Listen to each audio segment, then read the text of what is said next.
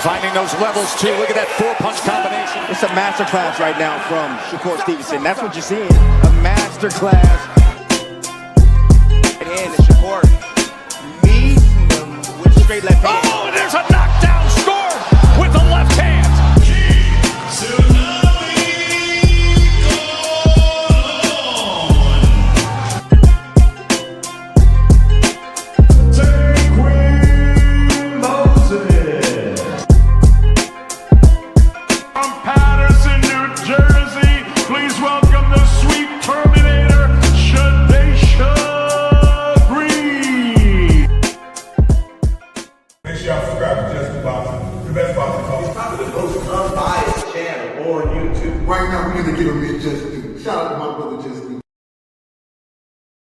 You foresee yourself being in, let's say, more thrilling fights as you get older?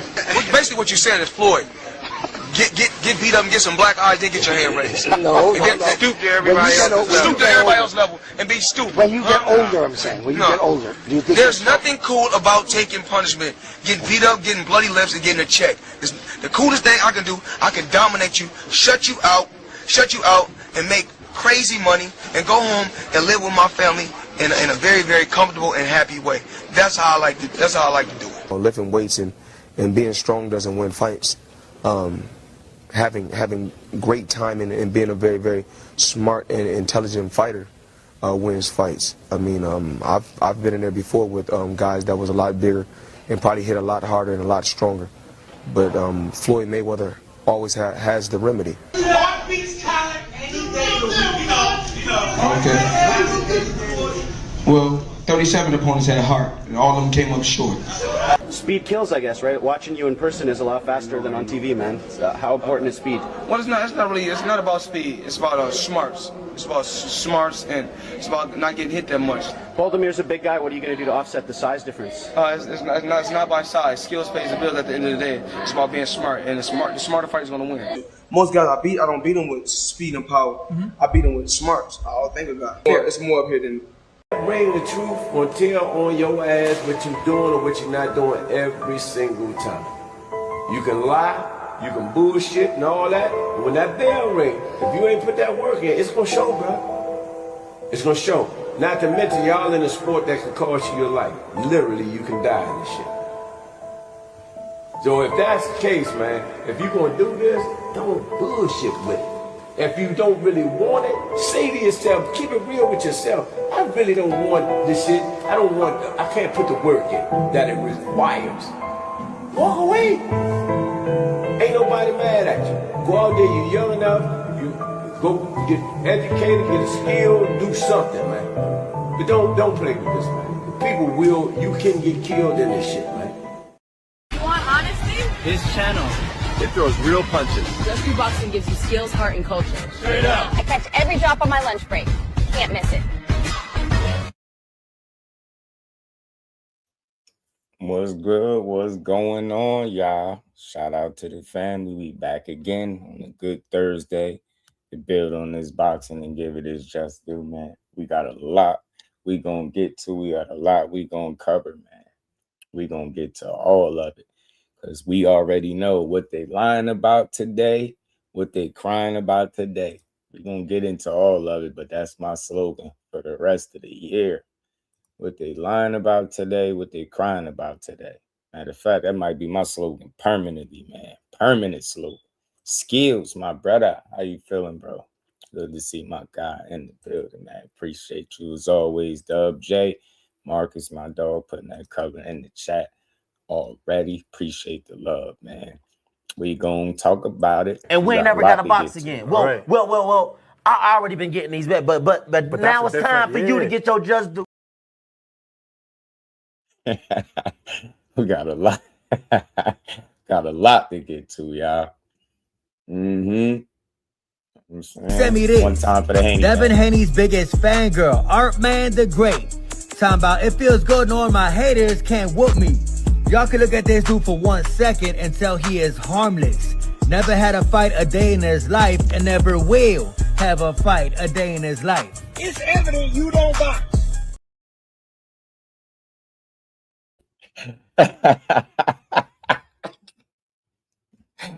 Yo, that man is stole all. Something wrong with it. Something wrong with him, man. One time for the Haney hoes and Haney land. You know we gotta do that one time for the Haney hoes. We gonna be playing that clip throughout the live. Y'all already know how we do. Shout out to Art, man. You know I got the jokes, man. Mike Kirkland, peace, bro. How you feeling? COE, my dog. I appreciate you. Said let's build. We gonna get to it. No, we gotta have some fun with it, man. What they lying about today, what they crying about today, y'all. We gonna get to it. Because we know what they and we ain't never got a box again. Well, I already been getting these bet, but now it's time for you to get your just due. Shout out to my dog, man. Appreciate you, man. And pride what it do, homie. What's good with it? So, man, I missed the day, man. You know, my apologies, but we back. We gonna make up for it. But we was gonna have this conversation, and look, we gonna keep it. We gonna get a man his just due like we always do, but we gonna keep it up. We gonna keep it a stack over here. One thing I always tell y'all, bro, it's always a silver lining to come out of these situations, all depending on how you look at it, right? It's not the end of the world when the fight don't happen, right? Because you just move on to the next guy, right? Fights fall out all the time. People pull out negotiations all the time, right? You see people not take fights all the time. We're not excusing it. We just calling it what it is. We see it all the time. And, you got to move on after that is my point, right? After that, after you don't get the fight you was looking for, you just got to move on. After you done poking your chest out and strutting, like, yeah, man, you got to move on. After you done saying everybody ducked you, you got to move on to something real. It's only so long you can hang on to the narrative that nobody wants to fight you. And right now, I got to give it to Team Haney, man. Y'all impressed. I'm impressed. I'm impressed. But I'm more disappointed in how silly people are more than I am impressed with the way that y'all been able to confuse the people, the masses. I mean, well played, man. Once again, I got to give it to you, man. I got to give it to y'all. Said that bag was hitting. He know I'm going to be messing with him all day. I'm going to keep that little clip in the cut. But we see this stuff all the time. And for those that been here in the building, y'all know some of the stuff we predicted. So it's no surprise to us that they went this route. Like, the only thing that surprised us is that we ain't seeing Keyshawn and Devin Haney because Keyshawn didn't take the fight, right? That's the only thing that was surprising to us. But everything else was right on cue. The dog and pony show, the over promotion, the over promising, under delivering, right? All this just over, like, I don't know, like, just manipulation of the public. I gotta give it to you. Y'all do it every single time. Y'all do it every single time successfully. So, like I said, man, now that we gotta kind of move on past the Keyshawn stuff, we're gonna talk about it a little bit because Tim Bradley gave his opinion on it just a little while ago, a little earlier today. We're gonna get to it, but you gotta move on. And now we're hearing, potentially for October that you could be fighting Paro Unification. And October date, it's not bad. I'm guessing you still trying to, if you Team Haney, you trying to salvage that date. You trying to keep that date because you already been out the ring, 9-10 months or so now.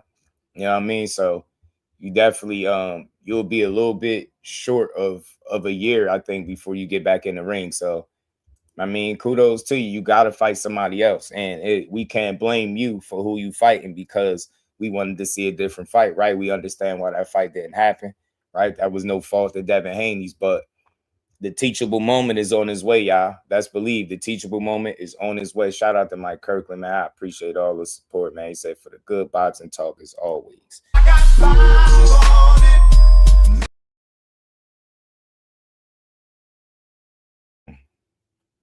Rolando was good. Roland was good, fam. Yeah, man. Rich was good. Faber G's Rare Breed Boxing was good. Jordan, my brother, was good, bro. Man, look, you saying something, fam. COE. Watch how fast this fight get made. So this is the teachable moment. And look, I ain't taking no shots at the fight or none of that. It's just it's an opportunity for people to learn if they paying attention.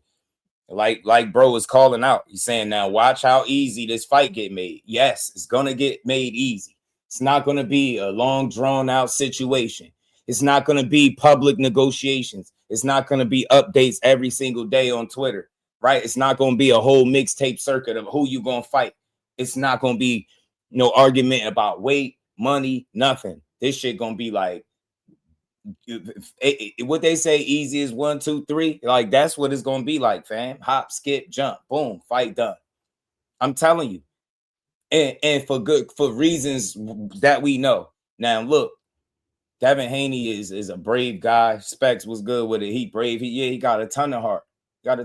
I think he'll fight these guys. But right now, this situation is right on par with what they want. Right? They successfully did it. They've been running this play for the longest. I'm just calling it how I see it, man. Anybody feel free to see it your way. This is just how Just Do see it. Y'all been running this play for the longest. We're going to call out the bigger names. We're going to call out the bigger names or the better fights. When they don't happen, we're going to convince the world that every one of the better guys ducked us. So this is why we got to fight Lynn Paro. Then they're going to say, yeah, but it's a unification. Keyshawn ducked.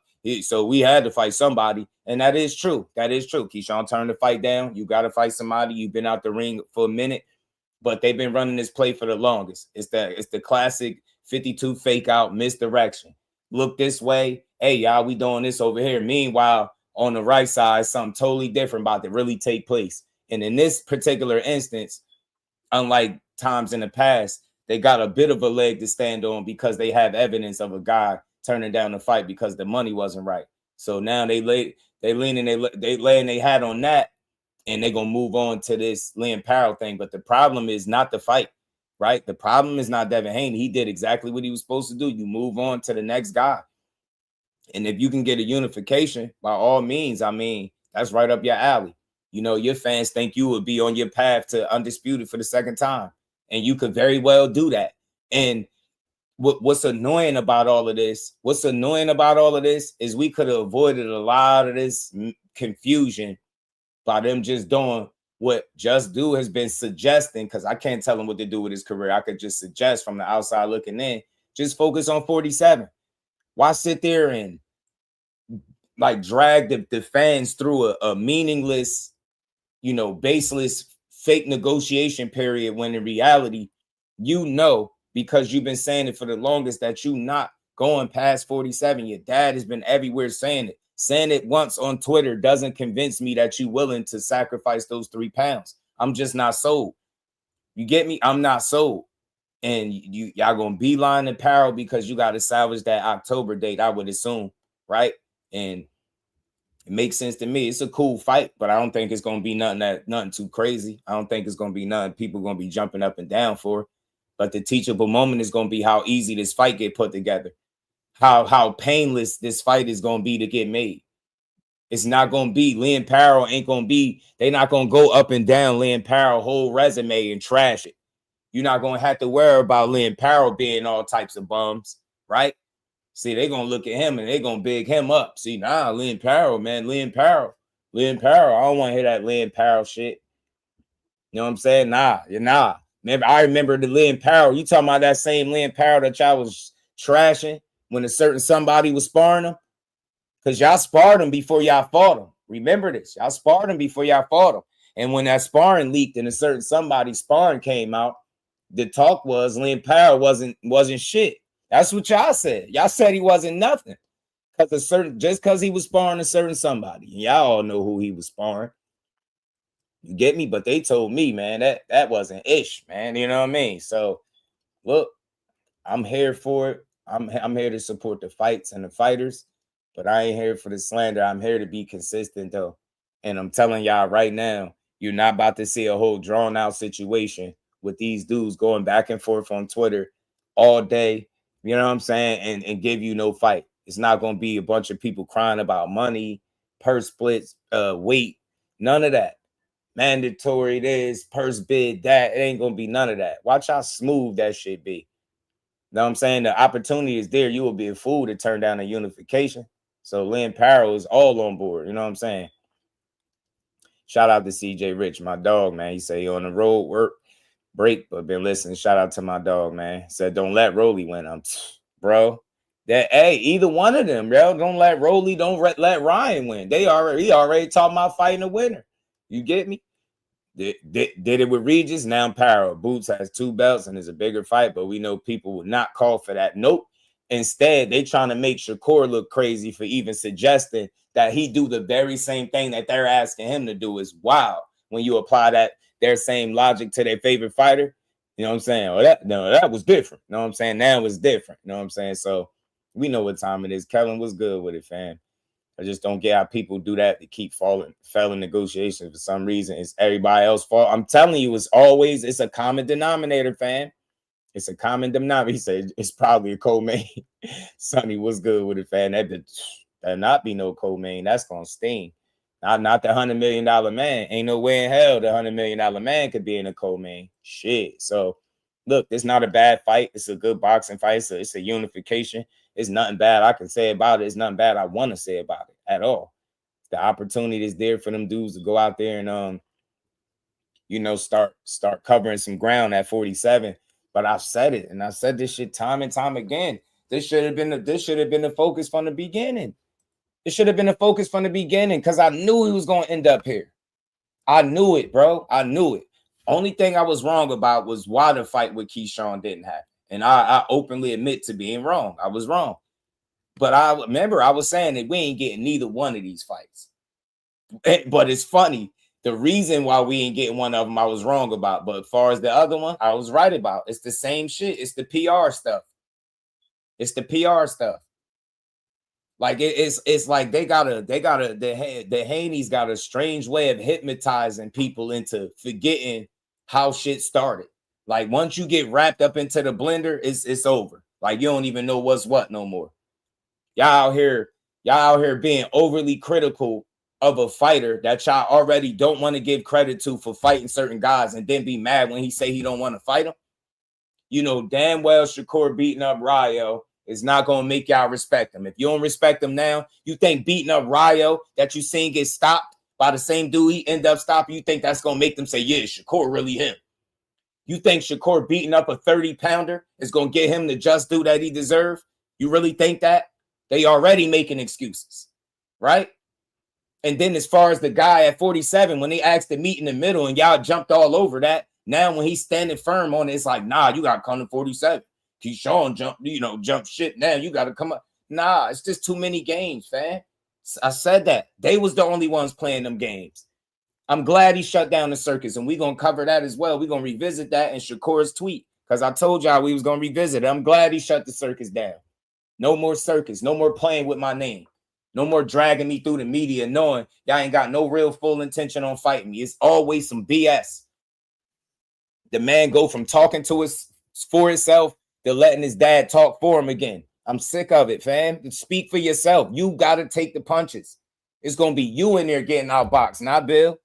We don't want to hear what Bill think. We don't want to hear what Bill want. Respectfully, and I mean that respectfully, and I'm saying because he's not the fighter. You don't see Shakur Stevenson having everybody speak for him.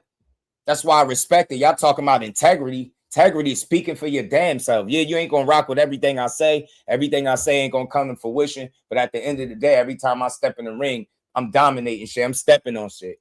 Y'all sitting on the internet trying to, devalue the man and knowing that you need a win like that on your resume. Finally, y'all, that Shakur Stevenson is the name that if you beat, you could finally stop talking about how y'all beat Loma at a weight class that you've been outgrew. We don't want to hear that Loma shit no more. It's time for a new Hall of Famer. It's time for you to put another Hall of Famer on your resume. Loma said no to court. Let's always keep that in mind. Y'all ever wanted to fight that dude? Now is the time. But y'all out here playing. Now y'all gonna beeline it, Lynn Paro, like y'all was serious about fighting Shakur Stevenson. Now y'all wasn't never serious about fighting him. Never. That's why he called that shit out. Like, man, y'all been doing this shit for years. I feed into y'all shit. Then next thing you know, I'm dragged into it. And they telling me I need to move to 47 or keep my mouth closed when it's Devin and Bill calling him out. Shit is crazy, man. Big shout out to my dog, Marcus, man. He said Zuffa wanted the fight. Says Bill Haney, Shakur signs of Zuffa. So how hard is the fight to actually make? That's what I'm saying. Make it make sense. You get me? How hard is it to make when he goes to the guy that the entity that has the fight on deck? And then I told you I played the clip, and I'll play it again. I'll fast forward and play it again from Chris Mannix, where he said, from what he hearing, Devin signed a 4-fight deal, and Zuffa is still on board and trying to push that fight. But in his opinion, it's Devin that don't want it. And that's what I'm saying. And I think it's because you just want to stay at 47. It's too much. It's too much politicking about the weight. I don't think he truly want to sacrifice 3 pounds. That's just my opinion. I don't think he wants to do that, and it has nothing to do with being scared. I just think he'd rather go with what he's been doing, right? Come on, man. Everybody, when they was doing the scale challenge, it took this dude a month. Then he stepped on the scale at like 160, and y'all think y'all got something. Man, that dude was 170 plus. Yo, he's a big boy. That's why. I don't think he's scared or none of that. I just don't think he want to deplete himself more than what he feels like he need to for any one fight. And especially if it's a guy that he knows firsthand. The hell with these fans. Devin knows how talented Shakur is. You know what? They can say what they want. You know the fans do all the talking. Devin know goddamn well. Show me somewhere where Devin thinks Shakur's scared of. He know that shit ain't true. He won't even feed into that goofiness. Now, maybe it'll be some back and forth about the weight, but he know damn well if it's anybody that's not scared of him, it's Shakur Stevenson, man. Only ones that's pushing that goofy shit is the fans. His fans, the Haney hoes. And we going to get to the Showbiz clip too, because that shit going viral. And he wonder why. You talking about he blocked you or something. If he blocked you, I'm not even going to lie. I'll say this first and foremost. I think fighters are sensitive, right? But I think in this particular case, he already had a face-to-face interaction with you, or should I say y'all was on live talking, and he explained what he was saying. Your energy was totally different than what it is when y'all go on y'all live streams. That's what I don't respect about y'all. Keep the same energy. When you talking to him, keep that same energy and tell him how, you everywhere you go is, or however he put it, he want to go wherever his ops is not best at. Say that shit directly to him and I can respect it. I don't say it on a live stream. It's easy when you don't nobody holding you accountable, and then you got influence. So a lot of people don't even think for themselves. So if you put together something, you make a good case, because I understand the case you making, but it's a lot of context that you leaving out to make that case. And if you include the context in that conversation, it goes a totally different way. Come on, man. Nowhere else in boxing is a 30-pounder. If people demanding a guy that just fought at 40 to fight a 30-pounder that is in a unification, locked in a unification with somebody at 130. This shit is wild to me. Damn, yo, like this the only dude that gotta think about it. He gotta, I don't know, concede to what everybody want. If Raya want to fight, he gotta say yeah. If Shot want to fight for 130, he gotta say yeah. You get what I'm saying? What the hell? If Devin Haney say come to 47, he got to do that. He the only guy that got to do what everybody else say do, right? Man, get the hell out of here, man. Get in line and pack a lunch because y'all can't beat them. I'm sick of y'all narrative pushing dudes, man. We going to enjoy this unification if that's what they give us, because we real boxing fans. And we going to salute them, go out there. I think he going to take Paro out if this is the fight for October. They said they already in talks. Like I said, don't expect to hear no long, drawn-out, stupid situation. Don't expect them to shit on him like they do everybody else. It's not gonna happen.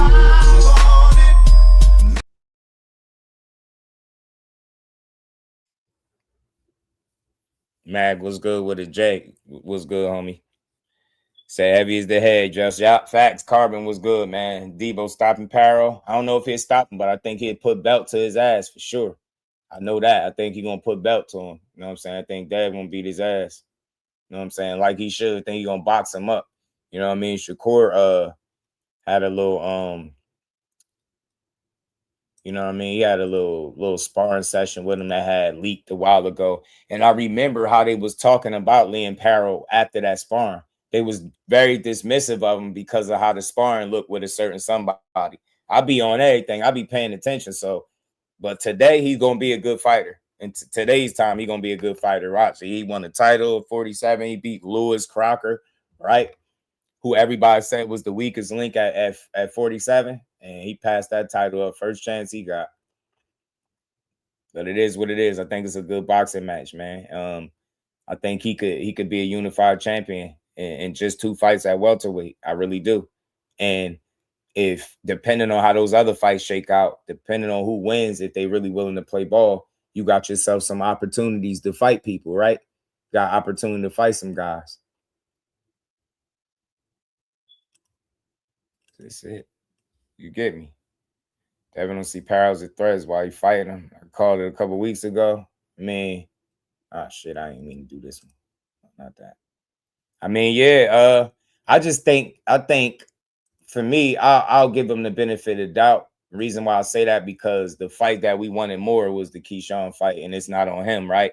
Why the Keyshawn fight is not happening. So I'll just give him, I'll give him the benefit of the doubt. And it's a unification. I ain't never going to shit on him for the unification thing. I don't trash guys for no fights, no way, but I just put things in perspective. His fans don't keep it a buck. They don't keep things very consistent. You know what I mean? Lynn Paro was looked at as a guy that wasn't that good. For sure. For sure, they ain't want to give him no credit. You know what I'm saying? They ain't want to give him no credit because he got outboxed. And remember, we know who beat. We know who boxed the hell out of Lynn Paro. Took his belt. We know who took Lynn Paro's belt. We know who snatched that belt. And then see, this is what trips me out right here. This is the shit that trips me out, right? We get it. Lynn Paro got a title, so you fighting him is no question why you fighting him. I totally understand why you fighting him. You know what I'm saying? You got to move on to the next guy. You got a championship in your division. You could be unified. That's more accolades, man. Something else to add to your resume, right? But this is why I suggested him and Richardson Hitchens being a good fight. This is exactly why I suggested him and Richardson Hitchens being a better fight than people think.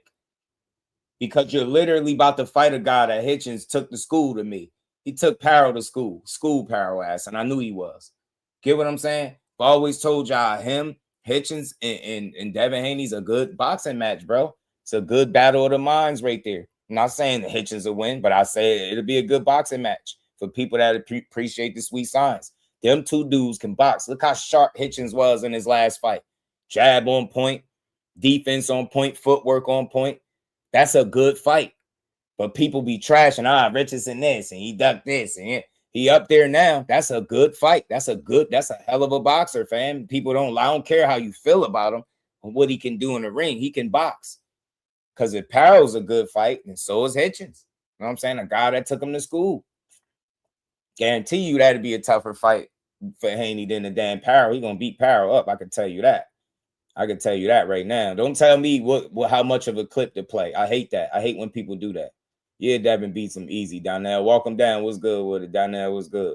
Hitchens is really good. You know what I'm saying? Don't tell me. I hate when people say that. I'm not the one that posts the clip. I'm gonna play it, but I'm not the one that you think I got access to the footage. If I did, I'll play it. But don't tell me to play something I don't got. You gonna play what I'm gonna play what I got. You gonna watch it and shut up about it. So piece him up, boy.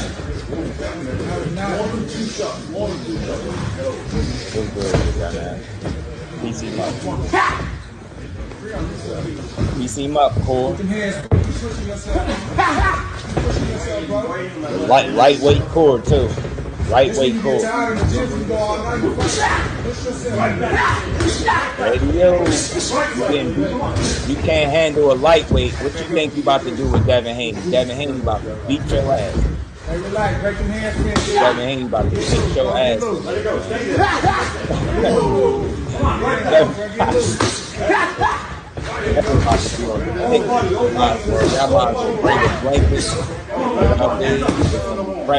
It's about to be a pick. It's about to be a feast, man. About to be a feast, man. So that was obviously more than 10 seconds of a clip.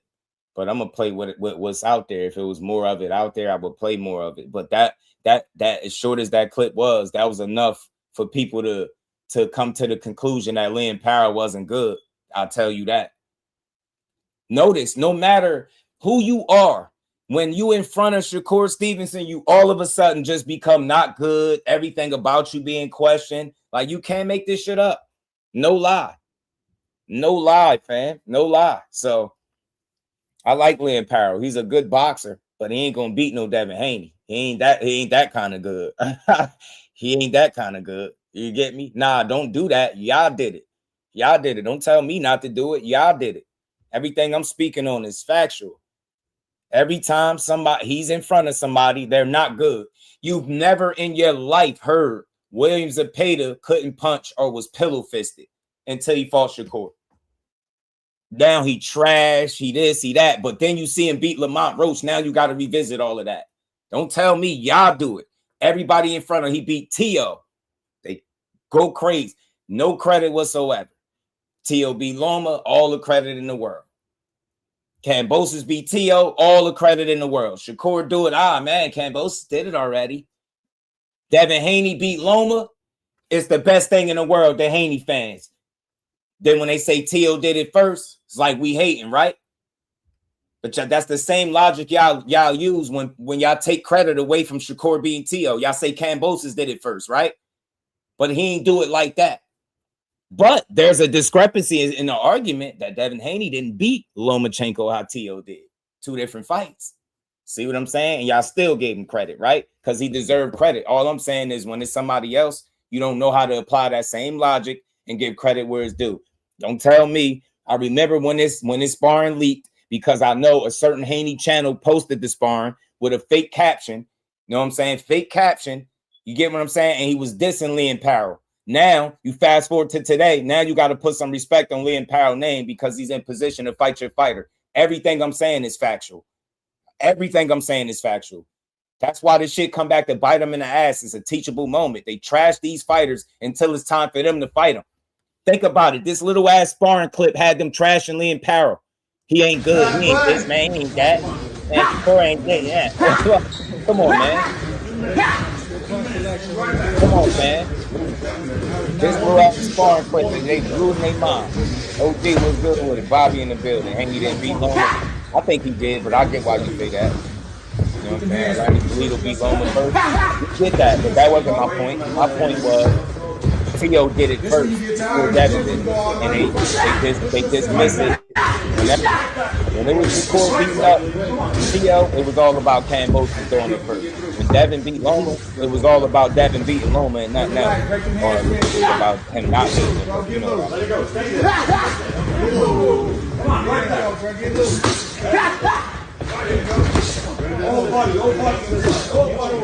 Everybody hit that like Shakur beat Devin, absolutely he can. Talk him down, absolutely he can. If you asking me, but I'm fair. Can Devin beat Shakur? Can is the operative word. Can, yeah, anything can happen in the fight. So does he have the ability to do it? Do we have the skills to do it? Yes. He has the ability in the wherewithal to win a fight of that magnitude. But if you ask my opinion on it, will he win the fight? No. Can he win the fight? Yes. Will he win the fight if they fought? In my opinion, no. No. And if Shakur was a lick or an easy guy, he'll go down in 44 and beat him and just move on. If Devin was a lick, Shakur just jump up to 47, beat him and move on. But the fact is, real recognize real, and both fighters know and understand the talent that both guys possess. And they know that it's not an easy fight, either way you look at it. But I bet you Shakur is fully confident that he can win that fight. Ain't no thought in my mind. You get what I'm saying? And there's no thought in my mind that he will win. I just don't see no boxers. There's not too many boxers that's more efficient than he is by the numbers, man. And it's hard to neutralize all of that shit. It's hard to neutralize all that on the night. Bill scared to offer Keyshawn $5 million so he could sign. Sean Longway, what's good with it, fam?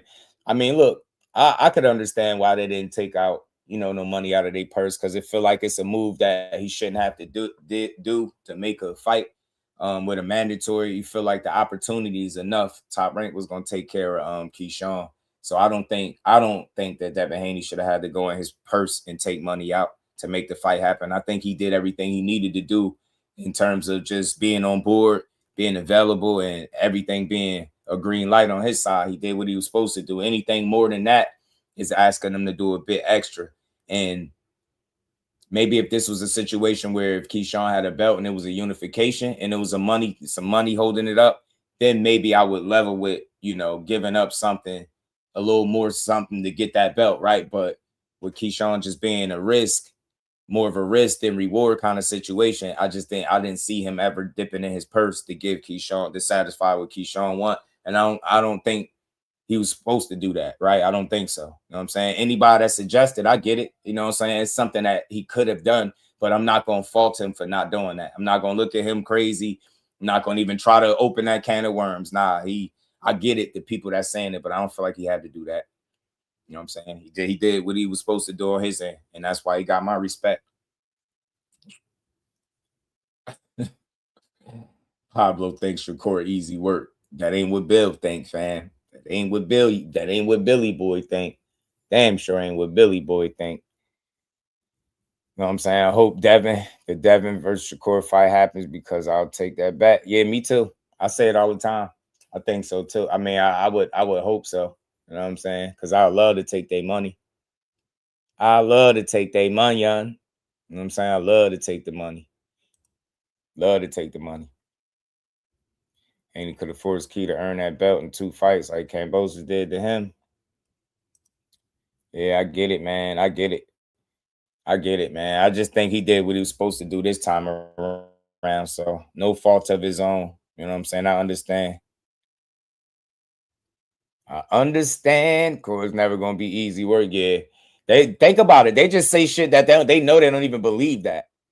They know they don't believe that. They're not even realistic about how that fight will look, fam. They not. Yeah, man. I love to take y'all money. That's not a fight y'all gonna win. I don't think so personally. But you know, I've been wrong before, but I don't see myself being wrong about that one. I don't see myself being wrong about that one. But you know, that's why we see these fights, but we ain't gonna go off the mark, man. Lynn Paro is up next. And Lynn Paro is not about to get dragged through the mud. You know what I'm saying? And we ain't about to have no long drawn out negotiation period either. Telling y'all, pay attention, keep paying attention. You about to learn some.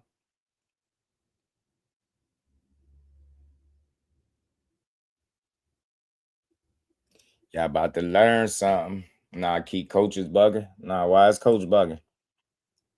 Why coach Dorsett bugging? ASAP, what's good, homie? Bodega Ty in the building. What's good, my guy? What's happening with it? Hold on, y'all. Let me get into something real quick. Just pulling some of this crazy work. How y'all call Kid Duck for wanting more money? I mean, cause it only applies one way with them, Roland. Like they only see it. That logic only applies to people that's not their favorite fighter. If their favorite fighter pulls out a fight and doesn't take a fight because of money, it's all understood on their end. If anybody else do it, it's ducking and they should have took it, and you know, X, Y, and Z. I've seen this shit too many times. I've seen it too many times, bro. That the logic only applies to the other fighters outside of theirs. Most of these guys, not all, but a lot of them, yo. A lot of these dudes. A lot of these guys, family. A lot of these guys, family. So if the fight was so easy, why didn't they meet in the middle without a rehydration clause? I ain't like Devin hasn't fought at 44 before. Yeah, literally last year, but Shakur go to 135 to fight shot. I'm trying to tell you. Should be crazy. Oh my God. Easy not for Shakur. No. I don't want to. I do. Zulfa crazy in there with Brian Mendoza. That's a junior middleweight. You get your ass in there. Keep up with this level. Oh my God. Easy not for Shakur. No. I don't want to. I do. Corby in there playing. That shit is his domain, fam.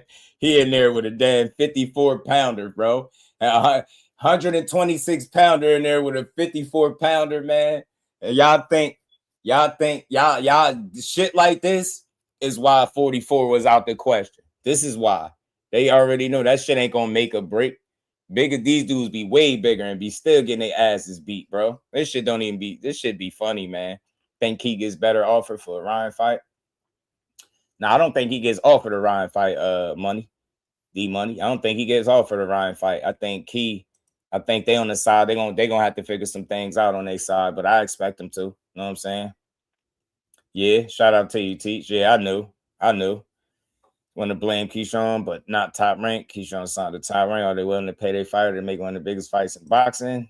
I get it. I get what you're saying. And pride. Me personally, I think they put a good offer up, and he stood to make more money than what the purse bid suggested too, from what I understand. But the problem, the ultimate, I think, issue outside of just the overall money, the holdup was Keyshawn wanting a flat fee. Devin Haney was getting a flat fee from Top Rank. Keyshawn didn't. And because he didn't get the flat fee, that caused him to go into the purse bid and things like that. He didn't want to risk the upside. He wanted the money up front, similar to how Devin Haney wanted his money up front with Rolly, right? He wanted a certain guarantee up front.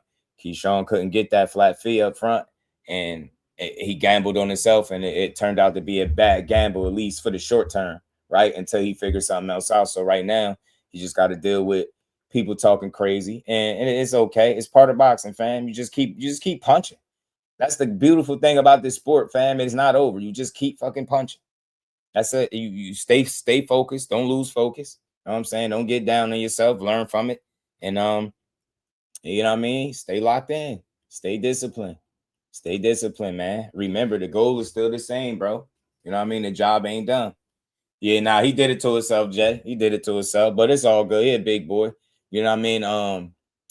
Shout out to my dog Marcus, man. I appreciate the love back in that super chat. He said these goofy ass Haney fans say Shakur is Haney size. That's all I could. He still make 135 and 140, but Devin can't. They can't answer that. Yo, we gonna be asking that shit forever, fam. They don't get it because it's a simple. Oh man, yeah, they're not the same size. But and the thing is, they think we be saying he too small, Marcus. We're not saying he too small to go to 47. We just say he ain't. I don't see him doing it right now for obvious reasons. I always thought that would be his last weight class. So it's not like he too small to do it, but I don't think he has to do it right now. This early, 3 weight classes in your last 3 fights. I think that's OD, yo. I don't care what nobody say. I think that's OD.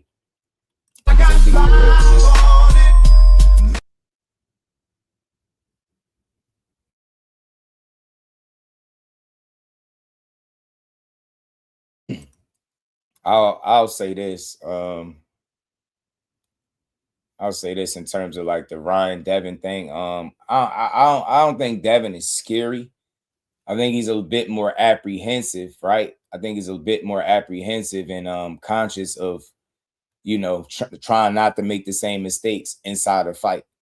I think that's what he's learned from the Ryan fight, not to be drew into a kind of fight that doesn't suit him. And, you know, because of it, I think he had to make some adjustments to kind of get back to the basics. And it's not exactly the best version that he's ever been, in my opinion. That's just me. So I think he's still working through some things. With each fight, it's an opportunity to get a bit better and get that much closer back to the, you know, the best Devin Haney that we could see. Now, it depends on how you're looking at it. Some people, like, because of the Ryan fight, they feel like he's gotten that much better and he makes less mistakes and he's smarter. But, you know, it just depends on how you look at it. For me, I think those things are a possibility. You know what I'm saying? I think you could learn from a fight like that, but it seems to make him a bit more risk adverse, right? Like, you don't really want to take the risks, but I understand why. But in doing so, you look like a slightly altered version of the fighter that you once was. And that's not saying like you a shell of yourself or nothing, but you could be a tweaked version of what you used to be. And maybe you did take all these chances. Maybe you did take more chances, throw more punches, land more jabs. Maybe all those things are true, but maybe you substituted some of the activity and taking chances for making sure that you don't make mistakes. And in doing so, your punch output going to drop. The amount of punches you land going to drop. I get it, but I think the goal is for him is this to keep winning. So like, he a boxer at heart. He a boxer first. So his goal is to go out there and round by round win round after round after round. You get what I'm saying? So it just all depends on how you look at it. It don't got to be the worst thing, but I just think I've seen a more active guy. You know what I mean? Not just with punch output, just seen him take more risks, take more chances. And I could certainly understand after getting dragged through the mud with the Ryan shit, even though he cheated you. I could see why you would, I could see why you would take this, you would approach these fights with some caution.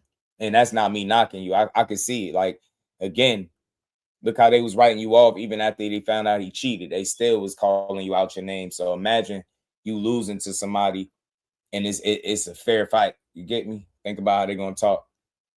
Samuel was good with it. Yeah, I don't think he can still make no 130 because he, his last fight there, he missed it. That's a bit too much for him. You know what I'm saying? I always said Dad was better at 135. I think, I just think, for me, I just feel like he's always been a very skillful guy, talented, top fighter, as he, proved it, got himself to the top. But it just seemed like he had more advantages. He was more successful. It remains to be seen now with him fighting in his weight class where guys are essentially closer to his size, how all of these fights play out. You get what I'm saying? The Ryan fight, we had an ideal of how it could look, but then that shit was tainted because he cheated, right? So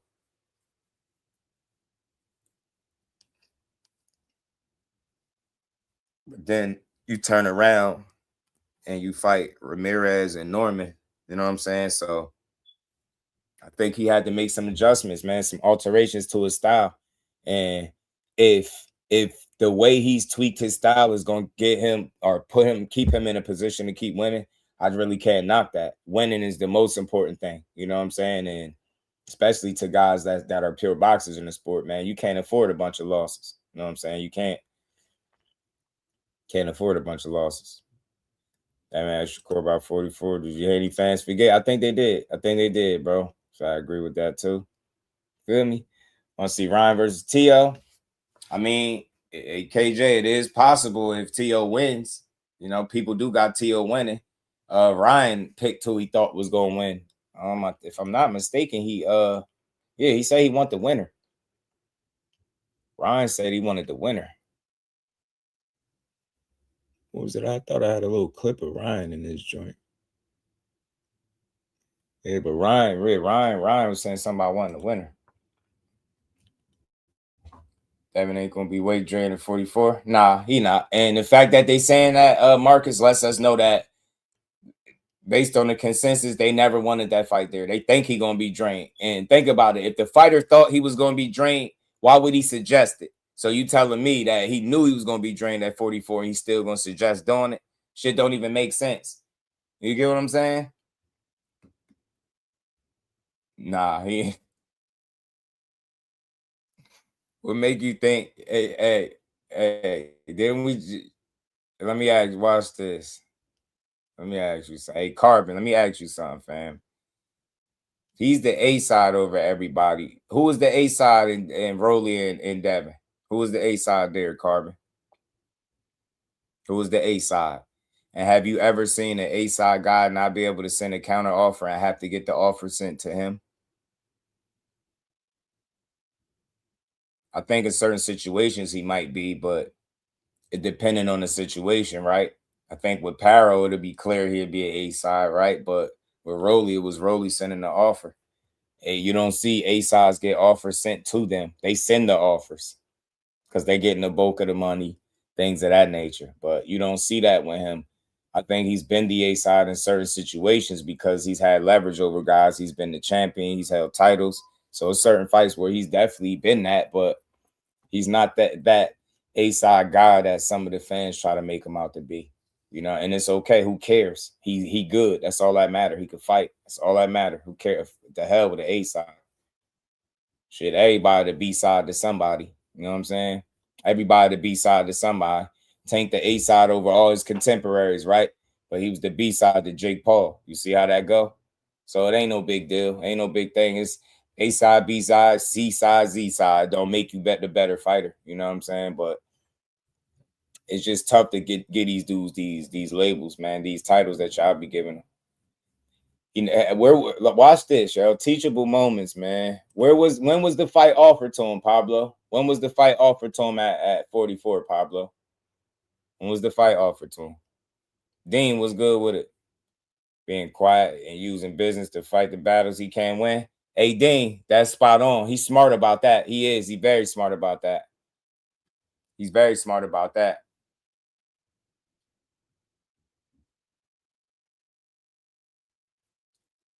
Yeah, I ain't even reading that comment. That's foolish. You just talking ridiculousness right now. Fighting Devin, Jake Paul is a 68 pounder. Man, Jake Paul ain't no 68 pounder. Jake Paul is a damn heavyweight, bro. I know damn 68 pounder. He's bigger than that. Much bigger.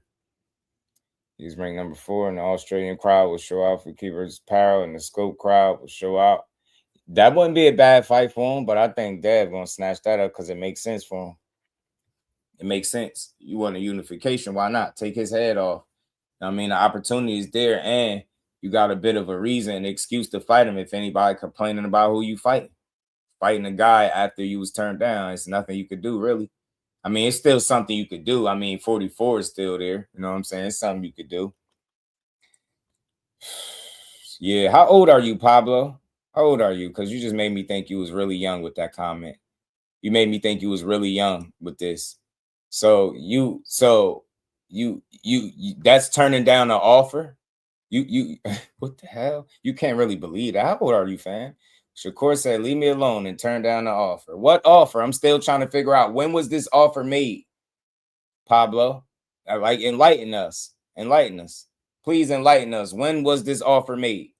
You're telling me he never said no to an offer, but he said, leave me alone, and that's turning down an offer that was never made? What weight was this offer made at, Pablo? Courtney, what's good? I love doing this, y'all. Sometimes teachable moments on the way, fam. That people just be saying anything when it's him. They denied the 2 for 1. Keep it really. Here we got another one, y'all. We might got another one, fam. Everybody hit the like button. We're gonna keep getting to this, man. We got a lot to cover today, man. We're gonna get to all of it. He said they denied the 2 for 1. So, fam, you think that 2 fighters can go in the same contract to fight one guy? You believe that too? They live in fantasy land. I told you they live in Haney land, fam. I told you. You can tell, you can tell people don't want to fight. He said, leave me alone. He said, she said. He also said, I'm at 144, no rehydration. What's up? Fight me, fight me, fight me. He said, let's fight, let's fight, let's fight. He also said that. He said that. You know what I'm saying? 2 for 1 is crazy, fam. And he said Jake Paul is at 168. Yeah, he watching a different boxing than us, because they think you can do 2 for 1s. He think Jake Paul is 168. And he think leave me alone is turning down the offer.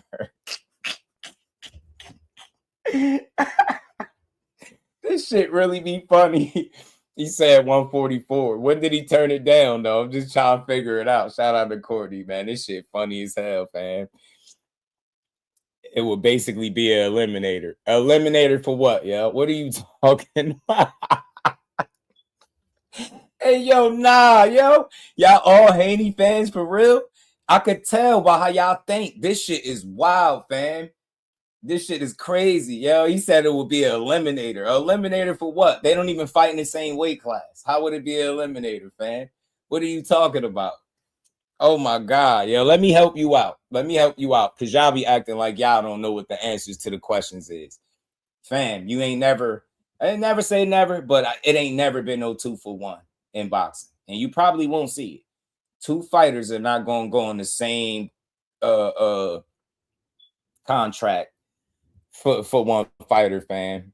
Dang, he called him Gag 7. Damn, he say play that Nazi clip just for the Haney hoes. Which one is it? Hold on, which clip is it? Which clip you talking about? Yeah, they gotta be young, bro. They just be saying that, yeah, bless their hearts, Andrew. I'm like, yeah, y'all young.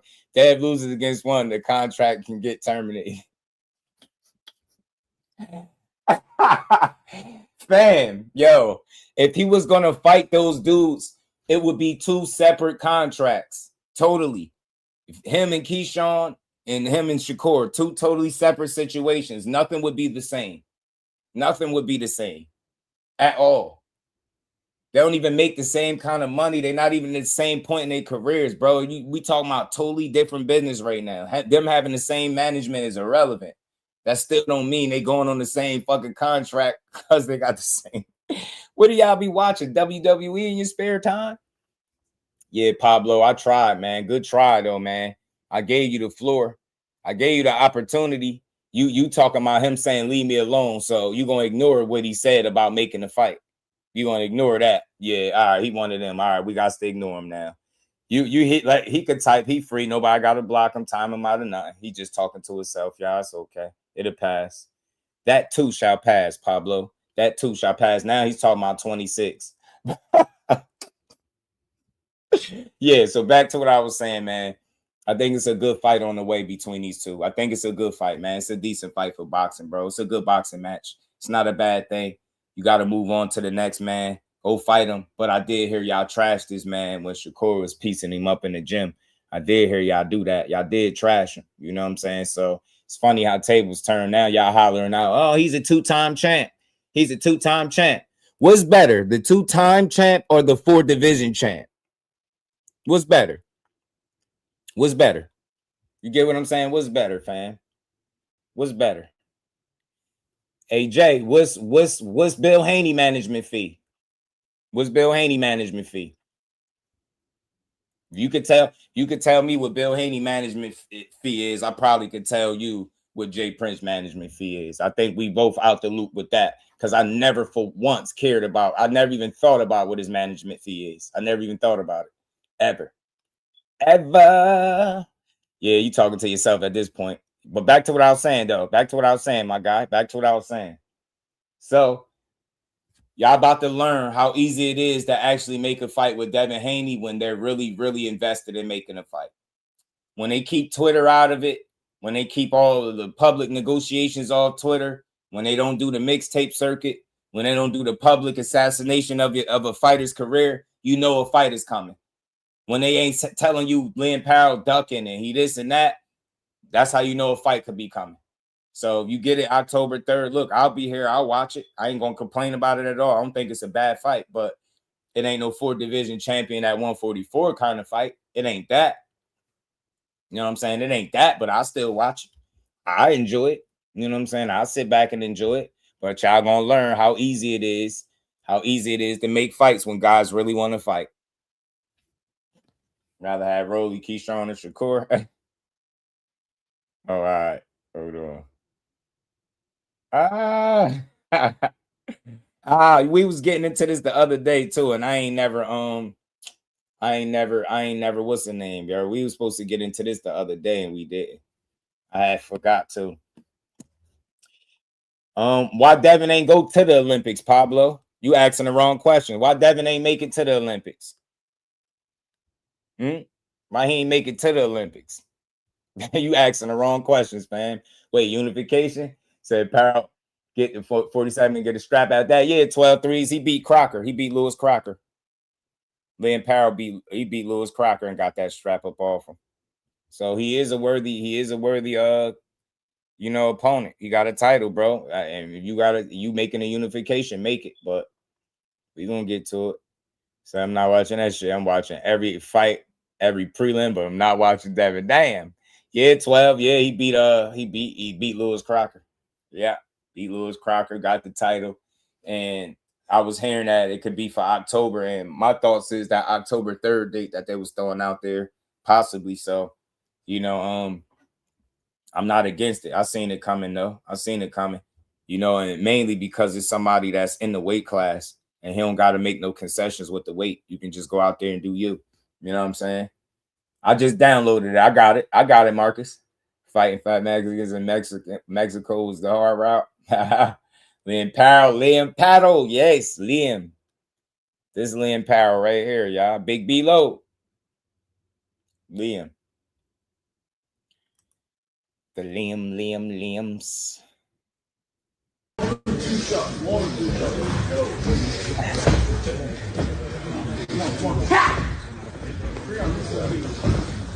With them hands, you pushing yourself. You pushing yourself, bro. This when you get tired in the gym, you go all night. Push yourself. Right back. Come on.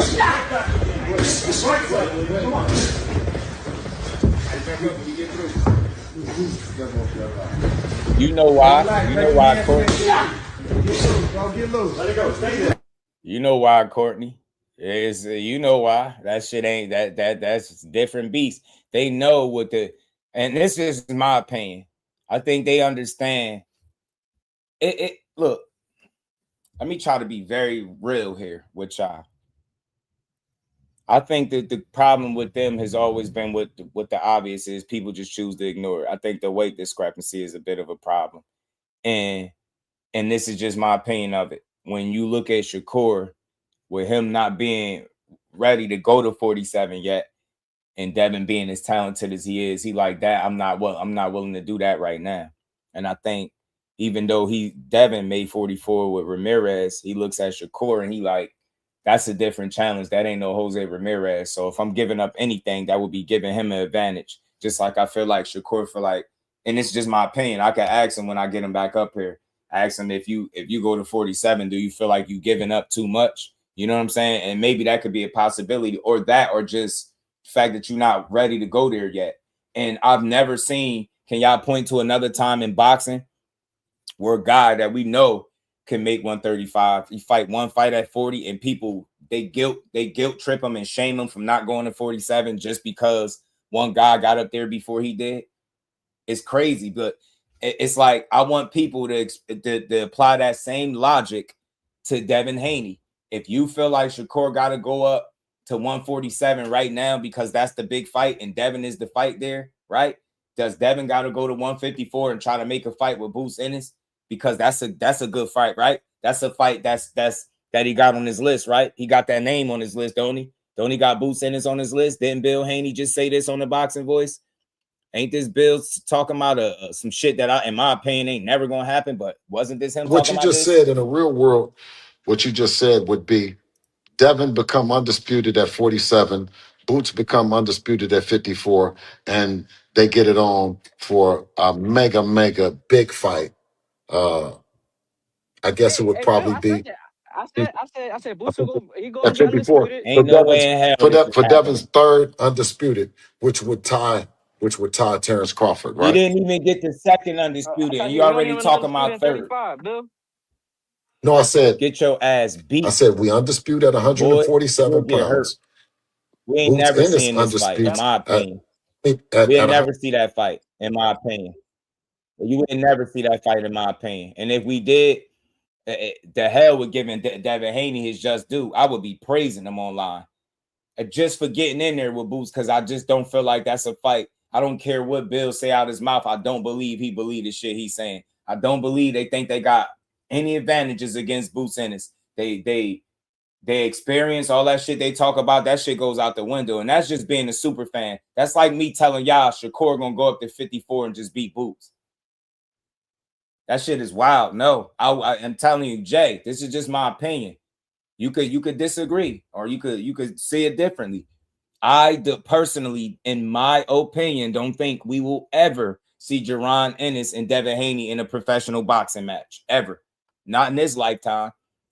I personally don't think that he feels they have those same advantages that you have over everybody else. You're not taller than them. Your arm's not longer, right? You're not faster. You don't hit harder. You're not stronger. No, I don't. And look, I'm not putting the pressure on him to have to do it, but this is for all of y'all that keep talking about, Shakur got to go to 47. Well, he ain't doing it. So now, does Devin have to go to 54 and fight Boots? Because his name is on the list, right? Right? Stop chasing these little guys. That's what Debo would be. Debo would be going up to the next weight class and showing just how great you are. Not guilt tripping people about smaller fighters not coming to your weight class. That's not Debo energy. Going up there and having anything to do with Boots would be Debo energy. Win, lose, or draw. That's what being Debo is. Not outgrowing divisions and still trying to cherry pick in the divisions because you think you got the size advantage. Nah, that's what Debo is. Go your ass up to 54 and fight that guy. Don't play with it. Don't play no games with it, right? Because it's all about chasing greatness, right? What's good for the goose is good for the gander. right? If you want a smaller guy that just moved up to 5 pounds to move up 7 more, I know you can move up 7 more pounds, right? I know you don't have no problem moving up 7 pounds, because let's not act like you went from 40 straight to 47. You went from 40, 40, 43, 47, right? Right? You already got one up. You at least you got to fight in at 47. Now you ready for 54. Hey, and Bill said, since y'all like focusing on what Bill said y'all could be fighting at 54 right now. He said that months ago. Y'all could be fighting at 54 right now, is what 100 mil deal Bill said. That what he said. That what he told us. Right now they could be doing it. So we ain't trying to hear that. I'm sorry, fam. If you think that Devin Haney can go up to 154 pounds and have anything to do with Boots, we just see it differently. And it's okay, because it's just a pain until it happened. But I don't see the physical advantages. I don't see his experience playing a factor. I think Boots does real bad things to Devin Haney in a public setting. I think he does very bad things to him in a public setting. Now, you talking about Boots. Now, look, now I get it. Ryan cheated. But look at all the success Ryan Garcia had. Now, Boots got way more tools. You arguably faster. He's definitely stronger, in my opinion. He hit hard. He's at 54, right? He got more than a left hook. The man got a left hook, right hook, uppercut, straight, jabs, body shots. You get me? Boots is and one mixtape Boots. Nah, fam. Nah. Devin be nah. That's not gonna be good. It's not a good fight for him. In my opinion, that's not a good fight for him. That's not a good fight for him. If they was in the same weight class, maybe nah, I'm not even about to do that. I was about to try to throw y'all some bail money. I can't lie to the people. Nah, I don't see it. That's just my opinion. I could be wrong. I've been wrong about Devin once before. Out of 33 fights, I've been wrong once, right? Maybe I could be wrong again, but for me, I don't see where he does anything remotely crazy to Boots. I don't think he'll keep Boots off him. I don't think he'll deter Boots from going to get him. None of that. I think it'll be a bad fight. That's just my opinion. You know what I'm saying? Ain't he a bigger dude? No, that's not a good fight, man. And the fact that he even look what he's saying. Undisputed versus undisputed. Devin wins undisputed at 147. Boots wins undisputed at 54, and they do a mega fight. Get that WWE shit out of here. It can't happen. They're not going to put a 147 undisputed against a 54-pound undisputed. And that's how you know it's more bullshit, fam. And this is why I can't respect it. Y'all not even thinking about what he's saying. He's saying Boots get undisputed at 54. Devin gets undisputed at 147. And then they fight for a mega fight for his third time being undisputed. So your first fight at 54 is going to be Boots. Your first fight, you're going to move straight from 47 after becoming undisputed at 47. And your first fight is going to be Jerron Ennis. And y'all really believe that? Man, yo, if y'all believe that, can y'all please come buy this pink unicorn? I've been trying to sell this shit for like a year and a half, maybe 2. Nobody won't buy this unicorn, but y'all buying everything Bill's selling. Y'all really think the first fight for him at one? See, and y'all not even realistic about how y'all go about it. So you telling me he took his time getting to 47. Took his time. And he fought Norman. Respect. But then he's going to just jump up after fighting some more fights at 47 and just fight Boots out the gate. And y'all believe that that's real? Man, blessings to y'all. Shout out to the Queen, Lisa. How you feeling today? Peace to the Queen. Always good to see you. Marcus, my dog, he said they expect Shakur to do something that Devin couldn't even do. And that's go straight from 140. After one fight to 47, Devin made a pit stop at 44 after fighting twice at 40. Remember? Ryan and Regis. Ryan Regis, they made the pit stop with Ramirez. They full of shit, man. They logic is flawed, man. They logic is flawed. They don't really believe in their favorite fighter. They set the bar is set considerably lower for their favorite fighter. And we see that right now. We see it just by the way they talking. Boots and this. Yeah, right. Y'all better stay far away from and one mixtape Boots. I don't call them and one mixtape for nothing.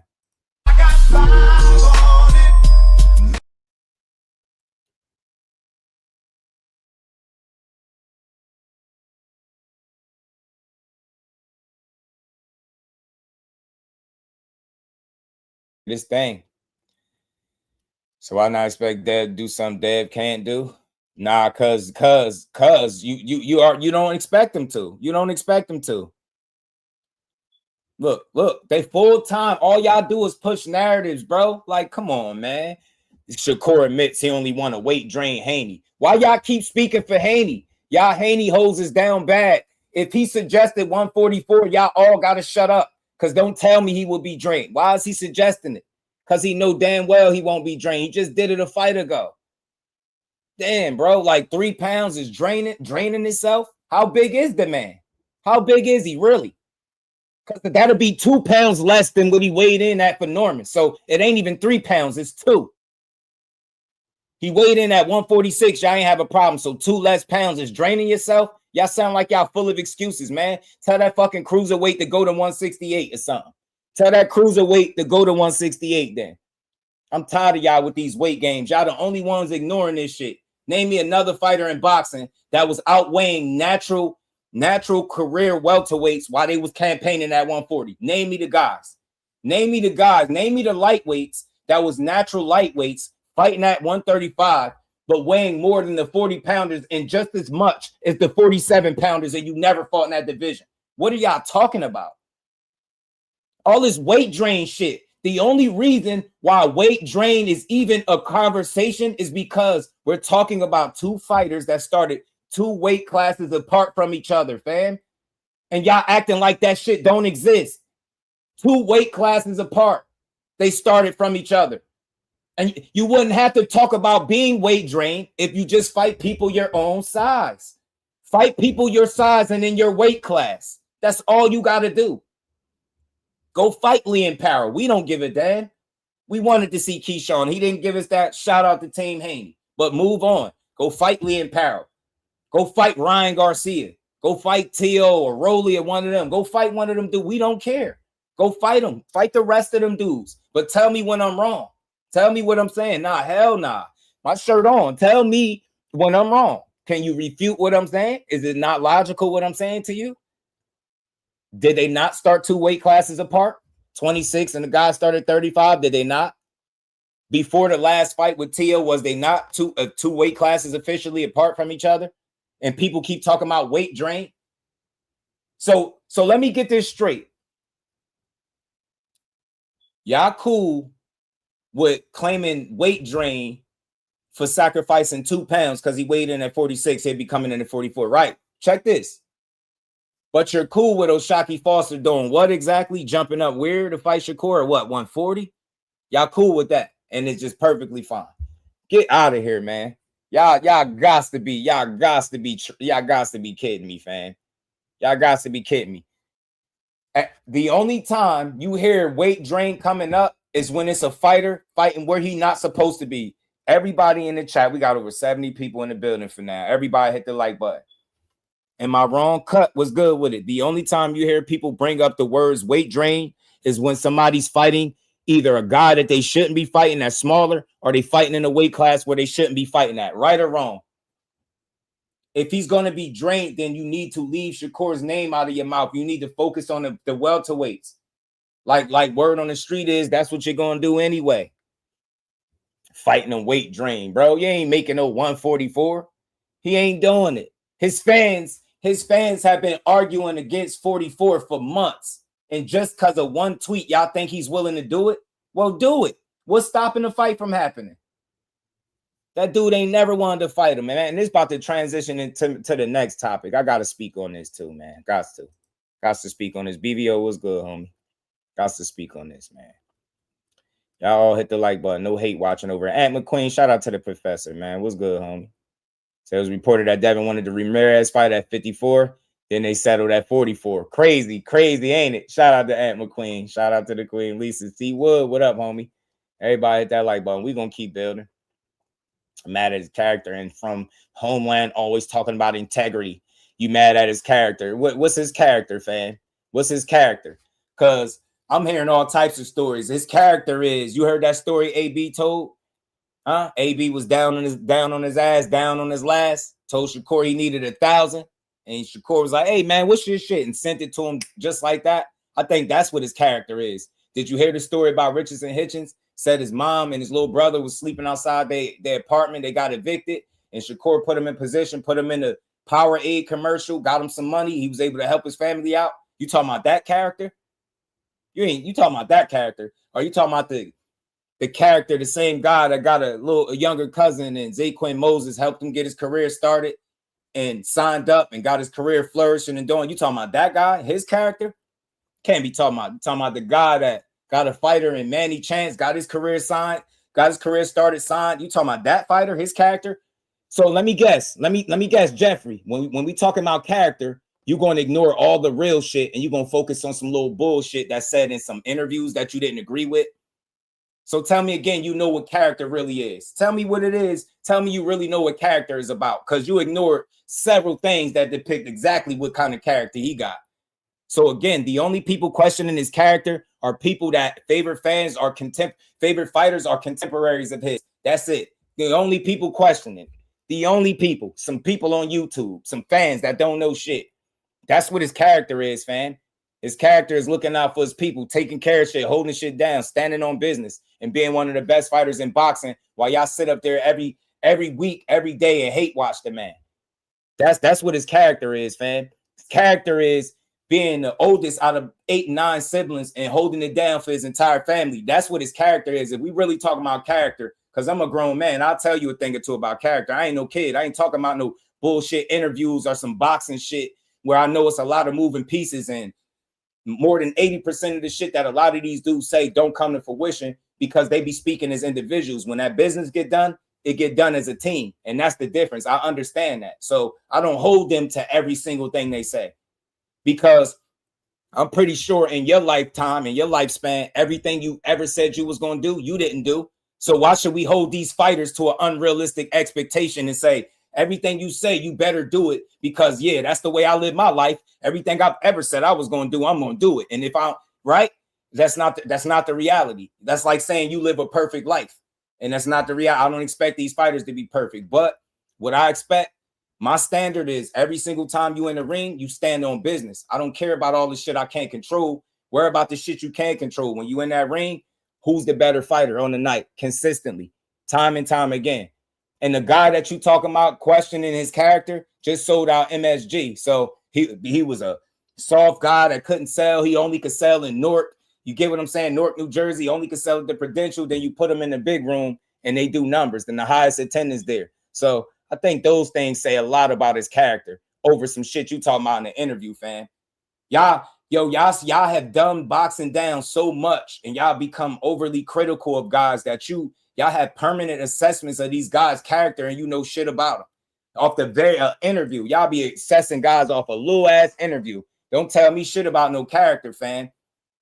Somebody sleeping, don't know where their next meal gonna come, mother and little brother, and not help you out. That's what my fucking character is. Adrian Broner tell me he ain't got shit on him and he need $1,000 and I send it to him immediately. That's what his character is. Me making sure my family is in position. That's what character is, fam. Taking care of family. That's what his character is, man. Not some weak ass shit that these whack ass content creators have made it popular to tear this man down because they can't find a fighter to actually fucking beat him. That's what it is. They've been doing this shit since he started at 35. Get this to him at 35. They've been hating ever since. Notice he the only fighter who character come up in question. You got some of these dudes doing a lot of sucker shit. Let's not talk about character when it only suits your narrative. Nah. If you already knew it, then you should have led with that than talking about somebody's character. Shut up. You can't be from Jersey talking about that. Shut up. Because you ignored all the things that make a man and you diminished them and reduced them to some shit that he probably said that didn't happen that you don't like. Man, shut up. That ain't character. That's life, bro. That's life. Let me school you to some shit. That ain't no character. That's life. We say shit all the time in life and it don't come to fruition. And a lot of times this shit be out of our control. All the moving parts in boxing, you think everything he say when it don't happen is up to him and it's all his fault. So if we doing that, let's hold every fighter to that same standard, not just him. Character, man. You got me hot with that. Talking some character, man. You can't be from the hometown talking that shit, man. Nobody, you ignored what really make a man and reduce him to some shit that's like some like girly gossip shit. Yeah, because I guarantee you, if I tell him to give us an example of how his integrity is in question, he gonna say some he said, she said, or he said this in an interview. Man, shut up, man. You judging people off what they say or what they do? Which one? Let me know. We judging people off what they say or what they do, man. I'm always standing tall for Jersey. We ain't going for that weird ass slander over here.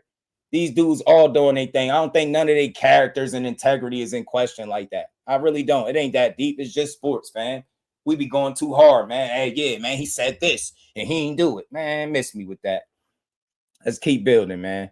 Haney willing to pay Paro, so Key can't fight. He's stupid. Should have on Broner, but that's big bro. He took care of him. You get what I'm saying? Meanwhile, somebody that's claimed to be brothers with him got online and publicly outed him and shitted on him. So since we talking about character, did that go over your head? So again, if you're gonna have a conversation about that, you got to talk some real shit to me. Let's keep building, man. So Haney and Paro might be next. It's not a bad fight, like I said. But like I want everybody to understand something. You're not about to see no long, drawn-out negotiation period. You're not about to see a mixtape tour. You're going to see a 1, 2, 3. If they make this fight, it's going to be easy, and they're going to blame it because of the unification. They're going to tell you Liam Paro was more brave. He was braver than Shakur or Keyshawn. He was really willing to take the fight. These other ones wasn't. When we all know full well that he's never really negotiated with this man about making no fight, because he's been resistant to the whole 144 thing. So it's funny how y'all don't know who y'all listening to. Are you listening to Devin Haney say he can make 144? Or are you listening to Bill say it's 147 or nothing? Which one is it? Who are we listening to, the fighter or the manager? The fighter or the manager? The fighter said yes to 44. That's what y'all said. Now his manager has been hesitating and putting up resistance to that weight for so long. And y'all telling me you surprised that the fight didn't happen? All this managing and mixtape touring that Bill is doing, you don't think they had a conversation that he don't think he should go to 144 for Shakur Stevenson? It don't have shit to do with being scared. You're an established 47-pounder, right? So that's where you need to be at. Stop trying to drag that man's name. And matter of fact, let me get into this, man. Let me pull this up because I had to talk about this for a second. Y'all seen this tweet? I don't know, what was this, Friday? I don't know what day it was. Whatever day it was, I don't even care. Earlier this week, was it a couple days ago? Was this tweet? And you seen Shakur say he too real for this fake ish, and you allow these dudes who played bitch games with him for years to amp him up, get him hyped for a fight that's not even going to happen. This is last time letting dudes clout chase his name, when at heart, I just wanted to fight on the terms that was agreed on. Facts. What are y'all talking about? He just wanted to fight on the terms that you agreed on. Then you say yes to 44, right? No rehydration clause. Y'all never negotiated that shit. Y'all just played. Y'all played on the internet. You ran the play. The Keyshawn shit fell out. And then you beeline to Liam Paro because you know Shakur's sitting right there with the money behind him. And Bill Haney, you know fucking well he with the right people because you said it. You said those are the people that got the money. I rest my case here, but we're going to keep talking about this. Y'all clout chased his name. You waited to one of the biggest win of his career with the most numbers he ever had in his career. Then you decided to remember that, oh shit, this is the biggest fight in boxing. Miss me with that weak ass shit, man.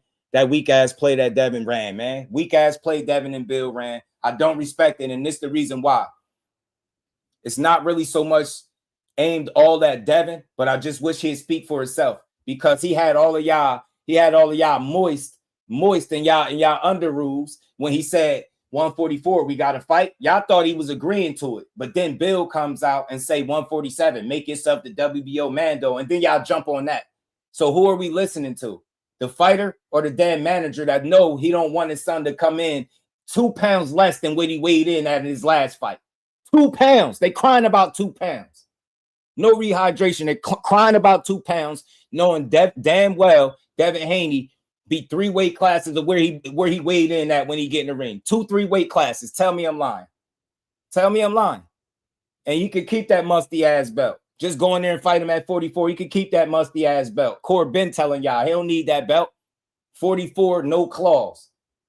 They didn't want it. I'm glad he put it into the circus, fam. He put it into the circus.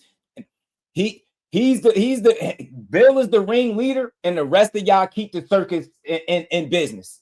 The Haney hoes, the propaganda channels. Fuck out of here, man.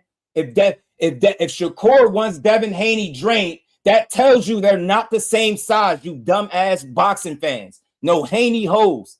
Dumbass Haney hoes, bro. if him and Shakur are fighting at 144 means he drained, that means they are not the same size. And don't ever say it again. Ever. Dummy. He wasn't drained from Ramirez, but he'd be drained for Shakur. Y'all never wanted to see the fight. That shit makes y'all uneasy. Y'all was up there sad as hell when he said 144 on Twitter. Y'all was sad as hell. I seen some of them live streams. Y'all was sad as hell, man. I ain't giving them credit for it, man. I ain't giving them. They do 44, man. I ain't giving Shakur no credit. 2 fucking pounds. You gave Devin credit for beating Jose Ramirez, right? You gave him credit for that. But now fighting Shakur at the same way you just fought 2 fights ago, there's no way I could give Shakur credit for that. Shut up, man. But you'll let me guess, you'll give a guy credit for fighting a dude that's in his 3rd weight class in his many fights. You'll give Devin Haney credit for fighting Shakur Stevenson at 147, who would be competing in his 3rd weight class in his many fights. I really can't stand y'all logic. It's fucked. Y'all logic is screwed. Y'all got the worst logic in this whole entire space, bro. His last 3 fights got to be at all 3 different weight classes. Zepeda, Tio, and then Devin at 47. That's the only way. But y'all give Devin credit for that, but not Shakur credit for Devin sacrificing 2 pounds to meet in the middle to fight a guy who's clearly smaller than him. Y'all terrible, man. Y'all ridiculous, fam. Y'all down bad, bro. I ain't got no slander. Devin Haney, let me say this, talk. Even though I don't care about them Haney hoes, Omega Red, what's good, family? I don't care about y'all Haney hoes. I'm on y'all ass for the rest of the year. All y'all do, y'all bad for boxing. Devin Haney is one of the best boxers in all of the sport. One of the best, one of the most accomplished. I think he got a lot of heart. I think what him and Bill doing is really for the overall, the big picture, I think is great for boxing. But I think it's a lot of smoke and mirrors that come with the shit that they push, respectfully, particularly when it comes to the fights that are the most risky. You get me? You see it every time. It's always Shakur got to do what they say do, or it's no fight. At 35, he was supposed to take 25% of nothing for a guy that was done fighting at the weight class, right? And they was crying about Devin being drained there. Now Devin officially, before the last fight, would be 2 weight classes away. And Shakur say, meet me in the middle. And they crying about being drained again.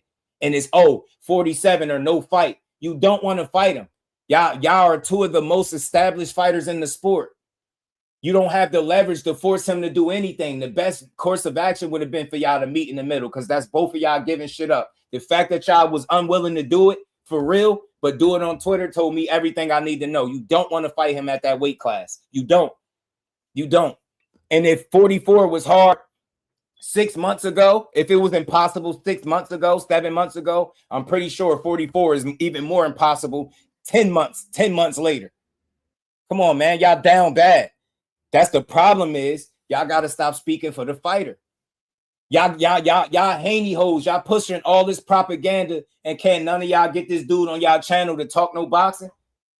Y'all getting Bill to do all the speaking for the fighter, but he goes out there and contradicts everything all of y'all been pushing for months when he allegedly agreed to 44 on Twitter. That had all of y'all panties moist. Y'all was all running around. See, he said 44, y'all. He said 44.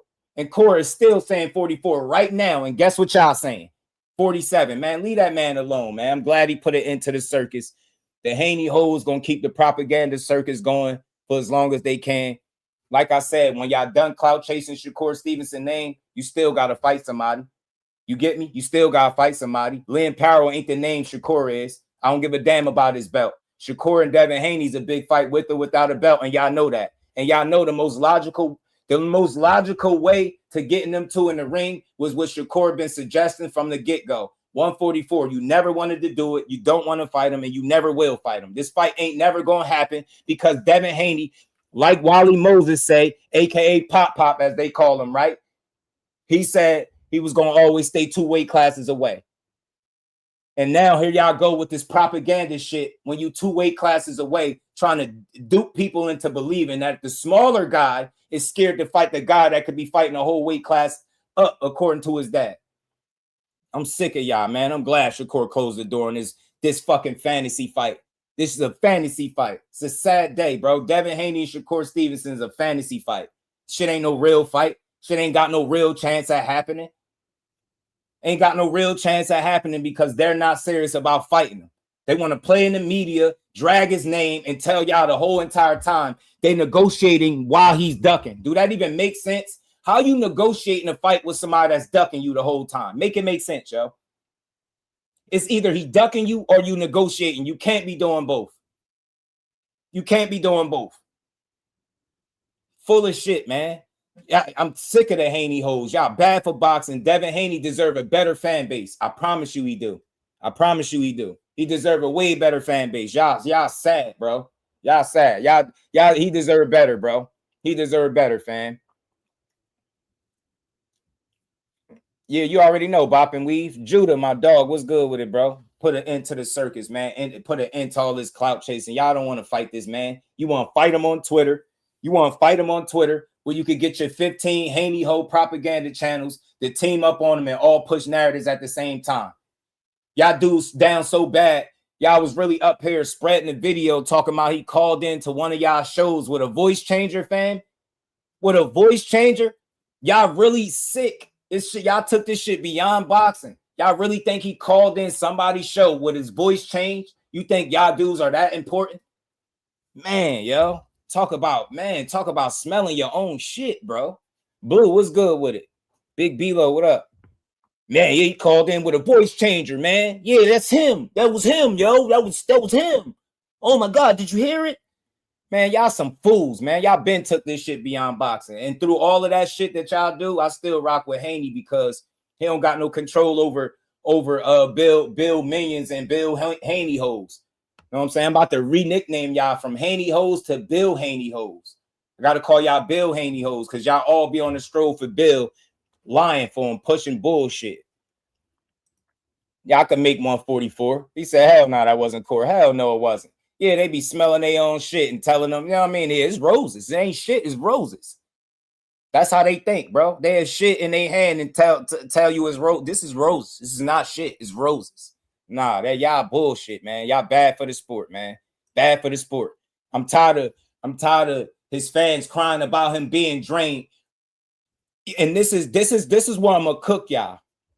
Y'all keep complaining that people want to fight him drained, but y'all had no problem with him outweighing people 20 to 25 pounds after the weigh-in. You had no problem with that.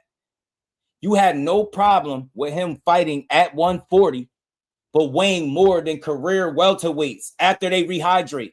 Y'all had no problem with him having these significant weight advantages and making a career off of fighting, what did they say? The smaller guy. Y'all had no problems with that.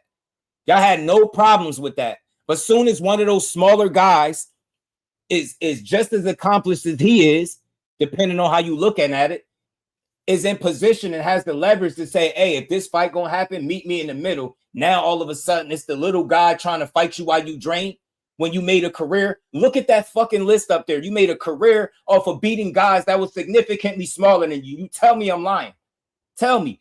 Cambosa's little guy. You said it to him. Loma, little guy. Gamboa, little and old. Jojo Diaz, little as hell. You give these little ass guys, little ass fighters. You made a career off of fighting these little ass dudes. Now, when one of the little dudes finally say, you know what, you ain't about to bully me to your weight class, meet me in the middle and I'll beat your ass with no rehydration clause. Y'all up here crying about him being drained.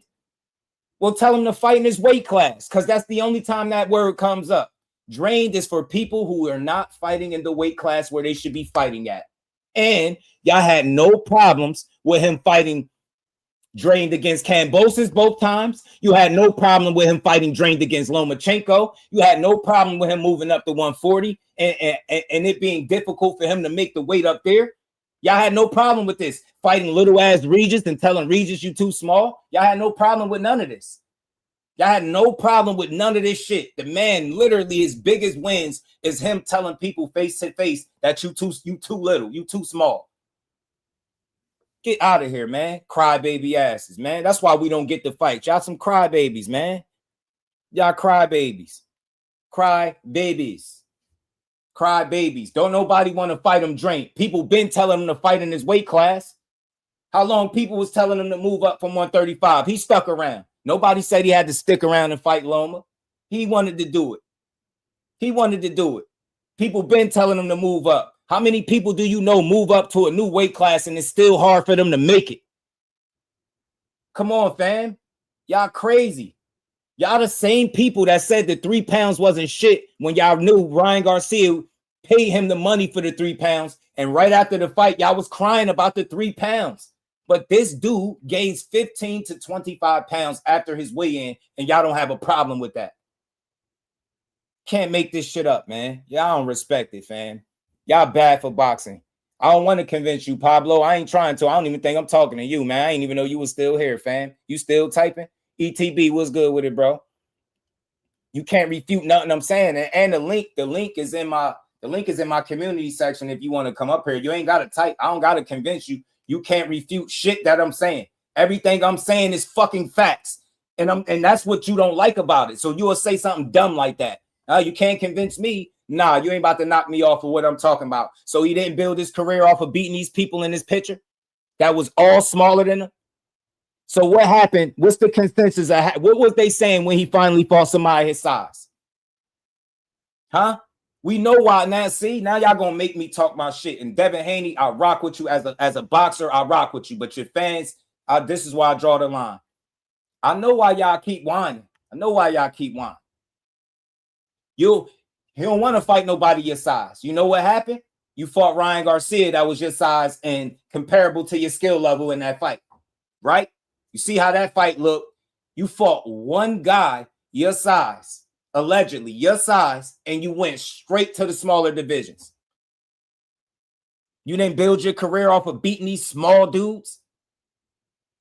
This is all it's been. And let me keep calling out small guys, and my fans gonna get up online and argue how the small guys should come up to my weight class when my dad is telling everybody I could be fighting at 54. But yeah, a guy that had one fight at 40 got to be at 47 right now because I said so. Because my fans said so. Because we the Haneys. The hell out of here, fam. Get out of here, fam. Get out of here. You asking your own questions. You having your own conversation. We ain't having that. Nah, I ain't shitting on them. Tell me when I'm speaking of facts. Don't do me like that, Jay. Don't do me like that. Tell me when I'm saying something that's not true. Did I say something that's not true? Is his biggest wins over people that he said straight to their face, you too little, you too small? Is the consensus that he built a career off beating the smaller guy? And people said it's going to be different when he fights somebody his size. And then that guy for them was Ryan Garcia. And then you see how the fight went.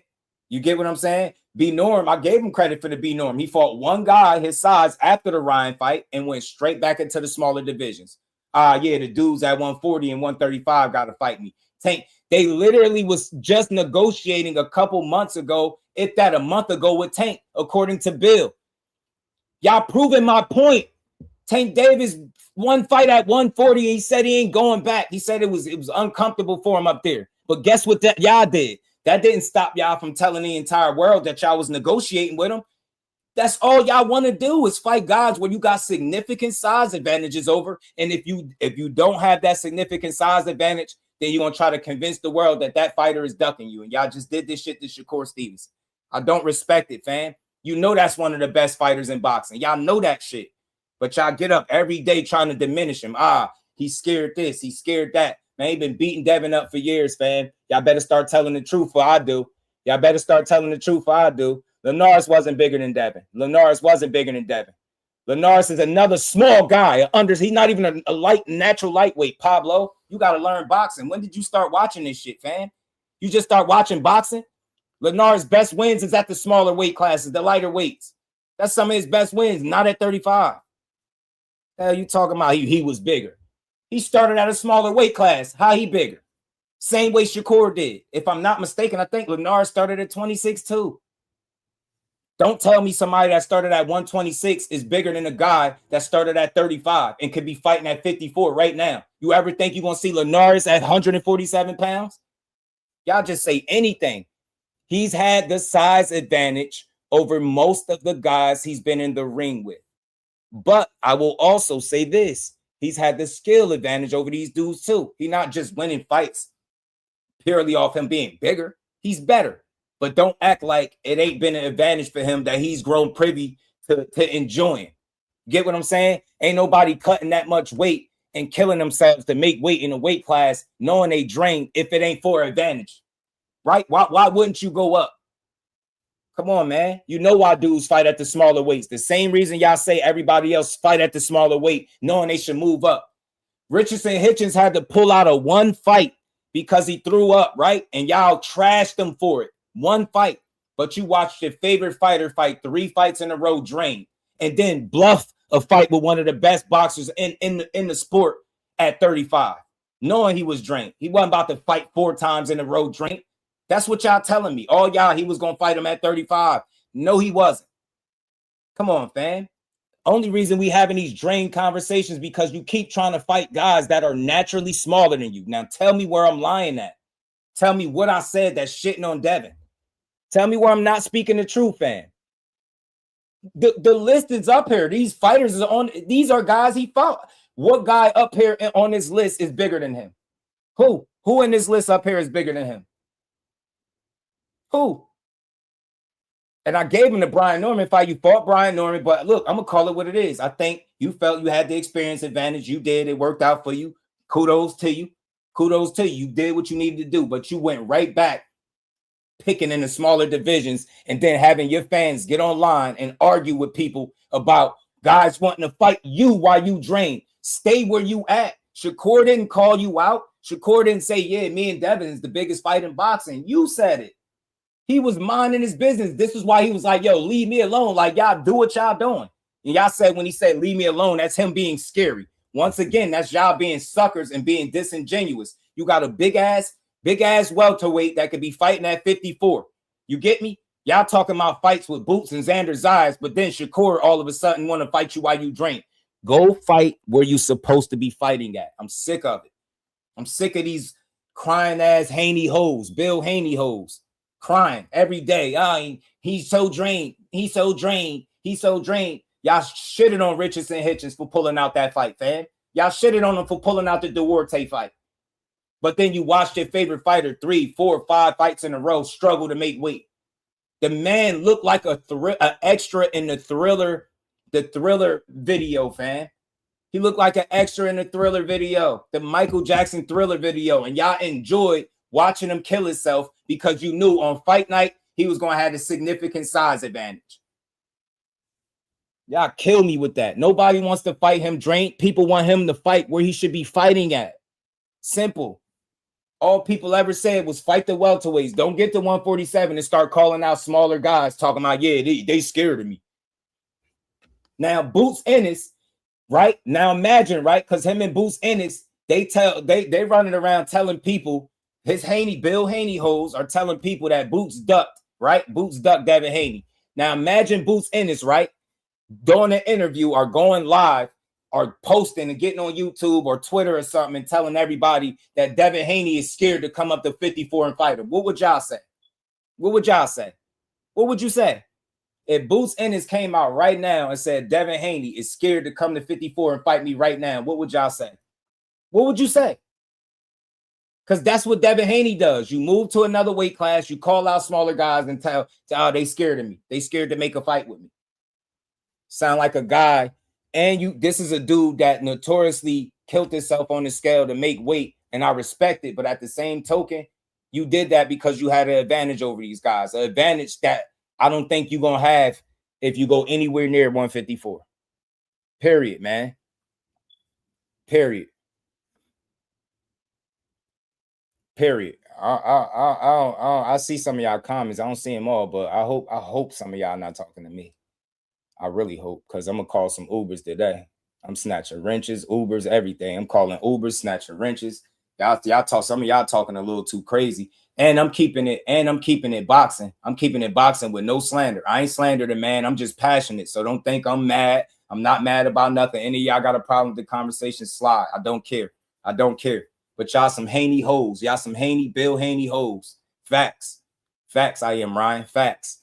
Y'all in here, y'all be typing a little too crazy. Some of y'all be typing a little too crazy. Man, my link is there for all of y'all. My link is there for everybody. I'm speaking the real. You don't like it. You don't like it because you want me to tell you that this guy is really Debo. He's the boogeyman. He got more integrity than everybody. He's moving right. Get the fuck out of here, bro. If Boots would have got to 54 and started calling out welterweights, the whole fucking boxing world will be hating him right now. Let alone calling out 40-pounders. Imagine Boots at 54 right now calling people out 2 weight classes down. Y'all would hate him. Y'all would diss him. Y'all would trash him. Oh, this dude want easy fights. He want tune-ups. Imagine Boots going to 54 and still calling out Brian Norman. Imagine him calling out Devin. Remember they offered to fight. Now I'm at 54. Come up here and fight me. Your dad said you could be up here. Imagine what y'all say about Boots then. Come on, man. I'm keeping it real. Y'all don't like it? What y'all want me to tell y'all? Haney the only one that's moving right? Like y'all that live in Haney land? Get the hell out of here, fam. They all trying to do the best for themselves. You get what I'm saying? He just got the media on his side. He got the media and a lot of people that don't think for themselves. You got to think about it. Name me a fighter in boxing that got more propaganda channels than Devin Haney. And I'm calling them all out, not by name, because I don't do that. But y'all know who y'all are. Y'all a bunch of propaganda channels. Ain't shit I'm pushing propaganda. Y'all push conversations and dialogue that ruin fights, right? I try to push the dialogue that would get us to the fight. Y'all want to sit up here and talk about how scary Devin Haney is because he can't get smaller and smaller fighters to keep getting in the ring where he can have size advantages and try to bully people. Nah, that shit is over with, fam. Shit is over with. It's a new day, bro. That shit is over with. Either fight at your weight class or fight at 44. The choice is yours. But stop clout chasing that man like he's scared of you. Ain't shit scary about Devin Haney. Nothing scary about him. And I'll put my money against any of y'all. He's not a better boxer. That's why y'all spend all day tearing this man down. Put an end to the fucking circus, man. Shout out to everybody. Hit that like button, man. Hit that like button. I don't care. You don't like the conversation. Come up here and refute anything that I said. Tell me how I've shitted on Devin Haney, how I'm hating on him, or any of that. I'm calling out what it is.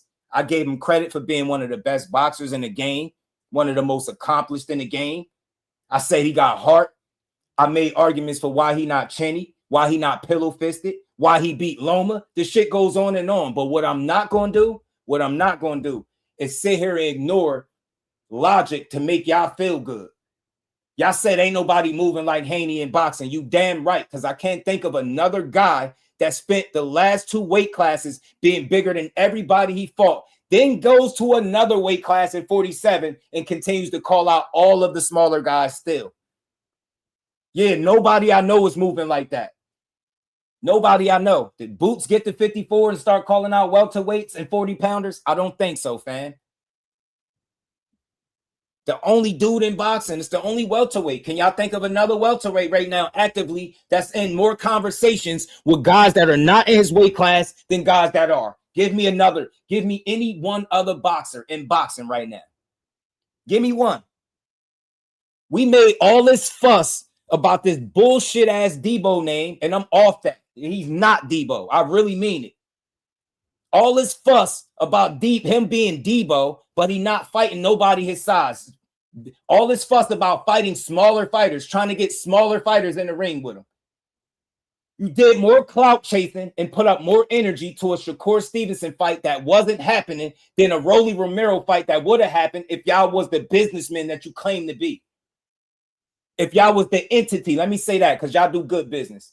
If y'all was the entity as far as DHP that you claim to be, you would have been able to make a counter offer or something like that instead of walking away from the table, claiming to be the A side but can't send an offer. Fake shit. Got an opportunity to fight Shakur. Shakur goes to Zuffa where y'all Lord and Savior Bill Haney told y'all had the money, and it's still Shakur's fault. Y'all some fools for Bill Haney, fam, and I mean it. Y'all some fools for him. Shakur got every right to call the circus off. That's how Haney is right now, smiling because this shit worked again. They successfully clout chased Shakur's name. This time, they did it off his biggest win of his career and tried to guilt trip the man for not being in 5 weight classes in 26 fights, 3 weight classes in the last 3 fights, like Devin Haney just moved straight to 47 from 40. They fake, man. That shit is fake. I'm calling it out. I respect Devin Haney's grind, but this shit y'all doing right now when it pertains to Shakur is the fakest shit I've ever witnessed in boxing. That shit is fake. It's smoke and mirrors. Hey, y'all, They wanted Shakur to take a 25% of nothing at 135, a take it or leave it. They ain't never offered a take it or leave it offer. You fast forward to today, and it's more bullshit. Devin Haney says 44. Here come Bill speaking again for his son. 47. Make yourself the mandatory. Man, shut up with all that. Shut up. No fucking face of boxing is going to no purse bid. No face of boxing is walking away from unifications because you can't get the money you looking for. Mr. I'm the face of boxing. You the face of lying and manipulation. And I'm going to talk about that tomorrow. I'm going to give it its own thumbnail. Y'all been manipulating the boxing public for too long, fam. Get the fuck out of here. Your best win is Loma. And this is strictly me speaking facts. Your best win is Loma. Don't you agree? Who got beat by Teofimo, right? We all seen that. We all know who Teo just got his ass beat by. So at the end of the day, the level of competition that y'all fought is in or around the same level. It's not no gaps in levels between the competition that y'all been fighting. The only gap between y'all is the fucking skill gap. Y'all know it, and the weight gap. That's the biggest gaps between these two. That's it. That's all. Playing with this man name every day. I'm tired of seeing this shit every day. Grown ass men willing to go out on a limb for Devin Haney and lie. Y'all tricking the fucking game. Only ones claiming to be some kind of Debo while picking on the smaller fighters. And I'm just going to call it what it is. Calling out the smaller fighters. The man had a list of 10 fighters, and more than half was lightweights or 40 pounders, people not his size. You can't make this shit up. And y'all was cool poking y'all chest out. Go holler at the guy that y'all think he had number 4. Where he at 54, where y'all supposed to be at right now? According to his dad, I'm tired of y'all. Ain't shit Debo about him. He a hell of a fighter. He got a lot of heart. He take risks. He take chances. But when it comes to the biggest risk ever, it's a lot of smoke and mirrors surrounding it. It's always like that when it's Tank. It's always like that. Think about it. They was willing to negotiate with Tank being inactive at 135. He's not a welterweight. What weight y'all gonna fight Tank at? Y'all still talking about a Tank fight. That's how bad. And y'all don't tell me it's because he want to be that great. Nah, man, it's bigger. Boots is right there for you to be great. He ain't inactive. He bigger than you. That's being Debo. Going up, not down. Not searching in 35 and 40 for a fucking opponent. The biggest fight in boxing is a guy that had one fight at 40. Make that shit make sense. I thought he only deserved 25%. Sad ass fans. I told y'all Shakur bet on himself a long time ago when he didn't take that bullshit offer, and all it took was one fight at 40, selling out MSG for it to be the biggest fight. Now who the fucking A side? Miss me with that shit. ETB, what's good with it, bro?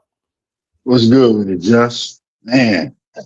Hey, man. I ain't never seen nothing like this. Like, you know, you had Tank fans, like some of the Tank diehard fans, they were bad, but this shit, I ain't never seen nothing like this.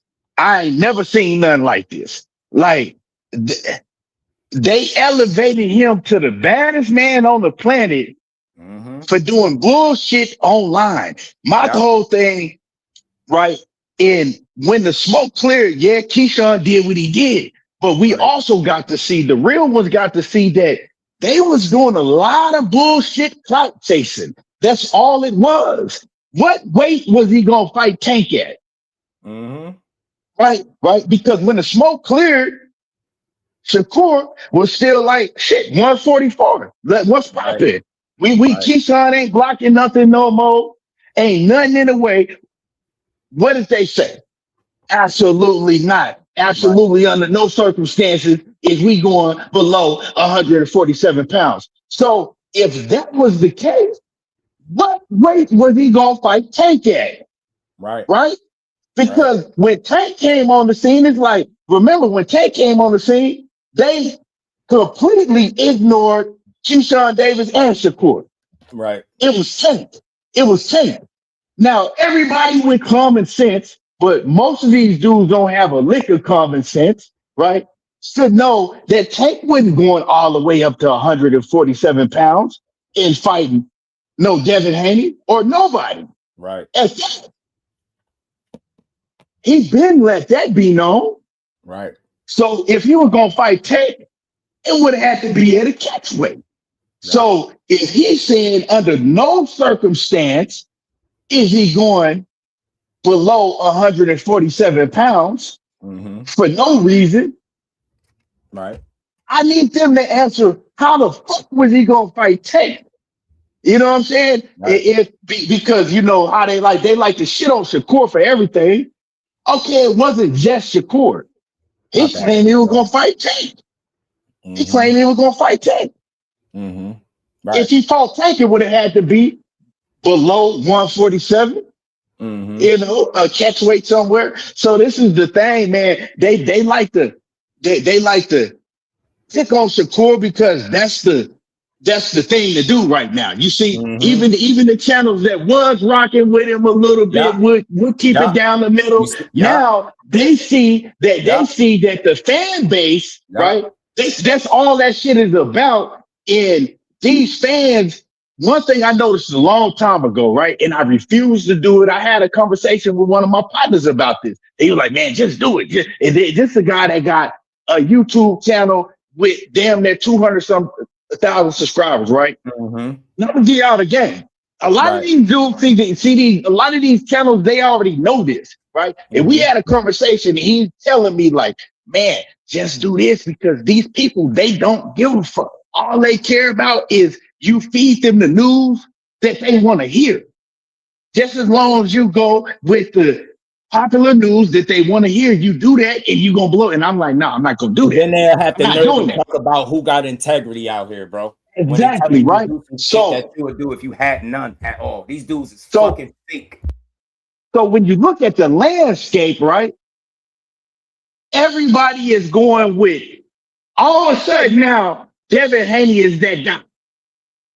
When these same guys was bashing Devin Haney, and now all of a sudden, you can't find nobody to say nothing bad about Devin Haney. And it's not even saying nothing bad about him, right? It's basically just telling the truth of the situation that's been going down. You don't hear nobody saying, look, man, like, well, what was he gonna fight Tank at, right? If he's saying that under no circumstance that he going below 147. See, the thing is don't nobody want, none of these other channels want to come and keep it a buck because it's clear as day. They didn't want to fight Keyshawn Davis. Yeah, Keyshawn pulled out and made the situation look bad, but they didn't want that fight because they was trying to put everything in front of Keyshawn. They never came with a 144 Shakur Stevenson into Keyshawn until they got notified that Keyshawn was going to be his mandatory, right? The Keyshawn, the Tank, all of that shit came about. I mean, the Shakur, the Tank, all of that shit came about when they got notified. After they got notified that, you know, hey, Keyshawn, you're going to have to fight Keyshawn to get stripped.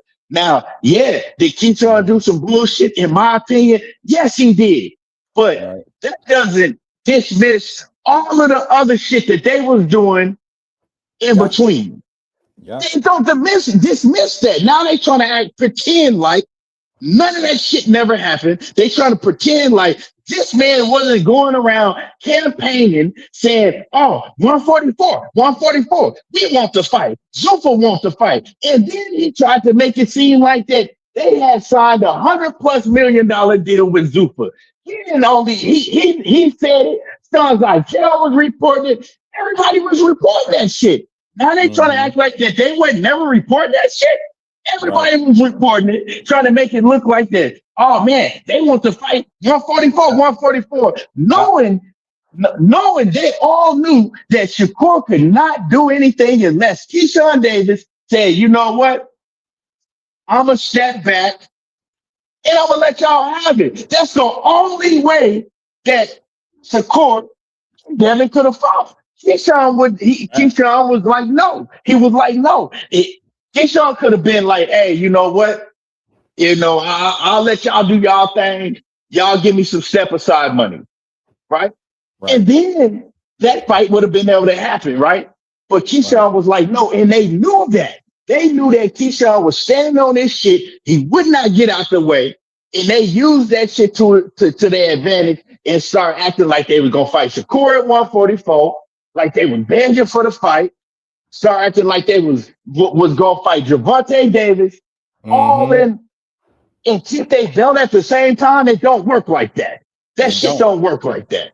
You know, and they don't want to come admit that shit. And then when you make a video giving them the timeline, these fucking idiots, oh man, you're horrible, you a bitch, you this and that. All I'm doing is giving y'all the timeline of what happened. Tell me where I lied at. Tell me where I lied at. Ain't nobody bashing Devin Haney. I'm just saying the obvious that if he wanted to fight Keyshawn, all of that other extra shit wouldn't have went on. Now y'all can say that Keyshawn was doing the same thing and Keyshawn really didn't want to fight. Okay. I'm not, you know what I'm saying? Okay, it is what it is, you know? But if a man wants to fight, he's not going to be putting he's not going to be putting Shakur in Tank, and then when he's free, all of a sudden it's like, oh, well, what y'all talking about? Nah, it's 147 and nothing, because ain't nothing changed. Nothing's changed. I And just I want want to to see know. him call his bluff, like they say they did, not do it on the internet. Like, that's all I want to see. It's not even me trying to blame him, but y'all lying about trying to make a fight in good faith with Shakur Stevenson. And I know this for a fact. You get me? You can't make no fight without his team. And that's why I've been asking all y'all. Y'all keep yelling 44 because he said it on Twitter. What move has he made behind closed doors to make that fight besides lie? Telling people Shakur signed for the fight but didn't sign the bout agreement. Bout agreement at what weight, though? When there was still some discrepancy about what weight they was going to fight at. All they do is lie and try to manipulate the public into believing that everybody is scared of them. So when they fight a lesser guy, it's justified. I'm sick of that shit. And just the tell best me, win is Loma. The rest of these people you beat, you were supposed to. Just like Shakur, right? And I also tell me, you might know, because I don't know, but you know what I'm saying? How was they in serious negotiations, right? With Zuffa, because that's who he said that wanted to fight. They was in serious negotiations with Zuffa, right? After Devin signed that mysterious $100 and some million deal, right? And they was in serious negotiations with Zuffa and Shakur, but they signed to DAZN. And they signed a contract with Zuffa with Shakur's name on it. How the fuck does that happen that you're not signed with it, but that you're not signed with this promoter? Yeah, you're not signed with this promoter, right? Right. Because we found out that you supposedly now you signed a big, huge deal with DAZN. So the whole time you was negotiating, right? With the promoter that you wasn't signed with, and you signed it, and they gave you a contract with somebody else's name on there with a whole another promotional company that you not signed with. Like, make that shit make sense to me. It just but don't. Y'all let this shit, but see, they don't say nothing about that. Ain't none of these big channels gonna come report that. By the way, I see y'all in the chat typing. We ain't diss Haney one time. Nothing I said is a diss. I've been speaking the real. Y'all don't like it because y'all used to being rocked to sleep with the lies. I can't lie for y'all. I'm one of the few people to tell you how good Devin Haney is before I get into the bullshit. And I do it every time. I tell you what I think about him. But what I don't like is when it's time to fight this particular one fighter right here. It's like all of a sudden he get trashed, he get dragged. Dude live right now talking about proof Shakur Stevenson admits that he wants to fight Devin Haney drained. Why is Devin Haney keep trying to fight guys that's smaller than him? If you fighting a guy and you're going to be drained, that's crazy, man. That's telling you something, right? That's telling you trying to fight a smaller fighter. Won't you go fucking fight Boots and be Debo for real? Be Debo for real and fight Boots. I'm telling you, hey, just I'm conversations with this slander. Hey, just I'm at the job. I'm gonna jump back in the comments. I'm watching them. I bet. Appreciate you. Shout out to Big Dog Willie. I appreciate the love, man. He said Devin Haney is like Ike Turner of boxing. I appreciate you, Big Dog. Shout out to you. Shout out to my guy Juan for the gift too, man. I appreciate you. And we ain't never got a box again. Well, I already been getting these bets, but now it's time for you to get your just due.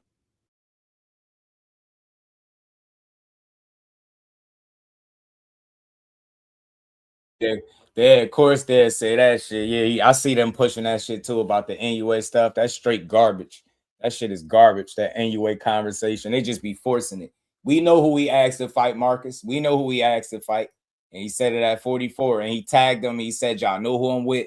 Now, nobody said nothing real. All it did was do more trolling. More trolling, but we all know who ain't in a rush. Shout out to Aunt McQueen. You did say it's like either side wasn't in a rush. I think that's fair. I think that's fair.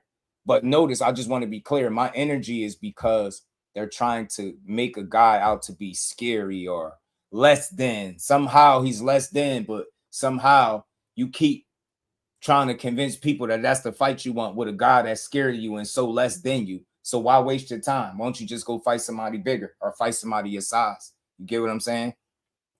You get what I'm saying? Man, I don't give a damn. I'm going to keep calling y'all Haney hoes because y'all bad for boxing. And I don't care what y'all call me. Just know what you get. I'm going to say this. It's all fair game over here. Just know you getting what you getting yourself into if you say something too crazy. Yeah. And I've proven why y'all Haney hoes. I've proven it. I really could go on I could go on a teachable moment for the rest of this live showing y'all all the slander that they put out against that man. When you see me do that, then you could talk. Y'all gonna continue to be Haney hoes because y'all spread propaganda, misinformation, false narratives. Like you try to diminish all your opponents. Everybody's scared of you. Nobody's good. Nobody wants to fight you. You bigger than everybody, but all the smaller guys are scared to come up to your weight class and fight you. Just like you ducking 154. If Shakur Stevenson is ducking you, then you ducking the whole entire 154-pound division. I'm cool with it. Yeah, if Shakur Stevenson is ducking you, Devin Haney and the Haney hoes, the Bill Haney hoes, he's ducking the whole 154-pound division and some of the welterweight division. Because don't act like we ain't just watched the Rolly fight fall out. Don't act like we ain't just see him say Ryan wasn't rolling in Nevada and he wasn't either. Now Ryan saying he won't even fight him no more. Come on, man. So all that undisputed shit that Bill talking about, you might not even be able to do that if you can't get these guys in the ring because y'all do bad business. Slander, all slander. People don't be wanting to. Y'all do good business, but y'all attack fighters in the media. That makes the shit just bad look all around. Bad look all around. Glad he put it into this shit. Y'all don't. This is a fight that we don't never need to talk about. And I don't know why y'all keep typing that. It's like y'all mental or something. Why the fuck do y'all keep bringing Conor Ben up? Didn't Devin Haney dad say he could fight at 154 right now? So why ain't he fighting Boots and scratching that name off his list since we all know Boots will fight him, right? Or my bad, y'all, is Boots now a duck when it comes to Devin Haney too? Fuck out of here, man. Y'all terrible. Y'all bad for boxing, man. Y'all keep bringing up Conor Ben. He's not in this conversation. I thought we was talking about the best of the best. Where do he fit in? Ain't he fighting Ryan Garcia? Why are we talking about Conor Ben? Why we keep talking about what Shakur said? Why don't you talk about what Devin Haney said? Didn't Devin Haney say 44? So what happened? Why is the fight not happening at 44? All of y'all that's typing what Conor Ben said. My question to you, I think Big B-Lo, Damon, it's a couple more of y'all. Hey, man.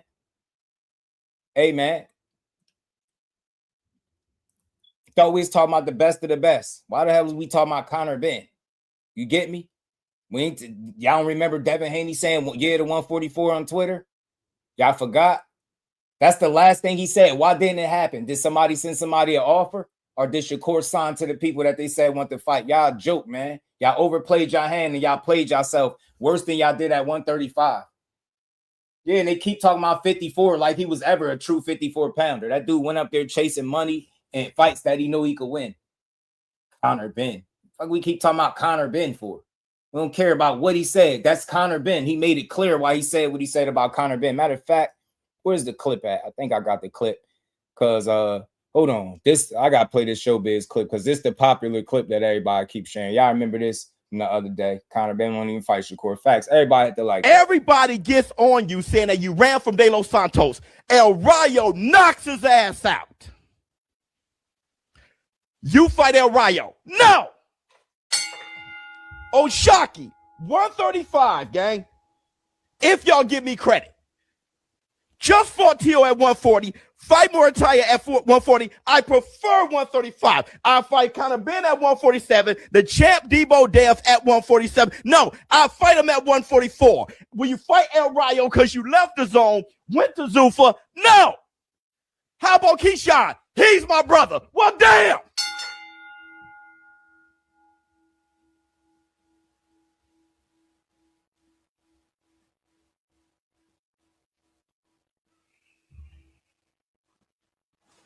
Shakur, I love you like a play cousin. Me and you have gone back and forth forever. Honestly, you my dog.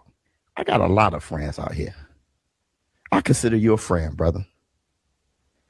But as a friend, I got to tell you why people are looking at you this way. When you say you're the most hated, can you allow me to just communicate and express from the war room why you're getting this response? Having to explain to man why people hate him is diabolical. In my opinion, is at whatever weight class his op isn't best at. That was cute. It's cute. Oshaki is a 130 pounder. Say he'll move up to 135. I'll fight him at 135. Murataya is too big for 135 now. At 130? Trying to move up to 140. He said, I prefer 135. Conor Ben shrinking down to 147. He was just fighting at 160. He wouldn't be as best at 147. I'll fight Conor at 147. Devin Haney has filled out at 147. Now that he's filled out at 147, I'll fight him at 144. Shakur knows he's extremely skillful. Shakur knows he's at the perfect size where he can kind of go up and down. So what weight class is Shakur in? In my opinion, whatever weight class is op isn't best at. That's how it comes off to me. All right. Yeah, shout out. And look, shout out to Showbiz, man, because that's the clip that everybody keeps sharing, because that shit got a lot of I know anything negative against Shakur is cooking, Jay Grant. Anything negative is cooking. But I'm gonna call bullshit on it because while leaving all the context out of it, yeah, you could try to make that argument. So you saying he want to fight guys basically where they not best at. So where is Shock Foster proven to be best at, y'all? Let's talk about it. Where has Oshaki Foster proven to be best at? 35, 40, or 130? 35, 40, or 130. Where is Oshaki Foster best at? Where is he proven as a boxer that he's best at? 130 pounds. So how the hell is he going to fight Oshaki Foster where he's best at? Because he ain't proven nothing at 35, beating Cool Boy that was overweight. Respectfully, who did he beat at 35? So if you can't fight him at 30. Shakur outgrew 30 years ago. We know this. So how is he going to fight Oshaki Foster where he's best at? Let's keep going. You said Conor Ben. Conor Ben. Where is Conor Ben the most proven at? 47, 54, or 60? Yeah, his biggest win came at 60 over a drained Chris Eubank. But where did he make his name at? 147 pounds. And where did Shakur say he'd fight him at? 147 pounds. Now, Devin, with context, of course, you had one fight at 147. You landed 70 punches. Every other weight class you participated in, you did better than that. I can't say you're the best at 147 pounds because you got there. You just got there. I don't know if you're the best at it. You didn't fight everybody. You didn't fight Ryan again, right? You didn't fight him. You didn't fight Rolly. Not saying you can't beat these guys, but you didn't fight them. So we don't know if you're the best. Yeah, you beat Brian Norman. Beating one person don't just make you the man at the weight class. Am I right? So again, he suggested fighting you where you just fought a couple fights ago. You had no problem fighting there. So again, he's the only guy that got to do what these dudes say. Like he don't got no leverage in his career, fam. He got to do what Shock say. He got to do what Conor Ben say. He got to do what Ryan say. He got to do what Devin say. Like, man, get out of here. Y'all want to Devin opened his mouth. Am I right or wrong? Did Devin say he wanted to fight Shakur because it was the biggest fight? And they started promoting it after he said that? Y'all want to fight him, you meet him in the middle, make concessions. Same thing with Shock Foster. You can't be from 130 pounds barking at a dude that just fought at 140 talking about he ducking me. You're proven at 130. Shakur can't fight you there. Conor Ben, you're proven at 47 over those other divisions. He said he'll fight you there. Devin Haney, you fought once at 44 and once at 47. You just as proven at 44 as you are at 47. I'm not trying to hear that shit. Y'all don't want to fight him. So again, context matters. Let's see if he kept the same energy when they had a conversation. Remember Conor Ben for Chris Eubank. After the fight, y'all was like, oh, Conor Ben was amazing. He looked so good. Man, nobody could beat Conor Ben. After that fight, that's what y'all was saying. I was one of them. Yeah. But then he fought with the rehydration clause. So I'm like, okay, since he did it to Eubank, I'm like, shit. Before Ryan last fight, Ryan used my name to sell his fight. One of the things that he said was, I will go to 144 and fight Shakur. Then after that shit, he said, I will fight you at 140. I'm like, okay, well, if you want to come down to 140, I'm down with it too. So what I got from Devin, he fought Jose Ramirez at 144 pounds. So I got the idea. I'm like, okay, since we never can really be in the same weight class, we can fight at 144, meet in the middle. That way, he don't have to suck all the way down to my weight class. Context all matters. the way up to his weight class, and we can make it fair. So y'all not really saying everything that it is. Y'all like making me just look like I'm just saying some crazy. Now tell me, anybody with a logical brain, because Showbiz said all of that he said, but when he talked to him, he understood everything he was saying. It wasn't no, nah, you want to fight where your ops are not best at. You was shaking your head. In that clip, yeah, if you included context, you would have been cooking, but you left all the context out of your argument or your stance that you're making to try to make it make sense. That man, everything he just said was logical. Ryan said he'll come to 140. Devin said that's the biggest fight. He said, I never fought in this weight class. We can meet in the middle. He asking, all he's doing is asking Devin to do something that he's already done versus Shakur doing something that he's never done. Get out my face, man. He is the truth. He is hum, as he say. That's what he be calling himself, hum. He is. Get out of here, man. Everything he said now, all of that shit that Showbiz just said in that clip got squashed in 58 fucking seconds. 58 seconds.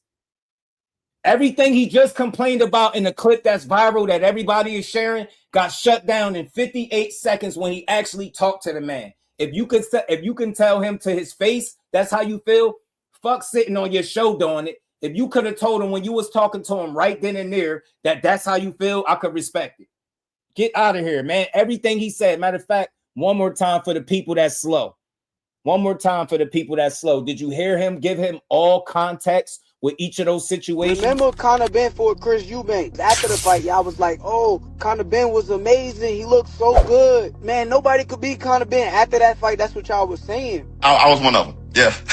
But then he fought with the rehydration clause. So I'm like, okay, since he did it to Eubank, I'm like, shit. Before Ryan last fight, Ryan used my name to sell his fight. One of the things that he said was, I will go to 144 and fight Shakur. Then after that shit, he said, I will fight you at 140. I'm like, okay, well, if you want to come down to 140, I'm down with it too. So what I got from Devin, he fought Jose Ramirez at 144 pounds. So I got the idea. I'm like, okay, since we never can really be in the same weight class, we can fight at 144, meet in the middle. That way, he don't have to suck all the way down to my weight class. I don't have to go all the way up to his weight class, and we can make it fair.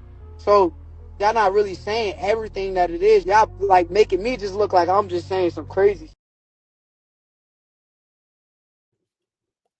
Now, I played that again for a reason. I want to see, can anybody say what he's saying is not what he meant? He's not being on point. What he's saying is not logical. It didn't happen like that.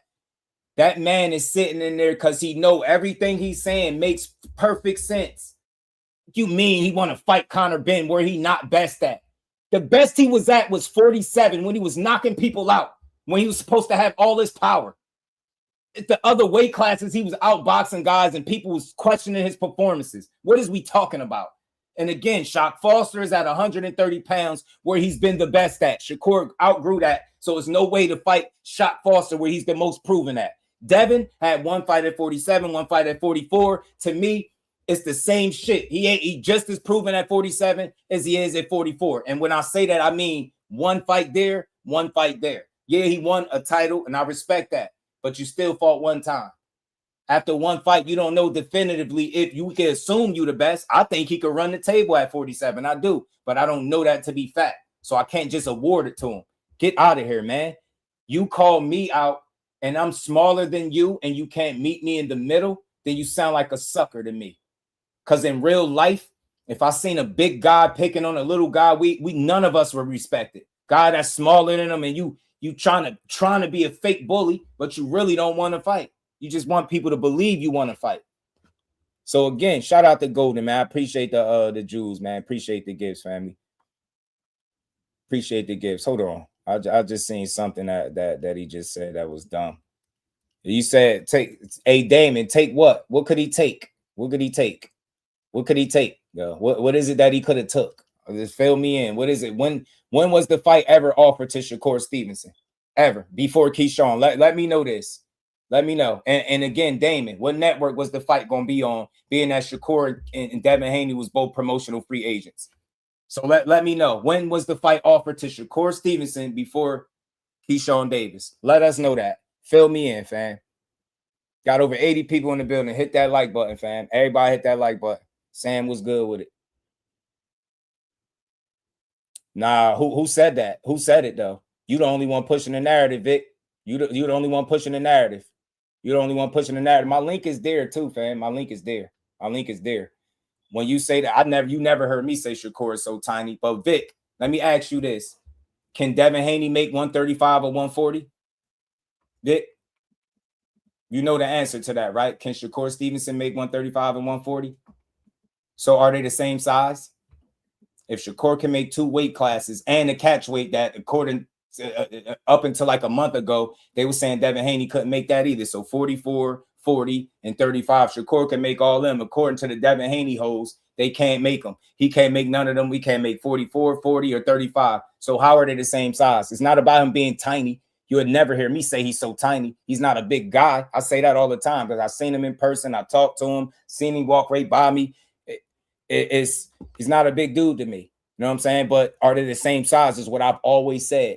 And the answer will be no. They're not the same size. Shakur can make 2 weight classes that Devin Haney can't make. We're not even going to count the catch weight. That's not a weight class, right? 40 and 35, Shakur can make it. Devin can't. What are we talking about? How they the same size? And this is 2 weight classes, fam, that he can make. Not 1, it's 2. And you don't think it's fair to meet in the middle? Think about that. Think about it. Think about it, fam. Nah, you just saying that. You just saying that. He needed a pre-camp. I see you talking about what you think. I'm gonna tell you what I know.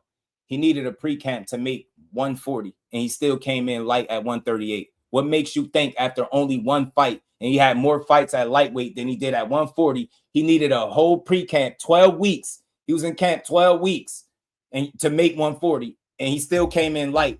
And Teofimo said, what, Vic? He's a lightweight. What did Teofimo say? Shakur is small, and he fought him, right?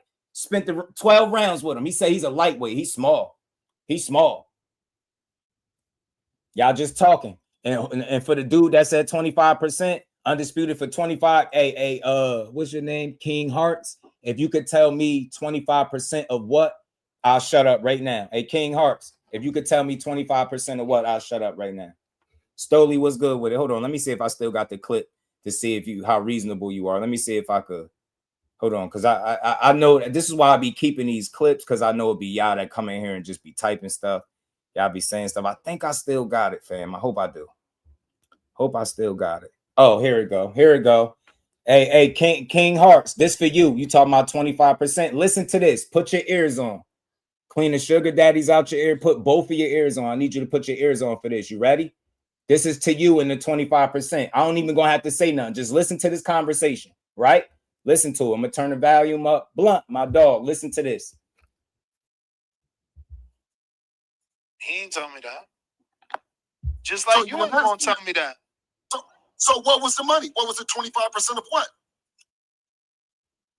He ain't told me that. Just like so you ain't gonna tell me that. No, but I'm saying is, so what is 50% of what then? Whatever the pot is, y'all know what the pot is. You know. That's why you offered him 25. That's why he want 50. Wait a minute. How do I know what the pot is and I have to shop to fight? Hold on. What you mean? How do I know what the pot is and I have to shop to fight? Wait a minute. How do I know what the pot is and I have to shop to fight? What you mean? You said it yourself when you first got on here. The promoter gives you the number. Yes. Ness, I don't know what you and Devin is going to get until you and Devin decide behind the scenes that it's about to be a fight. And then I can go shop the fight, right? And see what I can get, right? If I know, Ness, that I got to give you $1,000, well, Devin, how much do I got to give you? Well, I want a percentage of what we get when we go get it, right? What do you mean? So this is even worse, Bill. This is even worse. This means there was never no deal. Worse, Bill. This is even worse. This means there was never no deal. Words, Bill. This is even worse. This means there was never no deal. This means you was trying to get him to agree to 25% to then go to Bob, then go to Eddie, then go to Apple. So what was the money? What was it, 25%? Please don't ever type 25% in my chat ever again in your life. He told on himself. He said first they got to agree that a fight is going to take place, and they never did that. He was just trying to get Shakur to accept a percentage of nothing. Only a brain-dead fool would still be pushing 25% because of some funky-ass belts that Shakur undoubtedly would have had to pay sanctioning fees for after he would have took them shits up off of Devin Haney at 135. Miss me with that shit. Miss me with it. 25% of nothing. That's a supporter telling him, yo, this is even worse. That means it was never no deal. You was trying to get him to sign on to 25% and then shop the fight. That's backwards. And if y'all knew anything about fucking boxing, you would know exactly why that conversation went that way. Please do not ever type 25% in my chat no more if you don't want to get blocked or timed out. That's foolish, yo. It's a dead argument. It's cooked. I didn't have to say shit. Bill and shout out the Nets. They did it. And that's somebody that rock with him. So don't type 25% of nothing ever again, because literally that's what you're saying, because you don't even know where that shit coming from. He didn't even know where it was coming from. He didn't even know where the money was coming from. The man starts stuttering with his own business. Anytime you up there supposed to answer questions and you end up asking another person about your business is crazy. He asked him 25% of what? 50% of what? How are you, as the guy that's supposed to be giving the information on the deal that you're making, asking a complete stranger about the deal? Make it make sense. That's what you get for playing with people, bro. Them Haney, y'all super fans, y'all something different. Y'all still talking about 25%? That's clear as day. How could you argue that? He didn't even know where the money. He said, yo, this is even worse, Bill. Like, yo, you really wanted him to sign up for nothing, basically. Yo, that's crazy. And then shop the fight is wild. Y'all crazy, fam. Y'all crazy, bro. This shit is hilarious. Hold on. Somebody sent me something else from Bill and Cigar Talk. Look, I think he was up there for a little bit. Let me pull it up for a little bit. I ain't trying to hear it. I don't care about no belts. I don't care about the percentage. Damon, if you still talking that, you just one of them, bro. You just one of them, fam. It ain't even nothing to argue. It's really nothing to argue. That's clear as day. That man is letting you know what it was. That's a neutral. Matter of fact, not even neutral. That's a big supporter. It's a big Haney supporter telling y'all that, telling them that. Nah, we don't care about Keyshawn. We ain't talking about that. Nice try. Nice try with the misdirection. Nah, stay on task, fam. You're talking about 25% for some funky ass belts. For some funky ass belts. What fact is he speaking, though? Y'all, you know what? Nah, I forgot who I'm dealing with. I gotta ignore y'all, some of y'all, because the Haney hoes, y'all like poison. Y'all like poison, fam. Y'all say any fucking thing. Damon speaking facts. Ain't shit he's speaking is a fact. Besides the Keyshawn shit, and we ain't talking about that. So he having his own conversation right now. Speaking facts.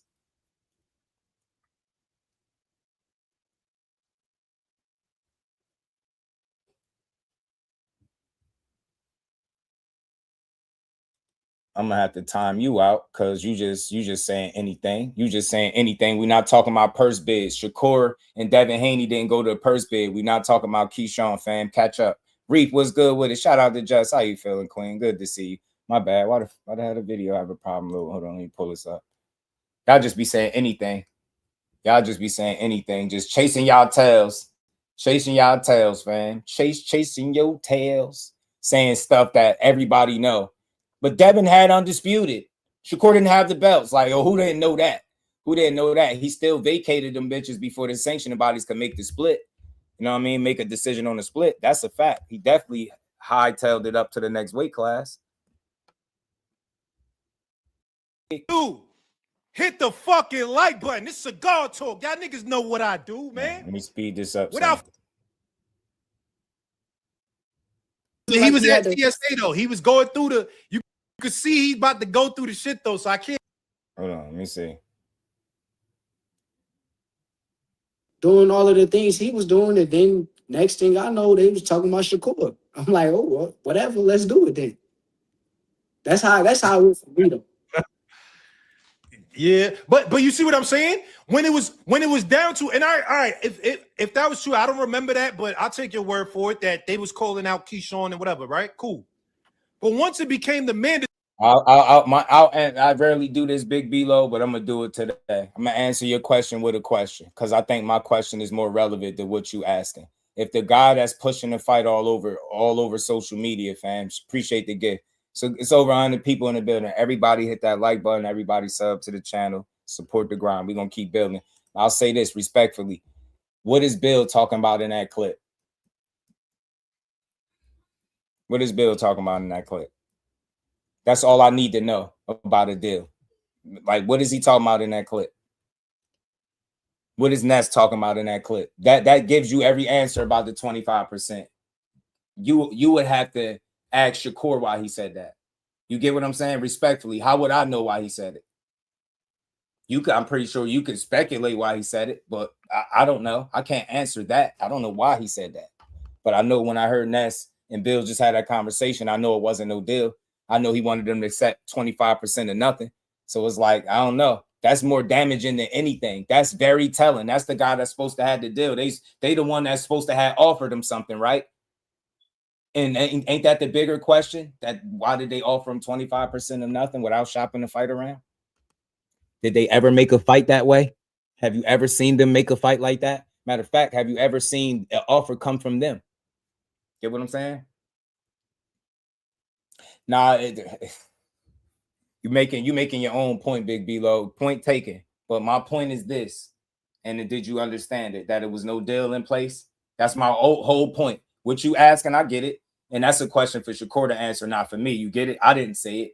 But I can tell you what Bill said and why it don't sound right, why it don't make sense. So to say it doesn't make sense on either side, that's cool. No argument there. But Shakur Stevenson wasn't the one that or Devin Haney wasn't the one that was accused of ducking. It was Shakur Stevenson of ducking 25% of nothing. That was my whole point. Nothing else. When y'all try to misdirect or when y'all start asking questions, I get why you asking them, but my point is still made, right? My point is still clear. They was stunned. They was playing with that. It wasn't legit. You get what I'm saying? Said, Damon, how much money did Loma make when he fought Devin for undisputed? Said, watch this just do. Yeah, let him tell us. Let him tell us. Let him tell us what it was. I doubt if he knew. I doubt if he know though. I doubt, but he'll keep talking about 25%. And I think I know what I don't know. I think I know what their split was, if I'm not mistaken, with Loma and Devin.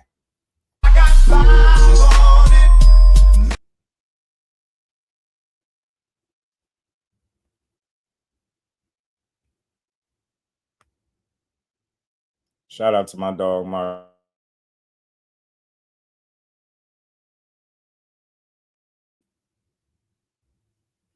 Appreciate the love, my dog.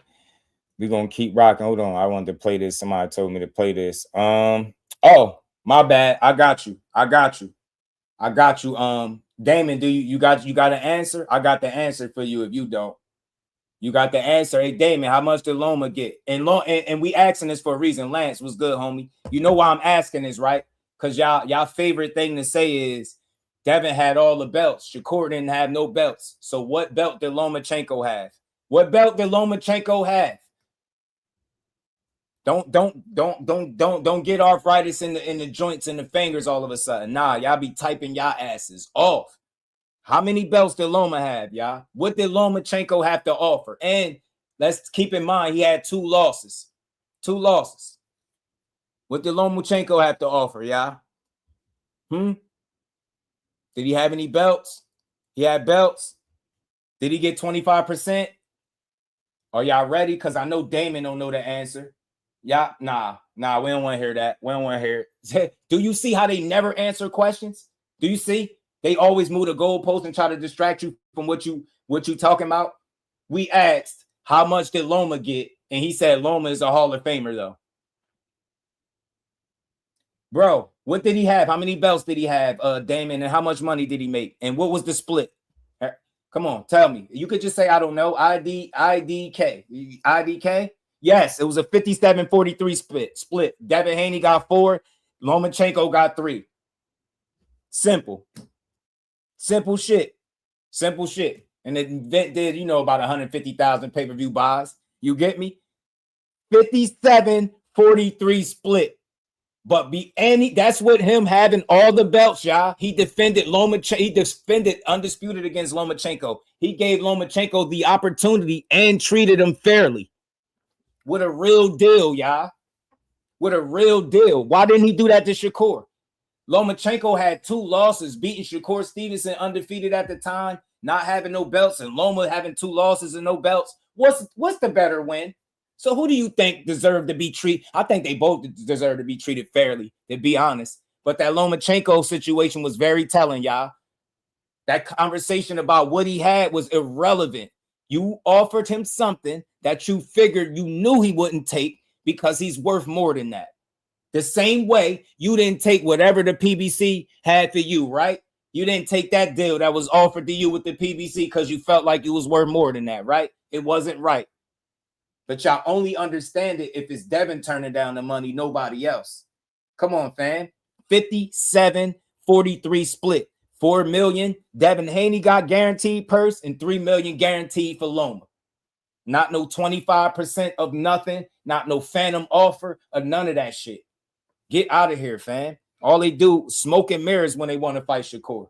Smoke and mirrors, and they did it again. That's why I said it. My guy shut down the circus, and I'm glad. We're going to keep cooking because we got plenty more to get to, man. Everybody hit the like button.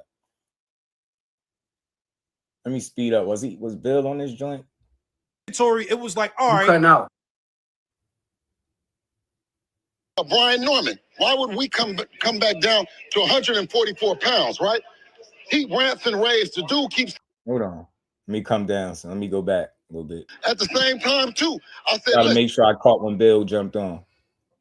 Boxing, you okay, listen, no introduction needed. Now listen. There we go. Here we go. We're gonna listen to a little bit of this while Bill was up there, and we're gonna go to the next topic. Before I get to the get to my flight. Now listen.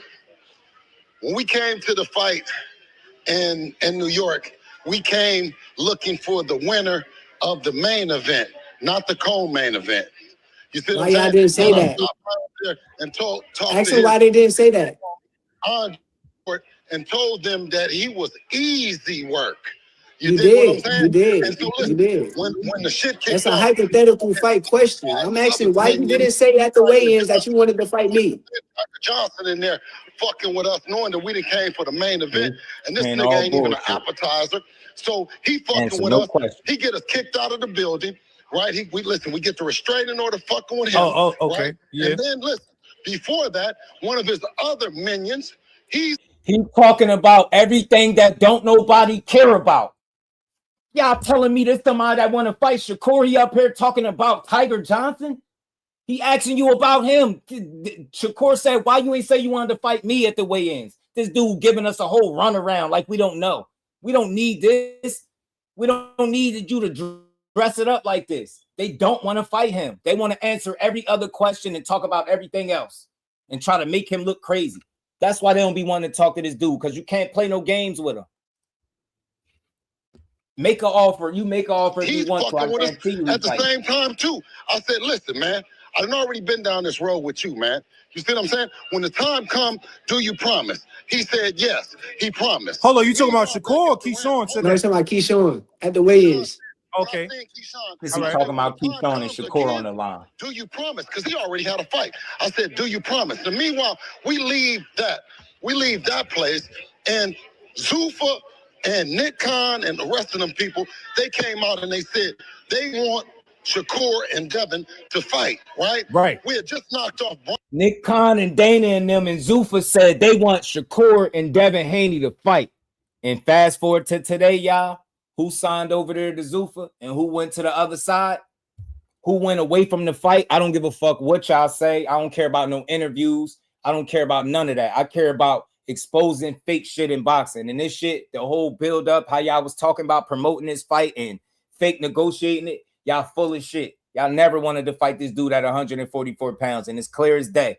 Clear as day. He up here talking about how Zuffa and all them, Nick and Dana and them wanted to fight. Exactly. And that's what Shakur went. Damon, your ass is cooked. He went to where your Lord and Savior, Bill Haney, said they wanted to fight, right? And he didn't do it. I don't want to hear about no contradicting. Did Devin Haney contradict himself when he told Shakur he was coming back down to 135? Did Devin Haney contradict himself when he said he wasn't fighting at weight classes no more? Did he contradict himself when he said he don't care about belts? He did that already. He about the bag. He don't care about legacy. And then y'all back talking his legacy shit. And this is current. Do we contradict itself? If you don't sit up and talk about how Devin contradict himself, I don't want to hear that shit about Shakur every day. Because you say that shit every day. And I give you constant examples of real shit and you ignore it just to keep typing dumb shit. And that's why I be calling y'all the Haney hoes. Because that's what you would do. Ignore logic and reason just to keep pushing the narrative. That's what y'all do. Cooked. You fucking cooked. Y'all didn't want to fight. Never wanted to fight. I'm gonna play this clip too. I got a video coming up after this live. None of that shit. We agreed to fight with this guy. That Zoof and everybody. They looking for the fight. Nick Khan and everybody is looking for the fight. Hold on, was it a contract, Bill? Was it a contract on it? Was a contract on the table? Listen. They come back and they say that this guy here says 144 pounds. I say under no circumstances. Why? We just beat Brian Norman. Why would we come back down to 144 pounds, right? He rants and raves. The dude keeps saying 144, 144.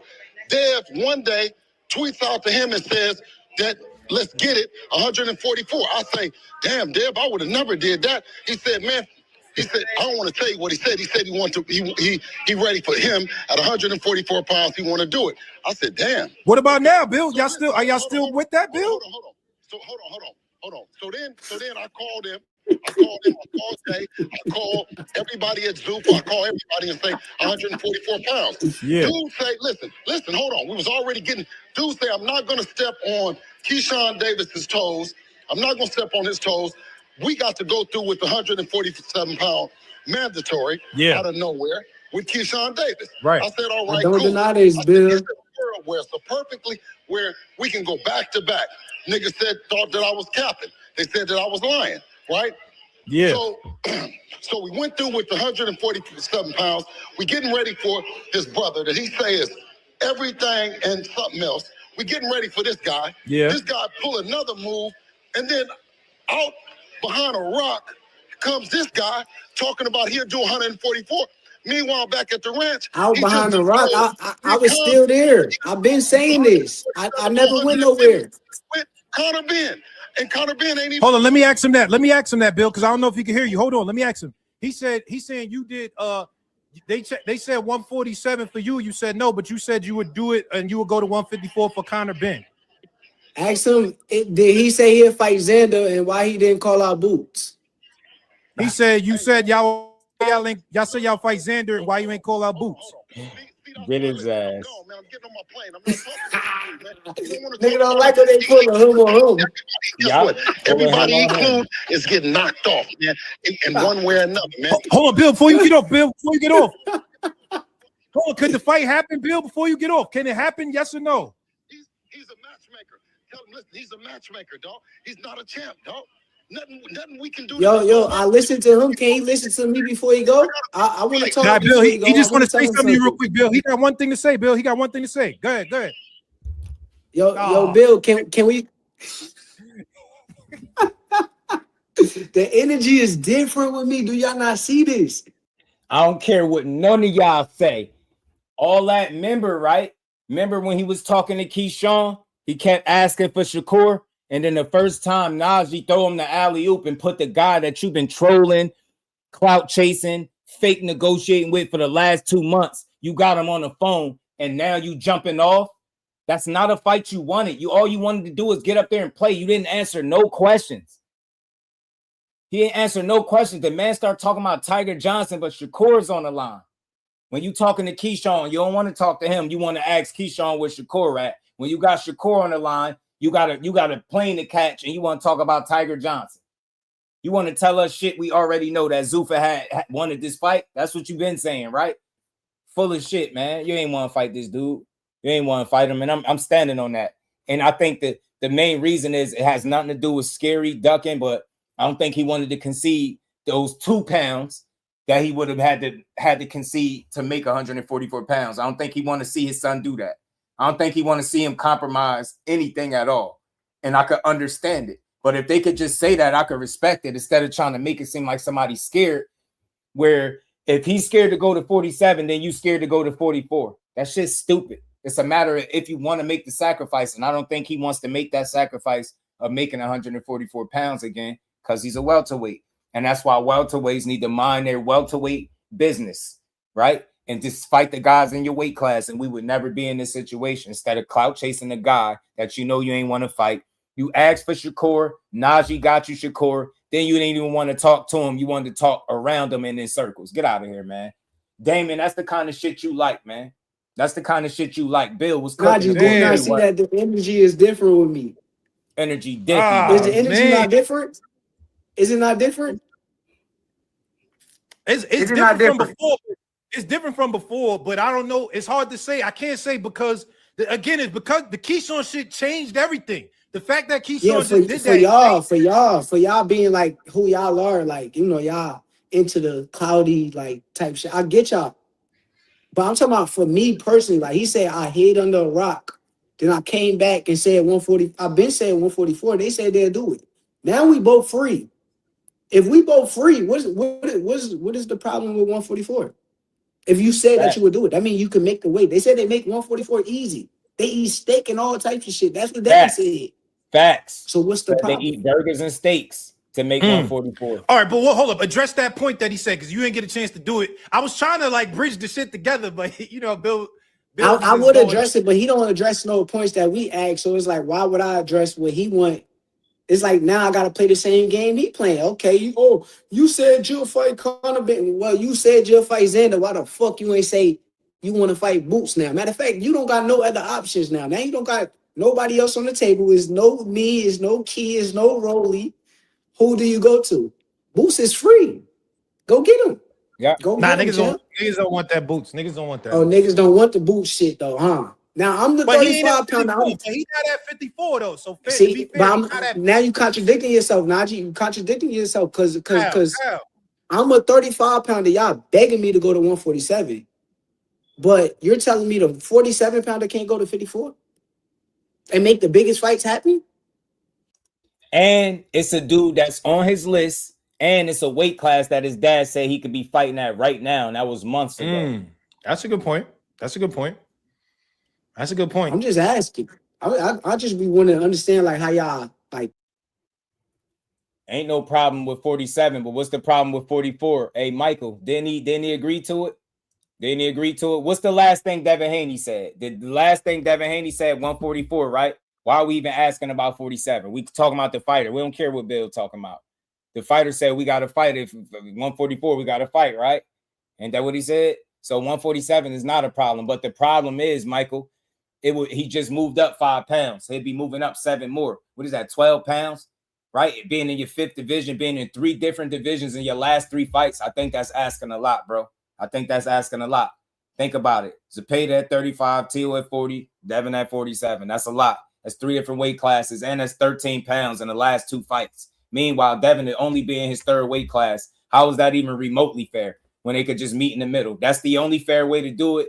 Devin lets me know that he even agreed that it was fair for even suggesting that we got to fight, or at least to y'all said he agreed. So he obviously knew that was fair for him to say that. You know what I'm saying? Shout out to Motown. What's good with it, homie? Big dog when it comes to Bills, a comedy show. I swear it is. Full-blown comedy show, big dog. All lies and slander and misconfusion, man. Hit the like button, man. I'm saying I will fight the dude, but why do I gotta go to his weight class? Who the fuck is this nigga? Nah, like, make it make sense. Who the fuck this nigga is? He's a champion at that weight class, though. And I'm a champion at 140, and I'm a 35 pounder. I'm a champion at 140, and I'm a 35 pounder. Facts. But they say, all right, but they like, well, what about this? What about this? Cool. If you go to 140 and win at 47, now you a 5 division. I'm asking one question.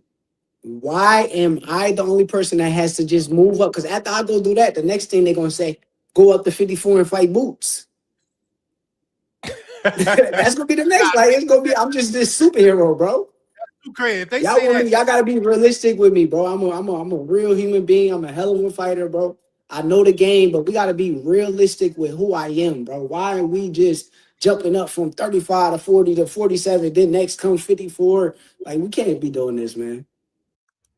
And the only reason I level with him because I can't think of nobody else that's being asked to be in that many divisions in as many fights, 3 divisions in 3 fights, and they could keep typing that dog chasing your tail type of shit all they want. They know it's the reality. None of these busters could tell you that their favorite fighter went right from 140 to 147 after just moving up. Right? He didn't do it. And I rest my case there. I ain't got to chase my tail. They could keep typing that same dumb shit all they want. The fact of the matter is the bar is set higher for Shakur than it is for Devin Haney because not even the Devin Haney fans know that Shakur Stevenson is a better boxer than Devin Haney. They know that. They know it. That's why they asking. And you know what? When I get Shakur back on here, I'm going to say it. Y'all going to hate this interview. Oh, y'all going to hate this. Y'all gonna be pissed. Y'all gonna call me all types of fanboys. I'm gonna tell the unadulterated truth. I'm gonna tell exactly how I see this shit. Y'all do that shit because y'all know he's not the better boxer. That's why y'all gotta do all the see if we can trick him, see if we can get the world to convince him that he's scared. He don't really want this fight. He's scared. Y'all know goddamn well what it is when you step in the ring with the man. Y'all know what it is. Y'all, his biggest fans know he's not the better boxer. They know it. That's why they like, yeah, man, fight him at 47. They think they got a leg to stand on. Then as soon as the man got to sacrifice a couple pounds, they on YouTube crying. Shout out to Texas Heat. I appreciate the love, homie. Everybody hit that like button. Support the grind. At the Cash App, at the Super Chat, we got a bunch more to get to, and we're going on 3 hours, and we still ain't done. Got a lot that we're going to cover. I got to get to this Stephen Espinoza interview as well. And we ain't never got a box again. Well. He did a good joint with Akin Barak. But now it's time for you to get your judge to it, man. He was telling a lot of good stuff. Man.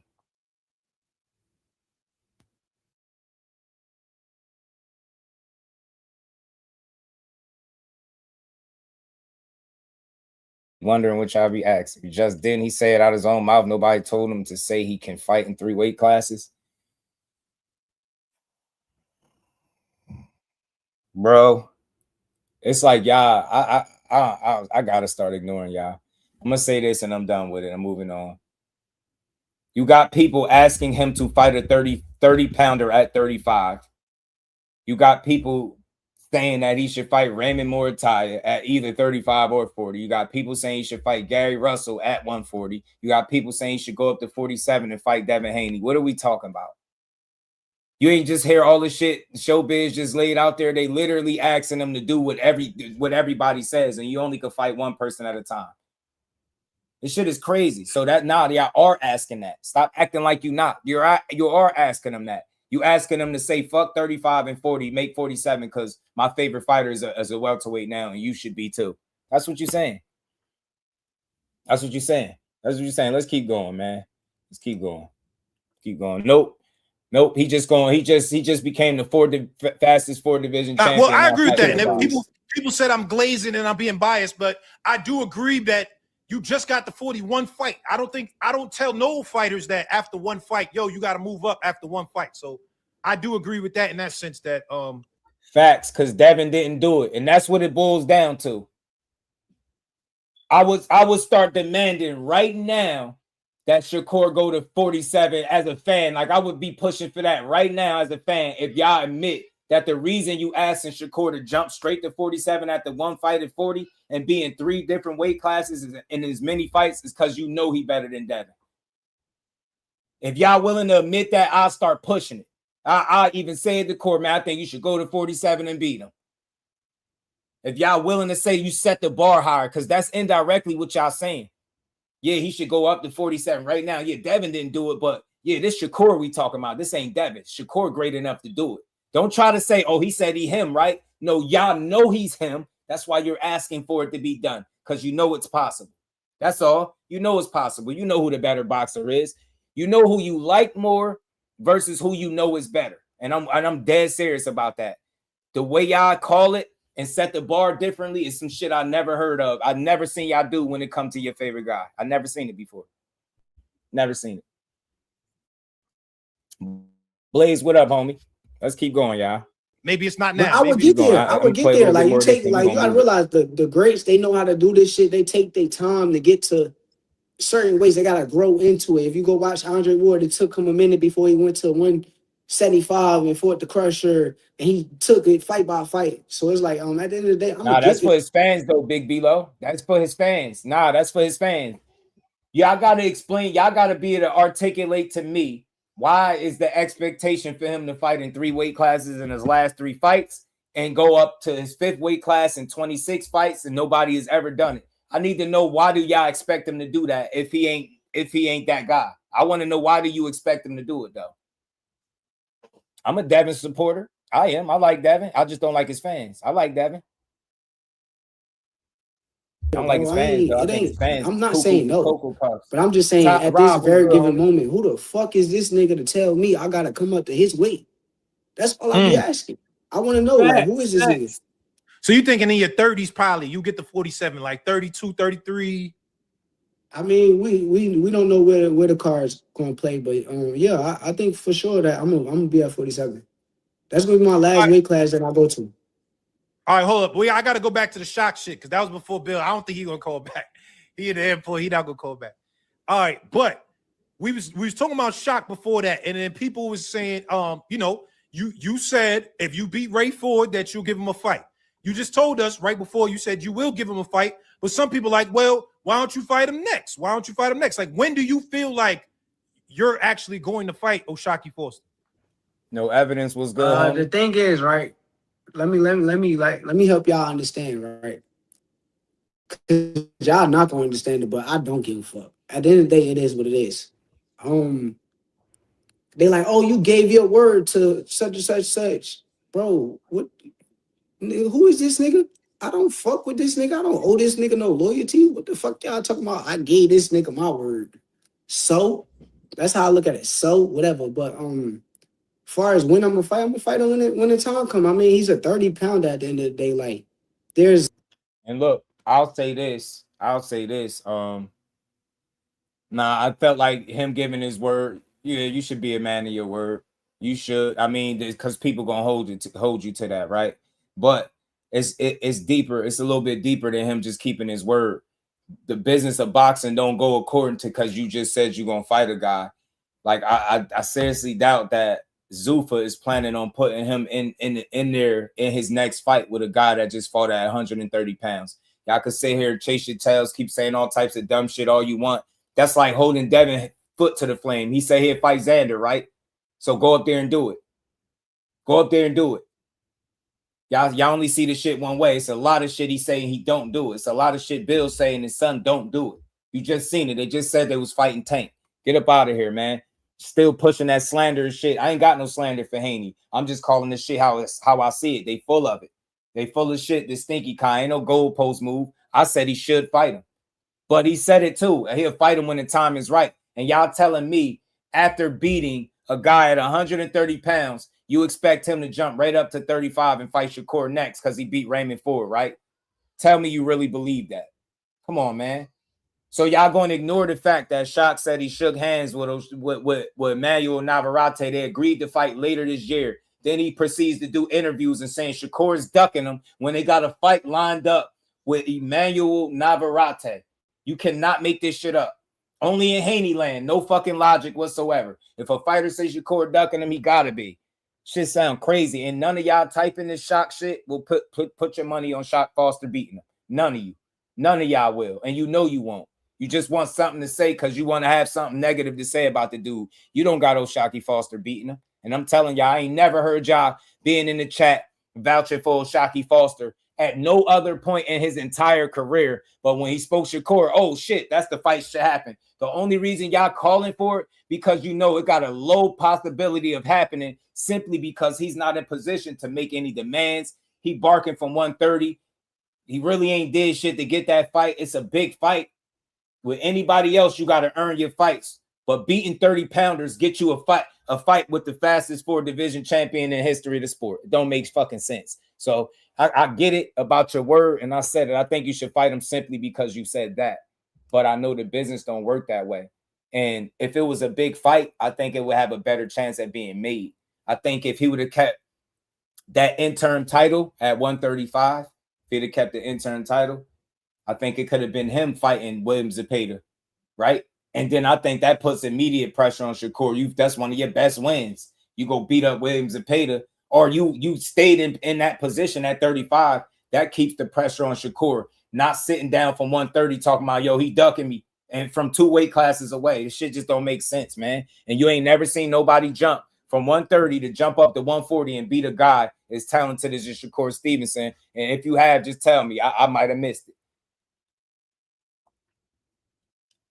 Now, let's keep going. I ain't answering no dumbass questions. No dumbass questions. Put it in the super chat. Y'all want my attention? Put it in the super chat. Several fighters at 135. I ain't reading no dumbass that has done more than him at that weight class. Fight all night. Like, why would I skip over the Moritayas? Why would I skip over the Lamont Roach? Why would I skip over the Gary Antoine Russells? Why would I skip over all of these dudes for a guy that did not prove himself at 135 pounds? And actually, if I recall correctly, Najee,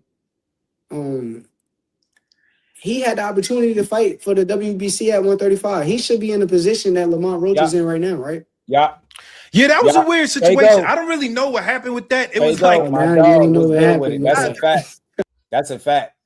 That's a fact. You could have been in the position that Lamont Roach is in because they made that fight for the interim title at the last minute because Cool Boy was overweight and they made it for 135.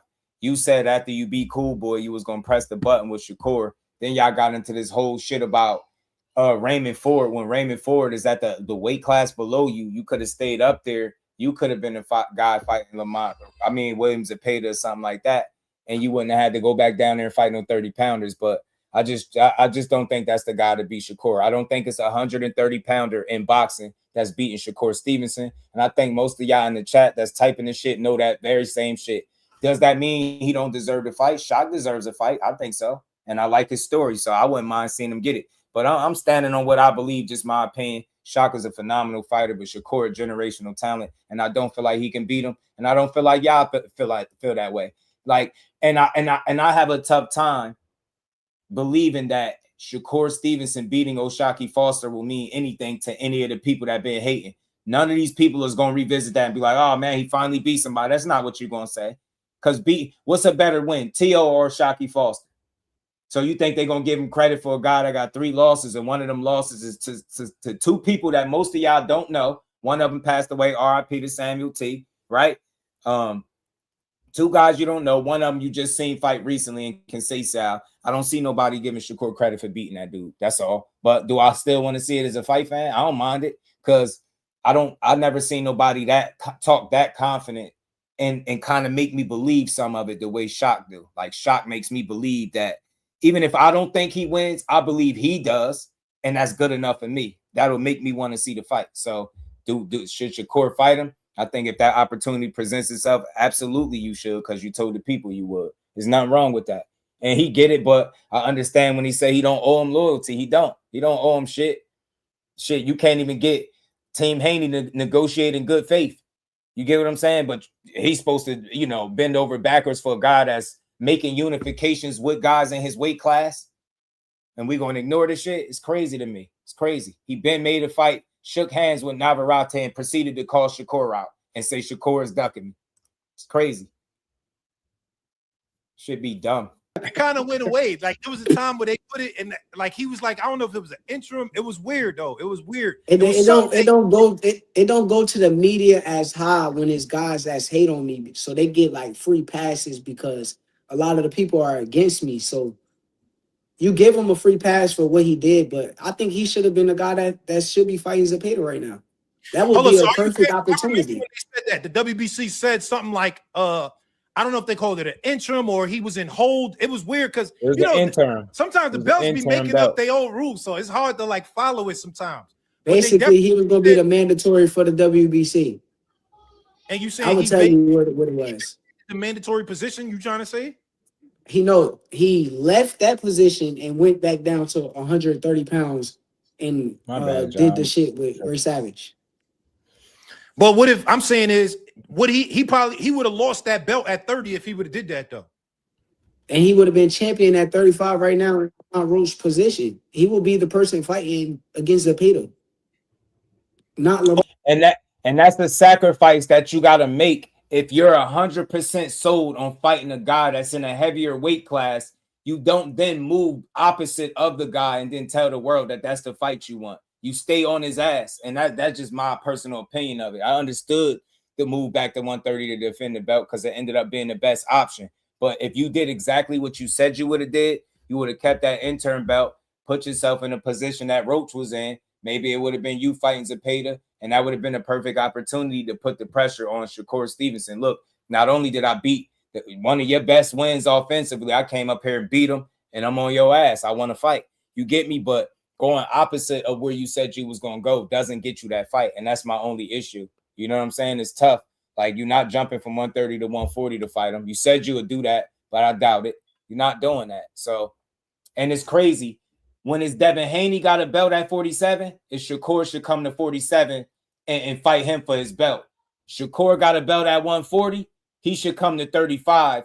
You get what I'm saying? He should come to 35 for Shot because that make him comfortable instead of Shot. You said you want that fight, go exactly where he had to go get it. And that's always been my energy to anybody that said they want something. You got to be willing to sacrifice and go get it. If you are the guy calling out somebody that's heavier or bigger than you, then you go get the shit. In no way, shape, or form should you expect a guy to do anything you want to do because you want it. You want it, go get it. That's my train of thought for anybody that's saying they want something. Go get this shit. Don't say, yeah, I want it, but you got to come to me. Yeah. And I would have kept the same energy for Shakur. Shakur was calling out Devin Haney, who's at 47. I'd have said, yo, you should go up there and go get that shit because you calling him out. But the fact that Devin opened his mouth first and then agreed to 44, something that he was so against and his fans was so against, tells me everything I need to know. You get me? But you said it, but you didn't do it. So again, that's why I expected him to meet Shakur in the middle, because you opened your mouth about a fight with him. Had he opened his mouth and said, yo, me and Devin is the biggest fight in boxing, I'd have said, what you gonna do to get it? You can't expect it to come to you. You got to go get that fight. That's the big, go make it. Devin, you saying this, go make it. Meet him in the middle. Not go all the way down, but meet him in the middle because you want the fight, right? That's what your father said. That's the fight Zuffa wanted so bad, right? That's what your father said. Full of shit. Ill Will, what's good, homie? Everybody hit that like button, man. Let's keep rolling.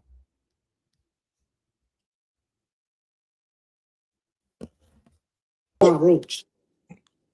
Wait, hold up. Nah, but because I don't think they gave him the belt. He would have to fight for the belt, though. He was going to be in the intern, like, the same place that Zepeda was at with me. That's where he was going to be at. Remember when me and Zepeda fought? Zepeda was the intern champion at the WBC. He would have been the same spot. I mean, he would have been the first to challenge for the belt. Which is why he kept saying, oh, I'm going to be your mandatory, such and such, such. Like, exactly. Okay, y'all remember that? Y'all forgot that part because y'all like to focus on what people said, right? Then y'all was like, oh, no, he said he's going to drop the belt. He don't care about the belt. They stripped him of the belt. But then he said it was going to be his mandatory, and he went back down. Did he do exactly what he said he was going to do? Since we focus on guys that, don't do what they say, contradict themselves, did Shot do exactly what he said he was going to do? Yes or no? All right, y'all know what the answer is. And when y'all take long to respond, you know what the answer is. But Cole, you owe him a fight. As a boxing pundit, I gotta say that because you told him if you fight Savage, you get the fight. You owe him a fight. I would love to fight him. I just want my credit for when I beat him. That's all I ask. Like, I would love to fight the guy. I just want my credit. You give me my credit, and I'm cool with it. But so to you, that's gonna happen though. That's gonna happen. Once again, if I get my credit, if I fight him right now and he comes up to 135, after y'all see me in the ring with him and y'all said I'm a lot bigger than him, right? Yeah. If I fight him right now, are y'all going to say he's a 30-pounder? Yeah, niggas. You can't avoid that. They're going to say that. They're going to say that. I can avoid it. If he went up to 135 and proved himself, he's no longer a 30-pounder. He will be a 35-pounder. That would make a lot of sense. But what's prove itself? Like get the belt, or all what he had to that? do was get in that position that Lamont Roach is in tomorrow. It was given to him. He just dropped the intern belt, the WBC intern belt. It was it was kind of giving him the keys to it. So Roach is in the position I get to be it. able to Maybe fight it was a next, risk for him to no stay up problem. there, but again, if you want something, you gotta go get it, fam. I'm not mad at that, but y'all gotta Going fight, to 130 niggas. and expecting Shakur to entertain you is a joke. That's a recipe for disaster. I'm willing to bet my last dollar if he fight that guy next, they wouldn't give him no fucking credit for it. I already heard people saying he need to fight Shock, but I ain't giving him no credit for it because he bigger than him. He's so bigger than him. I'll say this, Blaze. That's very convenient for it to be that way. But if you're considering fighting somebody, what changed? Because it was all Shakur for like 2 months straight. No mention of Keyshawn. That even the purse bid, they still was talking about Shakur. So what changed when Keyshawn said no? Didn't they say the little brother first, then the big brother, Blaze? So it's very convenient for them to, oh shit, now they don't want to compromise to fight Shakur. Now what changed? When was they willing to compromise? On Twitter? Because they never did nothing behind the scenes to actually make that move. So again, was they ever serious if they did nothing to make the fight? It's very convenient. If it's the bigger fight and that's what you really wanted, now they're both free with no opponent and you have the opportunity to do it. So if you was ever willing to do it, what changed? A couple of weeks, a month, shouldn't have really changed if you really wanted to make the biggest fight in boxing, according to Devin Haney. So that's, to me, that's giving them an out. I would like to hear them say that. Come out and say that. Devin, come out and say it. The last thing Devin said was 144. When did Devin say anything else? Where can we assume this from? Do we got anything to go off? The last thing Devin said is 144, we got to fight, right? At any point, did he say 147 and no fight? That's his dad saying it, right? I never mind what Bill said. We talking about the fighters because we always talking about what Shakur say, right? So we focusing on what Devin said. He said yes, right? See what I'm saying? Said yes. So, yeah, but one guy, I'm going to say this again. He said little bro first, then big bro. Little bro says no. Don't you think the logical choice would be big bro while they're free? Don't you think the logical choice would be the guy that went to the entity that they said wanted to fight? Huh? Make sense or nah? Make sense? Pablo, man, I'm timing you out, fam. You just saying anything. And then when you come up back off that timeout, tell me how I move the goalpost. I'm telling you what it is. You can't do it, man. I'm telling you, man. I'm blocking you because you just being a distraction at this point. You annoying the hell out of me. You just keep typing dumb shit. Giving the man credit. We giving him built-in excuses and saying he changed his mind with no way of knowing this. We ain't talked to the fighter. The fighter ain't said nothing else on Twitter. He said 144, got the attention from the media he wanted, and ain't said shit else to Shakur while getting tagged the whole time, responding to Andre Durrell. He didn't even say a whole lot about the Keyshawn shit. Y'all just timed him out. He just saying anything. Just saying anything. I don't move the goalposts. I don't need to. Devin Haney can't beat Shakur to me. I don't need to move a goalpost for a guy I don't feel like he could beat. Hey, Blaze, what would have happened if he would have fought Shakur first, Blaze? If Devin Haney fought Shakur first, what would happen to his belt, Blaze? What would happen to his belt? If he fought anybody but Keyshawn next without, it chose anybody, should I say, but Keyshawn next. If Keyshawn wasn't saying no, if he chose anybody else, had he fought Shakur next, what would happen to the belt, Blaze? So it don't matter what Shakur say. What did the WBO president say? If Devin Haney fought anybody else, what happens? He gets stripped, right? So that's all Shakur is telling them. But by them saying they're never dropping their belt, Blaze, what is that telling you who they fighting? You can't keep your belt and fight Shakur, Blaze. That's what they was trying to convince the fans that they was doing. We negotiating with Shakur. We ain't dropping our belt. And we fighting Shakur next. When we know that's not the reality. But that's what they told y'all. So we reading his mind now. We saying he changed his mind without no knowledge. The last thing he said was 44, but now he changed his mind based off what? Assumption. I guess we could assume he changed his mind. So I could assume that he never wanted to fight. Talking SD was good, man. Let me play the rest of this and take it off. We're gonna keep building though. We're gonna keep building. You owe him. Nah, I don't think he changed his mind. I don't, because it doesn't make sense That fight not happening. You not acknowledging what I'm saying to you. Didn't they say little bro first, then big bro? You Blaze, you didn't see Bill Haney say, so if your little bro don't take the fade, you gonna take it, and Shakur tagged him and said, let's fight. You didn't see that? You didn't see it? I don't really want to chase my tail on this one, though. I really don't. It's the same shit, I gotta bro. keep it real. The same Paul, shit. you my nigga. Like I said, Feel how you feel. It's tell all him to good. I go don't up want to chase. and I don't want prove to chase that himself, and we gonna conversation. get a It's fight on. pointless, yo. It's pointless. It's pointless. We know what everybody said, right? But we Devin Haney said 144 last. We have no way to just other than assuming that he changed his mind because he didn't say nothing else. He said 144. We got to fight, and that was enough for people. That was agreement enough. This is the end of this though. Let's get this off here. Hit the like button, y'all. Hit the like button. Is it fair to assume that he never wanted to fight? I mean, if you're type Blaze, if this is how you thinking, right? Because basically by him changing his mind based on Keyshawn saying no. So, all right, the smaller bag says no, right, Blaze? The bigger bag is available. He's so much available that he signed to the guy that the fighter's father said wants to fight, right? So who don't want to fight? The guy that's over there where Bill said the fight is at, or the guys that went on the opposite side? That's changing their mind once Shakur signed to the side that he said want to fight. That don't sound crazy to you? It don't seem very convenient to change your mind now that he's over there where the fight should be had. It's kind of crazy to me. They played themselves with this one, yo. They played themselves. To promote that somebody wants a fight and then you not sign there, and the guy that signs there, you try to convince the world he's the guy that's running from the fight is ridiculous to me. It's ridiculous. But let's keep going, man. I got something else I wanted to get on. Steven Espinoza, man. This Steven Espinoza interview I wanted to cover. It was a good one, man. Everybody hit the like button, man. We're gonna keep building. We're gonna chop it up on this Espinoza joint. Thought it was a good listen. Devin is right, but when Keyshawn walked away is when they changed their tune.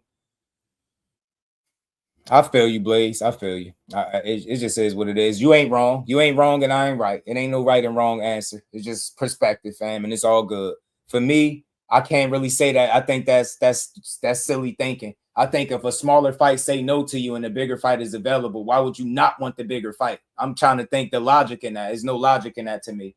If the smaller fight says no, and you've been promoting for 2 months that you was gonna fight the other guy, and he's with not only with the side Zuffa, right? He signed up, but he's free and he's available, and it's a weight class that your son said yeah to. Why wouldn't you naturally beeline to the big fight?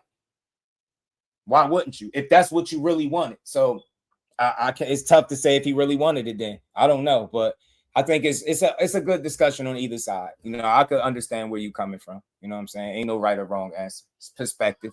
But I just think about when Keyshawn got made the mandatory, all their talk was about Shakur. Then after the shit falls out with Keyshawn and they have the opportunity to really go after Shakur, they don't do it. Blaze, why chase Shakur when Keyshawn was next? Because they told you they wasn't dropping a belt. So they low-key, they was telling you the whole time who they was fighting all along. Because without dropping the belt, that means you're only fighting Keyshawn Davis. So they played with people the whole time. You get what I'm saying? So now that the guy is available and free and on that side with a deal sign, you don't even acknowledge him. Now you change your tune. See what I'm saying? Logically, like what, change your tune now that he signed up? It just don't make sense. Don't make sense. But it is what it is. We're gonna keep going though. We got something we got to get to, man. I thought this was a good conversation, man, with Espinoza and company, fam. It's a good chop up, y'all. Hold on, let me get this joint up. It's just they full of games, man, and I just be seeing through that shit. They play a lot of good media games. They do that shit real well. They play the hell out these media games, fam. They be playing the hell out the media games. My thing is Shakur still moving up 8 pounds to 44. He weighed at 138 against T.O. Shit, Shakur would be moving up. What is that, 5? And then you add another 9 pounds total. And if he was to fight at 44 or to 12, if he was to go all the way to 47. So I just feel like he'd be making way too many concessions for a guy that claimed that he wanted the biggest fight in boxing for himself. You get me? That's why it just don't make sense.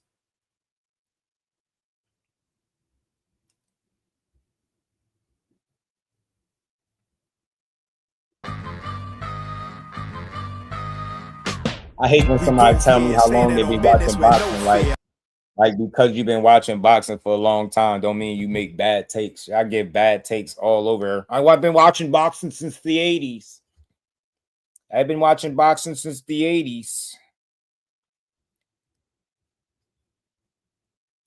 Yeah, it is. It is for sure. Hold on, y'all. I had put this on mute because they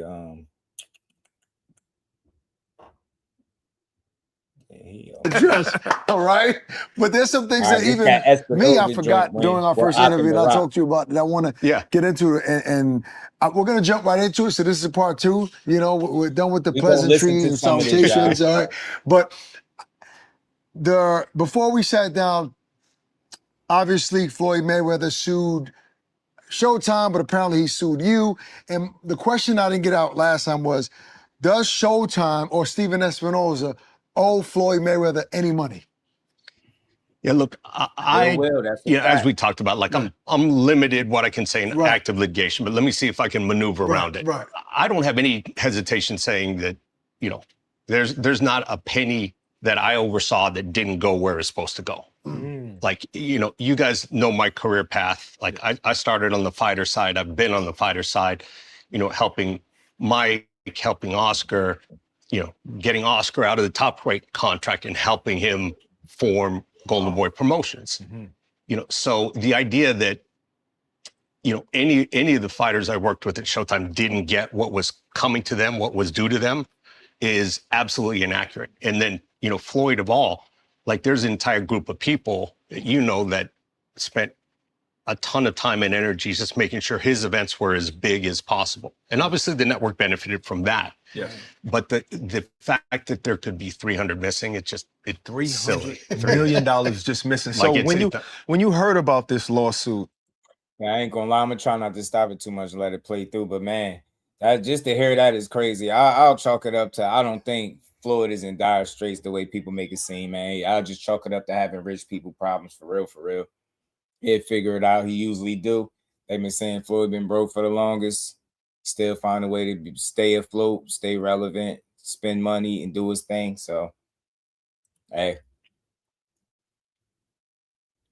I think so too, Blaze. I think it'll be Paro next. It's not a bad fight. What was going through your mind? Did you immediately call Floyd or what? I didn't, you know, because it's, you know, at that point, you sort of assume like he knows what's going on, like this doesn't happen in his name without him knowing about it. Yes. So no, like I didn't think that there was a whole lot of point like saying, hey, what is this? Yeah. It's like, all right, it speaks for itself. All right, that's what we're doing now. Okay, that's what we're doing. So so do you think that Floyd realized, okay, I'm missing money, I owe money, where's my money at? And he just had to sue everyone involved? Or someone is telling him, I think it was Showtime, or I think it was this person, your former manager, your former this. I think they're two different situations. Like everyone sort of saw the two lawsuits and say, okay, they're the same thing. I think someone told him you should sue Showtime, you know, but the fact that, you know, there could be 300 million missing, you know, and no one realizes until a decade later. That's insane. Yeah. But the other lawsuit that he has with his former representative, that's something very recent. That's stuff that's happened over the last 6 months to a year to 2 years. And it is, you got to be careful who you trust. I mean, that's all I can say. You know, the fact that Floyd has always spoken so highly about Al Heyman and how good and smart Harvard grad of an advisor he is, how could that go past him? Like, you know, a network owning him 300 million. Is that relationship that you know of with Floyd and Al severed? It's not what it was. They're not in a lot of contact, and you know, and people think I, you know, had a close relationship with Al, which I did. You know, that's accurate. But anybody who knows Al knows the way he did business. There are plenty of times where we butted head and argued about this fight or that fight. When we sent out, accounting statements, he definitely was coming back and saying, look, I don't understand this. I don't understand that. You need to go back and look at this. I didn't agree to that. For those that don't understand, what's an accounting statement? So anytime on, you know, there are two types of deals. You know, there are sort of flat deals, like I'm going to pay you X amount to be in this fight. you know, you get your purse, or you know, we pay the promoter pays the purse. That's it. Right.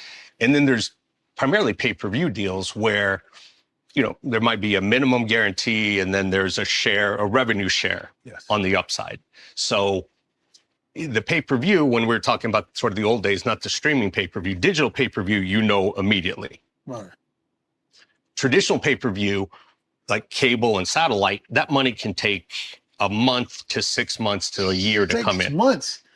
So Why so long?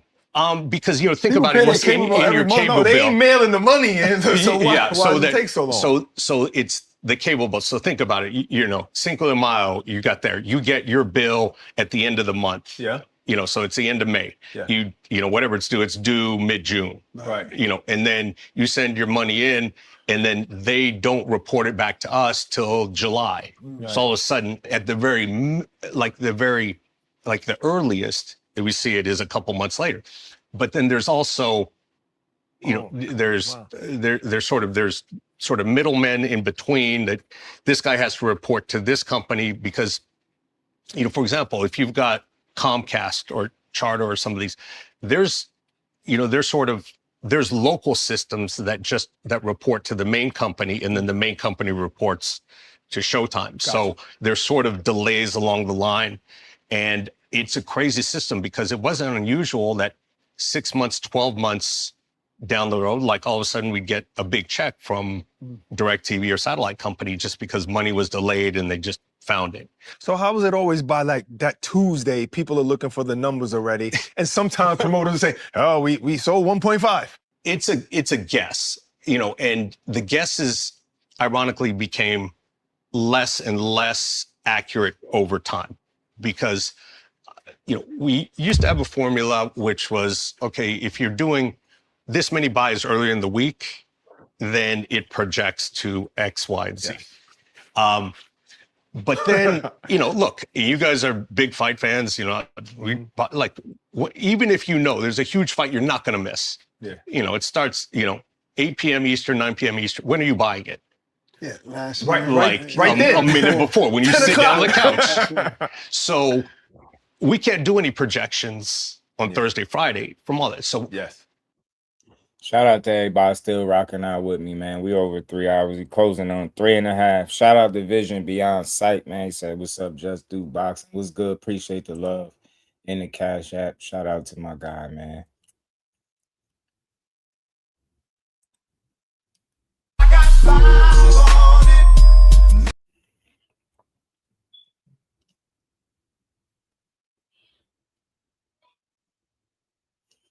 I remember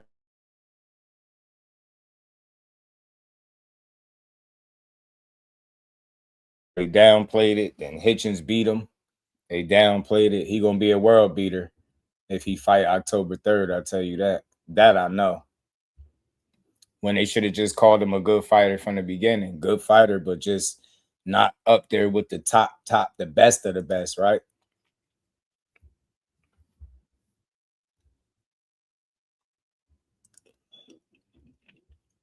Yeah, I don't know if you behind. Shout out to you, Vision Beyond Sight. I just played the little theme music for you. Appreciate the love in the Cash App too. Sometimes with some cable systems, they would tell us on Monday, they'd give us a ballpark. Gotcha. And so you would sort of project. Right. But over time, there were fewer and fewer systems doing that. Gotcha. So at a certain point, a lot of the times we were flying blind. So the middle of the week, after the pay-per-view, we might have a tiny bit of information. And you'll still throw that out there. Oh, we sold 300,000. Yeah, it's sort of like at that point, it's a guess. Maybe I'm dumb, but in this world of technology, like how is it that you can't calculate the numbers with the transactions? How can you have an accurate number if I'm swiping my card, there's a transaction? I've always assumed by Monday you should have an accurate number or close to it. Nobody's buying a pay-per-view after. No, you're absolutely right. I don't think the incentive is there. Ooh, you know, for us to get the money quicker. Because if I'm the cable company, it's the same thing as anybody else paying money. Like, but I'm not even talking about the money. Yeah, I'm talking about the accurate number of sales. So that goes hand in hand. That's exactly right. Because, you know, at that point, like all people are like, how can you market to people who buy pay-per-views? Like we had at Showtime, we had a limited amount of information about pay-per-view buyers because who had all the information? Like the cable and satellite operators. They know who you are, what else you watch. They're not sharing it with Showtime. Now, if Showtime, you bought it on digitally, unlike the Showtime app, then we could tell, okay, you're watching Homeland, you're watching Shameless, you're buying The Fight and all the other stuff. I'm gonna skip up a little bit, y'all. We gonna skip through. They got some time stamps. Trying to get to when they talked about this Al Heyman stuff too. All right, let's get it. Me too. And Me it's too. sort of strange because it's sort of like, okay, how how do you just discover, this bias? And it's like, well, we audited this little system in Ohio and they discovered they had 300 buys instead of 50 that they thought. Oh my God. How do you justify getting money I don't later? know if there's any justification, but I know you've seen online 50 Cent posted it. I don't know where he got it from. People are saying where he got it from, but I don't know that person. There's a conversation that Al Heyman, supposedly, allegedly, it's Al Heyman. It does sound like Leonard Ellerbe, though. And we don't know Al Heyman's voice, but some people that know him say it doesn't sound like him much. Maybe he's sick, who knows? But they're talking about Floyd and they're saying we're gonna bury allegedly Al Heyman is saying we're gonna bury him. Put him in the dirt or put him in the ground, something like that. Have you listened to audio? What do you think about that? I was Being that trying, you know Al. Right. I was trying to piece together all of it just like everybody else. Did it sound like Al to you? It depends. Like when I first when I first heard it, I said, no, that doesn't really. Right. He actually do it sound like Al. He gonna talk about it depends. Man, that's a yes or no. Now you mean it depends. But it depends on what day you hear it or what. Do it sound like him or not? I listened to it and then it was like, well, maybe a little bit. And I listened to some more. Like you can go around in circles on it the more you listen to it. Got you. And I'm trying to think, when was this said? In what context? Like what was going on? I heard one outlet say that they've had that for a year, but they didn't leak it. And now it's being leaked. I don't know. But who knows? It doesn't sound like something Al would say, and I don't know why he would. I haven't asked him about it. I haven't spoken to him about it, so I don't know for sure. But I don't know. I ain't asking him about it doesn't that. fit with what I know of the situation. As far as AI, because people are blaming it on AI. The only thing about that and AI, the lingo, right? And the conversation, how casual it is, it's not something that AI that I've seen on the internet that AI has been able to replicate, right? When you see an AI video, the words are precise. Even if they create the same voice, there's not that, I can't explain it. Like it seemed authentic. I'm not saying it is. Right. I'm saying I know what people are talking about it being AI. I don't know. I never listened to Al's voice. It was messy the way people talk, It wasn't perfect. It wasn't a perfect conversation. But Floyd, look, am I ignorant to say Floyd, they didn't mention Floyd? What they were talking about another little guy, putting him in the Yeah, actually, they mentioned Floyd because he says he owns PBC. Floyd is the one saying that. Like when? I've never heard him say that. PBC and me are one. That's what he says. But I've never heard him say he owns PBC. You're talking about me. I mean, there's that. I'm also trying to figure out like what is the situation in which this was quote unquote recorded. That's the thing. When, you've got two sides of the conversation. Somebody was eavesdropping, Steven. That was what's going on, man. Somebody had a bulb on. Somebody was wearing a wire, damn it. It doesn't make sense that either Al or Leonard would A, record it, or even if they did, why they would release it. Yes. Right. Because if it's accurate, it doesn't make either one of them look good. Right. So I'm like, in what context was this recorded and why would someone release it? To what extent? Like a lot of it doesn't make sense. Yeah, it's not really saying much. It's saying they made some comments, but I mean, if it is out, it is saying something. It is saying something, but like I've said, this was a father figure to Floyd. Yeah. Right. But we can't say for sure that he was talking about Floyd. Teach, you probably dead serious. So I said she could record it. I wouldn't surprise me. Teach, you know he at the butt of all jokes right now. He do everything wrong. He the only one that ain't moving right. Everybody else doing what they supposed to be doing, except for him. Never mind the last fight he just took. Yeah, he ain't doing nothing right. You can't make this shit up. The last couple fights. Then he said you saw it. That's crazy. That's crazy. We are assuming that because it seems that way. Though. It seems that way. No one else is talking about their own PBC. No, who that has millions of dollars. I've never heard Floyd say I own PBC in any public forum. Never heard it. I'm not defending Floyd. You always bashing Floyd. I defend Floyd. You're the Floyd. I defend Floyd. I'm just saying. Damn. But in any case, being that we're on Al, I want to ask you about the time when Al started bringing fighters to Fox, right? I thought about you because you guys were building this relationship. All these PBC fighters were fighting on Showtime. You had all the stars, and all of a sudden, boom! I don't know if it was a Deontay Wilder or Spence. You know better than me.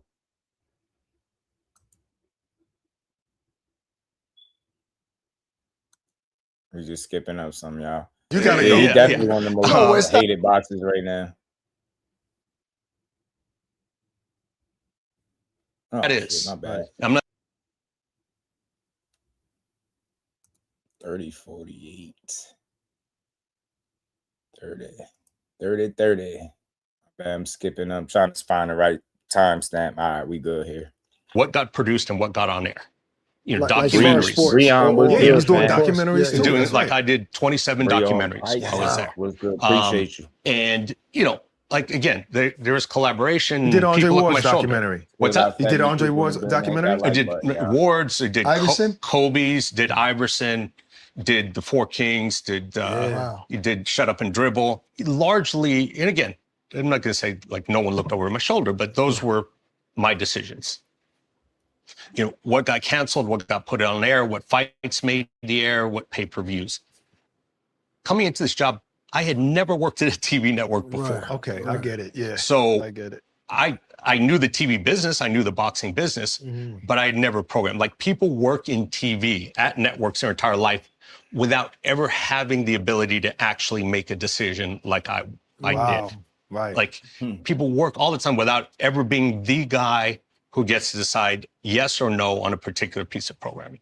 So there's not that many of those jobs at all. So that's why I said, like, I was surprised I got it because, you know, there aren't that many jobs to start with. And then to give it to somebody who's never even done anything similar to that was a roll of the dice. You were supposed to go a little lower and you went to the top. And so it wasn't, and that's exactly the opportunity. Like no one as a lawyer, no matter how good a lawyer is going to be, there's not going to be another opportunity where someone says, hey, you want to come You had to jump on it. Yeah. So I was like, I have to take this opportunity. Yeah. And not to get political, but like people like me don't usually get those jobs. Yeah, that's true. Coming from my background being, Mexican American, growing up humbly, without connections in the industry, without any relationships whatsoever. Right. Like you don't, like I already won. Even if I'd never work in TV again, I've never worked in boxing again, like I've won. Yes. I've won by making it there. 100%. Is there anything you regret throughout your stint at Showtime at all? Like any business deal, any relationship that went south, anything that you felt you could have done differently or you wish you would have done differently? Or didn't do? Sure. There's always stuff. Look, the biggest one, we touched on this a little bit, is like, obviously when the division shut down, like. And with the WBC though, Espinoza, they was talking about, my bad, Joe. They was speaking on Showtime and why it ended and stuff like that. And he was speaking about his involvement. And he was basically calling a lot of the shots over there, man. He said he was responsible for what was put on air and what wasn't. Then I second guess everything. He Even also told us by that point, boxing, like I understood it's in the larger ecosystem of what was going on, both within Paramount, like what their trajectory was, a change in leadership, a new guy wanted to do something different, looking at having HBO went out of it in 2018. We are in 2023. Right. There were rumors that, ESPN was going to be going out of it. So I know, rationally, there really wasn't anything that we did or didn't do to get that decision. Like that's, one of the first things my boss told me when I got hired is, we're out to lunch. It's probably my first week. He said, you're overpaid, right? Really? And I was like, what are you going to say? Was to your this boss? 2011 or 2013? 2011. And he said, and I sort of was like, yeah. He's like, well, I am too. Well, let me explain what I mean. This is before the second deal. Yeah, this is before then. Then I was really overpaid. He said, the thing about the TV business is we're all overpaid because there is zero job security. We get paid more than we should because one day, get his old end. Like some new guy comes in and he doesn't like your face or he doesn't like the programming or he's got a best buddy who has the same, and that's what happens. Like you see it all the time. When I there's used to say that all the time, right? I used to be like, yo, stop, we're overpaid. I mean, when there's a regime change, like you see it, like everybody starts sound like one of them good problems to have, y'all being overpaid. Scramble for the resume. A new head of the network is going to probably bring in their people. Yeah. So we've seen that happen. Yeah, it does happen. So, at the end of it, I knew there were a lot of factors, because among other things, look at that year, that 2023 year that we had. Yeah. There was, Tank and Ryan, which was the biggest pay-per-view in 6 or 7 years. Yes. We had Canelo Plant for Undisputed. Right. We had Spence and Crawford. I mean, forget the rest of the year. Those three fights right there, crazy. Epic. Is a fantastic. We about to get into why Tank versus Shakur died and a real story on Crawford versus Ennis. There's a reason why I was playing this. That's why I'm skipping through some of it, depending on the timestamps. But we ain't gonna listen to all of it, but we're gonna listen to a couple of these, more popular talking points. And yet that was the year they decided. You went out with a bang. And it was sort of like, oh yeah, you put all this on because you knew. You're doing too good. You gotta go. Yeah. No, it's not him. It's the sport that they were leaving. It was sort of like, and I get it. If somebody comes in, they got a new position, don't have a history in premium TV. They're sort of like, I'm not sure why we're doing this. I want to try something else. Oh my God. You mentioned Tank, and I just want to touch on this. You might have touched on this before, but the negotiations or the potential fight between Tank and Shakur Stevenson. How close was that fight? Talk about those negotiations. There was some outreach. The conversation didn't go very far, to be completely honest. Like, it sort of like at that point, calling Top Rank saying, hey, could we, maybe there's something we could do here. Yeah, let me think about it. I'll get back to you. Crickets. Like, I'm not gonna blame Shakur for that. Right. You're not saying Shakur didn't want the fight. No, it just not didn't at all. Get to the point not at all. I don't know that he knew anything about it, whatsoever. Just like, somebody.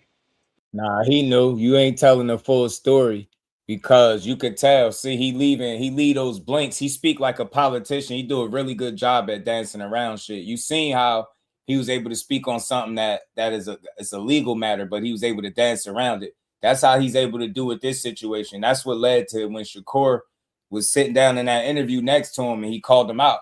And he basically says, you know what you was doing by you saying the stuff that you said, people was going to come and say, yo, I ducked. You knew what you was doing. It was a phone call made and y'all asked would he be available. From what I got, you asked would he be available to fight Tank. He said, yeah, you saying crickets. But notice, y'all, he not saying on which side the crickets came from. Just think about it. Who's driving the fight? If it was crickets on Shakur's side, he would easily been able to say, yo, we reached out. Why he can't just say that? And we ain't hear nothing from that side. He just kind of threw it in the air. It's crickets because it didn't go that far. If you reach out to him being the A side, it's up for y'all to make the fight. What do you mean crickets? You get what I'm saying? Like, just think about it. Fill in the blanks a little bit. Like, think about that. It would be up for them to reach back out and for him to turn the fight down. Why he can't just simply come out and say, yeah, they didn't want to fight, but you trying to, like, disconnect Shakur from the situation. Where was the fight ever going to go? Like, who would they go to? What is there to talk about if they're not talking to Shakur about the opportunity? So, yeah, you know, of course, he being a politician, y'all, respectfully, he leaving some details out. You know, you can't blame me for fights that Tank did or didn't get. Right. At the end of it. So, yeah, there was some attempts, and I wouldn't have made those phone calls unless PBC and Tank were Really on wanted board. to fight. Yeah, Right. they were on board with doing it. I'm not going to go chasing something that has no basis for getting made. Gotcha. You know, the same way it comes up a lot about Boots and Crawford. You know, and my Keith Sweat voice teach nobody, nobody. You know what I'm saying? Remember, think about it. They blamed Top Rank for so long for being the reason Shakur and Tank wouldn't fight. So who's to think that was going to ever change? But the minute he was in free agency, it was none of that. It's just always the same shit. It's always the same stuff when it comes to fighting. You know, that was one of the situations that, I mean, yes, you know, I talked to Bozy a lot. They were very open to that fight. You know, I talked to Bud about it, you know, because at that point he was a free agent and I talked to him directly. And what was his response to it? His response is, you know, I can definitely think about that. But the time we had this conversation, he was laser focused on Spence. Yes. And you can't blame him. He wants to finish that division. And do y'all really think Terrence Crawford was supposed to risk undisputed or risk the bigger fight that he's been chasing with Errol Spence to fight Boots? It's like people don't be thinking, man. They don't be using their head, bro. That's when he was trying to fight that man, and he beelined away from that negotiations, fought Avanesian on BLK Prime, where it'd be no issues, got a bag, stayed active, and went back to the negotiation table, and the rest is history. And be undisputed. Right. And not only that, can you blame a guy like Bud was blackballed, in my opinion, by PBC for a while, right? You can confirm that. And not getting the fights that he wanted. So he got his opportunities late in his career. At this point, I need the biggest fights that are going to make the most money. I have 6 kids. It took him 5 years to get that fight. So we all know his talent. Bud has never ducked anybody, any smoke, period. But it is a business at the same time. So if I got Canelo in the wing, I just made, I don't know, 20 million, 25 million with Spence. Why would I want to fight a Boots Ennis right now at this stage of my career, right? Would you advise him the same? You know, if there's, you know, post Spence, yeah, look, from a pure business perspective, and boxing fans don't want to hear it, but from a pure business perspective, if I were representing him, the obligation I have is to give him the biggest money fight possible. Whatever that is. I'm not saying that was or wasn't Boots, but he, you know, eventually focused in on Canelo, you know, and he started talking about Canelo way earlier than everyone else was on board. It sounded like a crazy idea at some point. Talking to my dog Wyatt saying, what's good? He said that was after Avanesian just. I figured so, because again, Errol Spence came after Avanesian. So I'm just saying I don't know how you seen it, but I never seen a Boots fight with Bud happening before Bud fought Spence is what I was getting at. You get what I'm saying? I felt like the Avanesian fight was a bonus fight for a guy like Bud to take, you know, and stay active. Boots ain't no stay busy, stay active fight at all. But I think he took one of them with Avanesian, and after that, again, like you mentioned, he was all, or should I say Steven Espinoza mentioned, he was all focused on fighting Errol Spence. I just never seen that fight come into fruition. And why I'm going here today, because I like to hear from people that be inside the business, and I'm pretty sure nowhere is you going to hear that Espinoza is saying Bud duck or Boots duck. That's what I like to hear. The same thing with Zab Judah. I think Zab said he was representing Bud around the time, or he was in, you know, he was involved, he was in the mix, and he said he said other business came up, you know what I'm saying, and other stuff came up, so they never ended up fighting. Nobody ducked, but you know, business came up and guys went where they went. And I think that's the more believable route. I hate people that push somehow that it was Boots ducking or somehow it was Bud ducking. All I'm getting at, it was more business. I don't think you can look and point the finger at either fighter and say, oh, they was trying to avoid each other. I don't think so. You know what I'm saying? So that's why I was getting at. But shout out to my dog, man. Keep putting out that great work. Shout out to the homie Mill, man. Mind yours, what's good with it, man? Let's keep strolling. Told this story in exact detail, but Crawford and fans still push a false narrative. I don't like it, though. I hate it. I hate it for either guy. You know how I do anyway, YSM. I hate it for either one.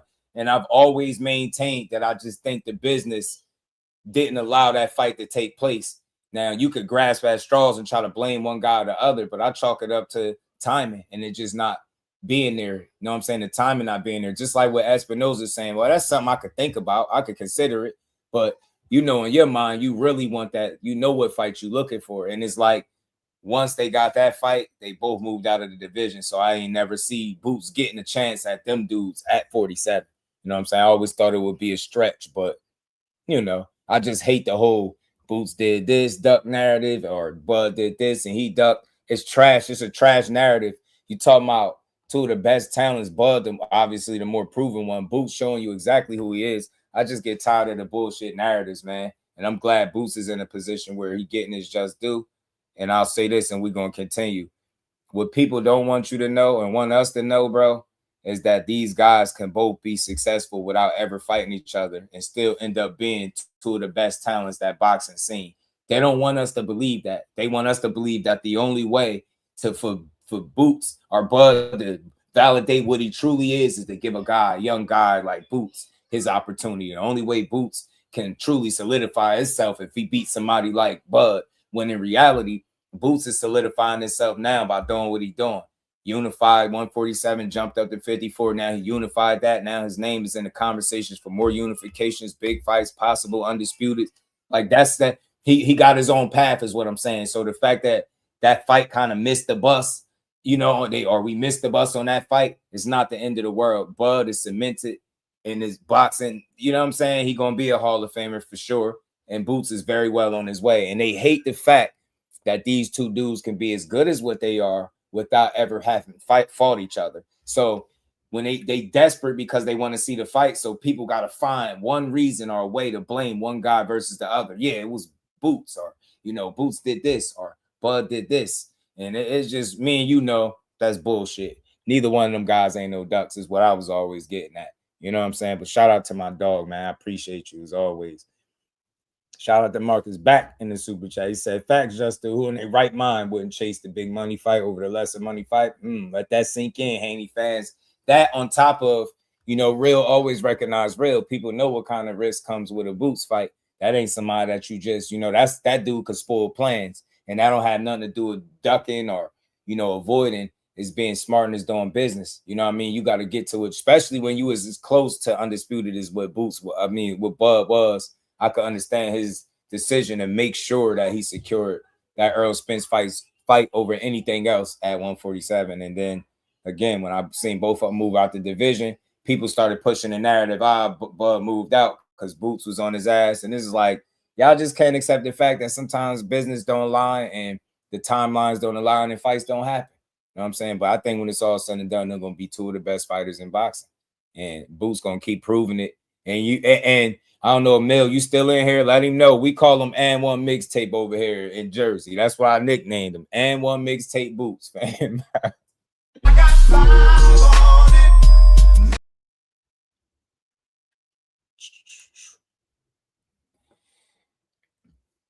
on it. Yeah. I just think that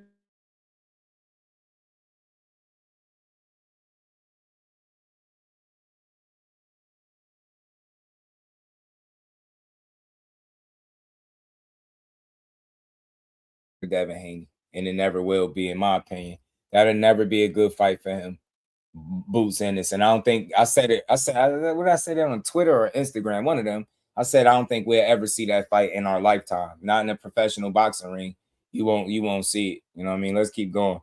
Virgil should have got in there, Serrata. If he was gonna stop him, he should have got in there when they did the face-off instead of talking about dream fights and suing his promoter. And now I don't like to use the word begging, but now they doubling, tripling, and quadrupling down that's the fight they want, because I think they probably know that Boots probably focus on something else. I'm hearing Josh Kelly is a possibility, but I'm telling you now, I hope you hear when they actually do make that fight, because I think and one mixtape Boots is going to come out on top. I think he's going to hurt Virgil.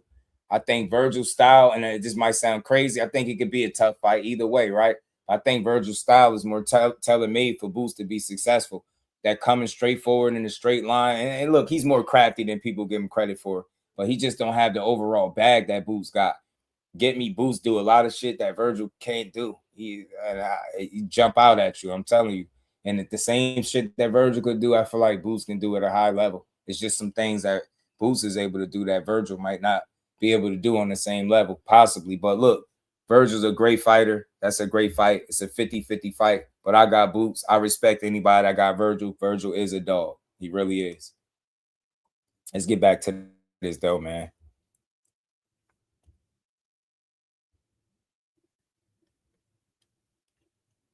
Wow. So, like, I would never say Bud ducked it, you know, and it's certainly not the case that Bozy and Boots ducked it. Right. You know, it's one of those where I think that the timing was off. That time. The timing was off. What did I just say, fam? This is my first time listening to this for real. But what did I say? Timing. I'm loved when somebody in the business keep it real. Definitely ain't gonna say Bud ducked it. You ain't gonna say Bozy and Boots ducked it, because that ain't what happened. I'm gonna listen to that. Somebody that's on the inside more than I will somebody on YouTube calling themselves a content creator, pushing narratives and agendas, fam. That's all I be trying to get to is the truth. Business not being on point will stop more fights from happening than ducking ever will. I'm gonna always say that because I believe it to be true. We'll be yelling about duck whole time. Dudes couldn't even agree to money or whatever the situation be. You know what I mean? So many things, so many moving parts, so many different ways a fight could fall out, or just for the smallest shit. So again, more fights gonna fall out for business more than, you know, two guys sitting up trying to duck or avoid. I just don't believe that's the case. Yeah, but look, I feel you, Serrata. He's a dog. Virgil is a dog. You know, some of the shots, I know they say Xander landed, you don't want Virgil landing. I understand that, right? He on the other side of you, it could get spooky, but the same could be said about Boots. Some of the shots that he's able to land, get in there. You don't need Boots to be on the opposite end punching on you neither. So you got two top tier guys. You know, one is more proven. One got a really good resume without the accomplishments, the accolades. But I think an opportunity is there for the fight. Hopefully they give it to us. Me, it's just more understandable why it wouldn't make sense for Bud for that. Right. Yeah. Right. Not saying that, you know, Bud wouldn't beat him. Like I said, I know for a fact that Bud wasn't ducking Boots. I know that for sure. Right. And he obviously made the right decision, right? Made tons of money to catch Canelo Alvarez. Went up arguably 3 weight classes to be undisputed in a 3rd weight class. Yeah. There's not It's like a storybook ending for his career, Yeah. starting from Spence and on. Now, with that being said, in your opinion, as a businessman, you ran a network, you know boxing, what do you think would get Bud back into the sport for one more fight? I mean, I'd love to see it. I think it's got to be a spectacle, like, because once you get a taste of that level, like, it's hard to go back. Right. Like, it's sort of like in a different situation. You look at Conor McGregor.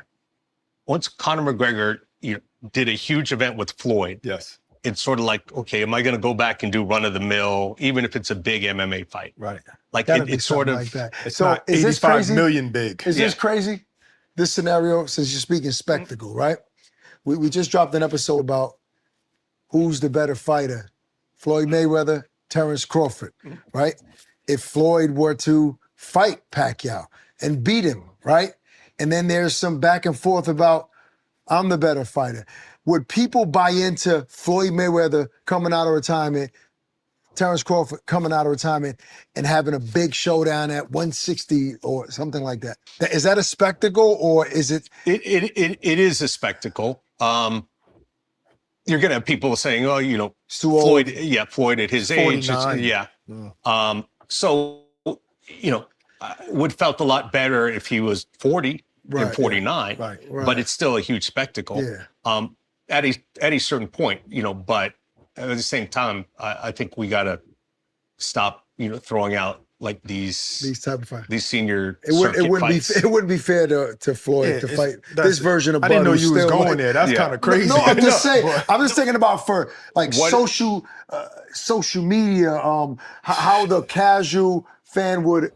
I think they will buy into this fight because there's people still people argue us down. There's no way that Bud could ever beat Floyd Mayweather. I think there's still enough casual fans. Prime. They're talking about prime. No, but still, Floyd. You don't think there's still enough casual fans out there that will buy into this fight? Not enough what they would need, not what a Floyd would need, and what a Crawford would. Man, if they said Floyd was coming back out of retirement to fight Crawford, people watching that damn fight. Ain't no way. The hate that people still have for Floyd, all the headlines that his name been attached to, and then the way they hate Bud, some of them dudes, it'll be a lot of people glad that at the end of the day, one of them dudes gonna have a loss on their record. There's no way people don't tune into Bud and Floyd fighting each other if they was to do this shit right now, even at 50. Shit, if you could watch Jake Paul and Anthony Joshua, and when you know the outcome of that, we don't know the outcome of Bud in a damn, Mayweather. So I think people will watch it. I really do. I ain't gonna lie. I think people will watch it, but it's the fantasy fight at the end of the day. I don't see it ever happening, but people will watch that shit. Yeah, they watch AI fight. They just watch it. I mean, 49 and 39. AI video. And that 39 is still better than everybody else in the world. Do you agree with that?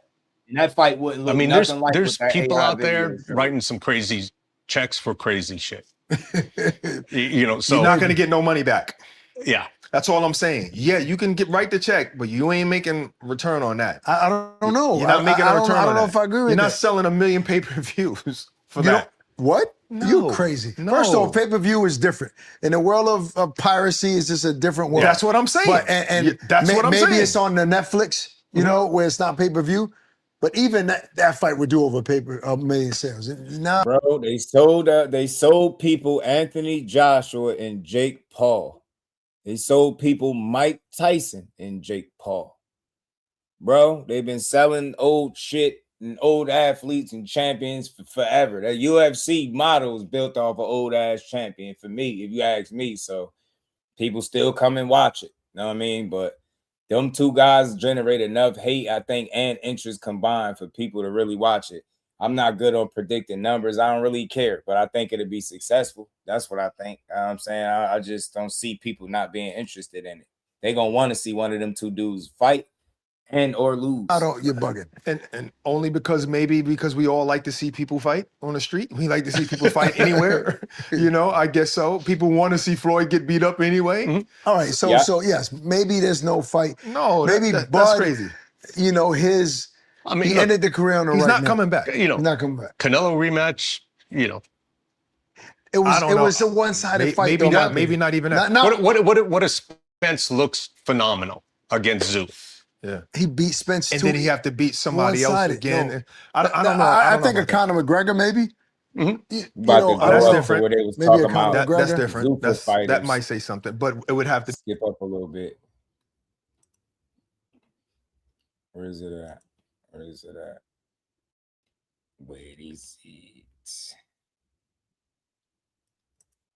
They saying, can Zuffa really sign every fighter? Devin Haney rumored $60 million deal. We know that's a rumor now, though, because of what we heard about DAZN, him signing on to DAZN. So there we go. Okay. So it's sort of like, what are they trying to get in?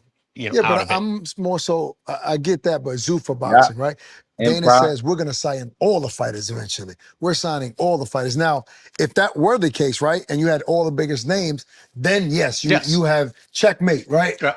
We have to come to you to watch those fights. Mm-hmm. Right. Is that even realistic? Can they ever get to that point where every single fighter respects a Zuffa belt? My God. And this is where we at. This is the league. This is the UFC of boxing. Can we ever get there? Look, you'd have to undo 100+ years of history, right, and 100+ years of structure, right? Which means promoters, sanctioning bodies, managers, all this. I'm not saying it's impossible, but that's where you got to start with. The other thing is you've got two different tensions, because I think Zuffa's been very clear. They came in, they said there's something wrong with the boxing business model. Right. and we're going to fix it. Now, there's a lot of things wrong with it. There's a lot of things you can poke holes on. But the one that they chose was the distribution of revenues. You know, they basically said, it doesn't make sense. Like, all the fighters are getting too much money.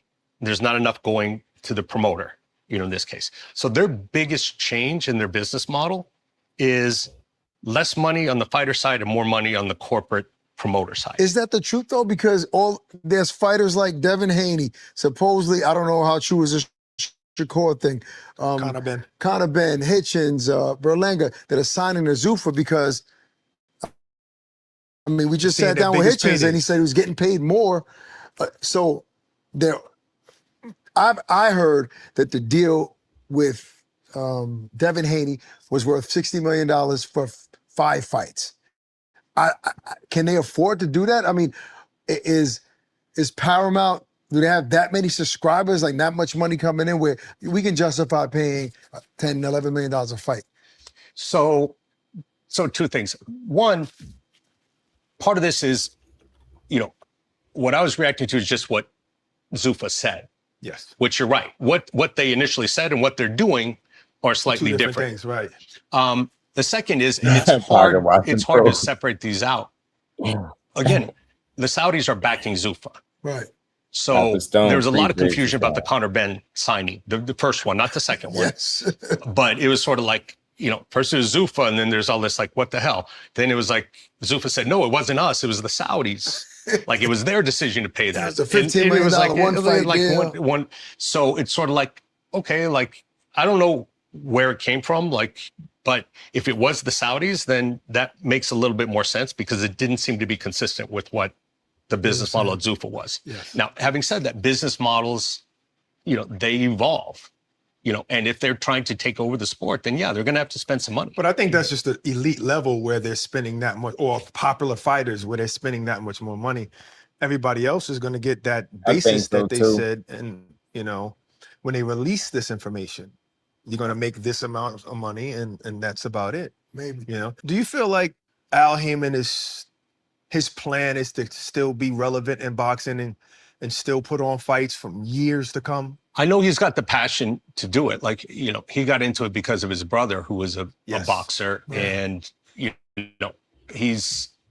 You know what I want to hear, radio? I want to hear Eddie Hearn speak about this big DAZN deal that he signed, because he was so vocal about everything with Zuffa and how stupid they was and how people can't fight nobody and, you know, the typical promoter or competition type of talk. But I want to hear, not saying that he signed with Eddie. They saying he did a deal directly with DAZN. Shout out to him and Team Haney. But I just want to hear what his thoughts is, right? Just to hear, like, what's his, you know, what I heard from Chris Mannix, or what we heard him say on here when I played his show, the clip. He said, from what he's being told, is he signed a 4-fight deal with DAZN. I don't care about his money because I'm not in his pockets, but, you know, that's interesting that he'd be, you know, potentially with them for possibly 4 fights. You know what I mean? It'll be interesting to see who they draw up for him to fight as well, just like anybody else. Anybody on Zuffa, especially a top name, or Shakur Stevenson, you want to know what game plan, what's the plan for him, right? Who they going to get him in the ring with to justify this money that people are reporting that they paying, right? And same thing for Devin, any big deal, right? You want to justify giving up or paying that much money. You want to make those fights make sense. So I got the same questions for anybody that's signing any deal, no matter where they at. I don't care what umbrella, what side of the street. At the end of the day, they all these deals need to make sense, right? They need to make money to make sense. And these guys need each other. These top names need each other as dance partners to make this shit make sense.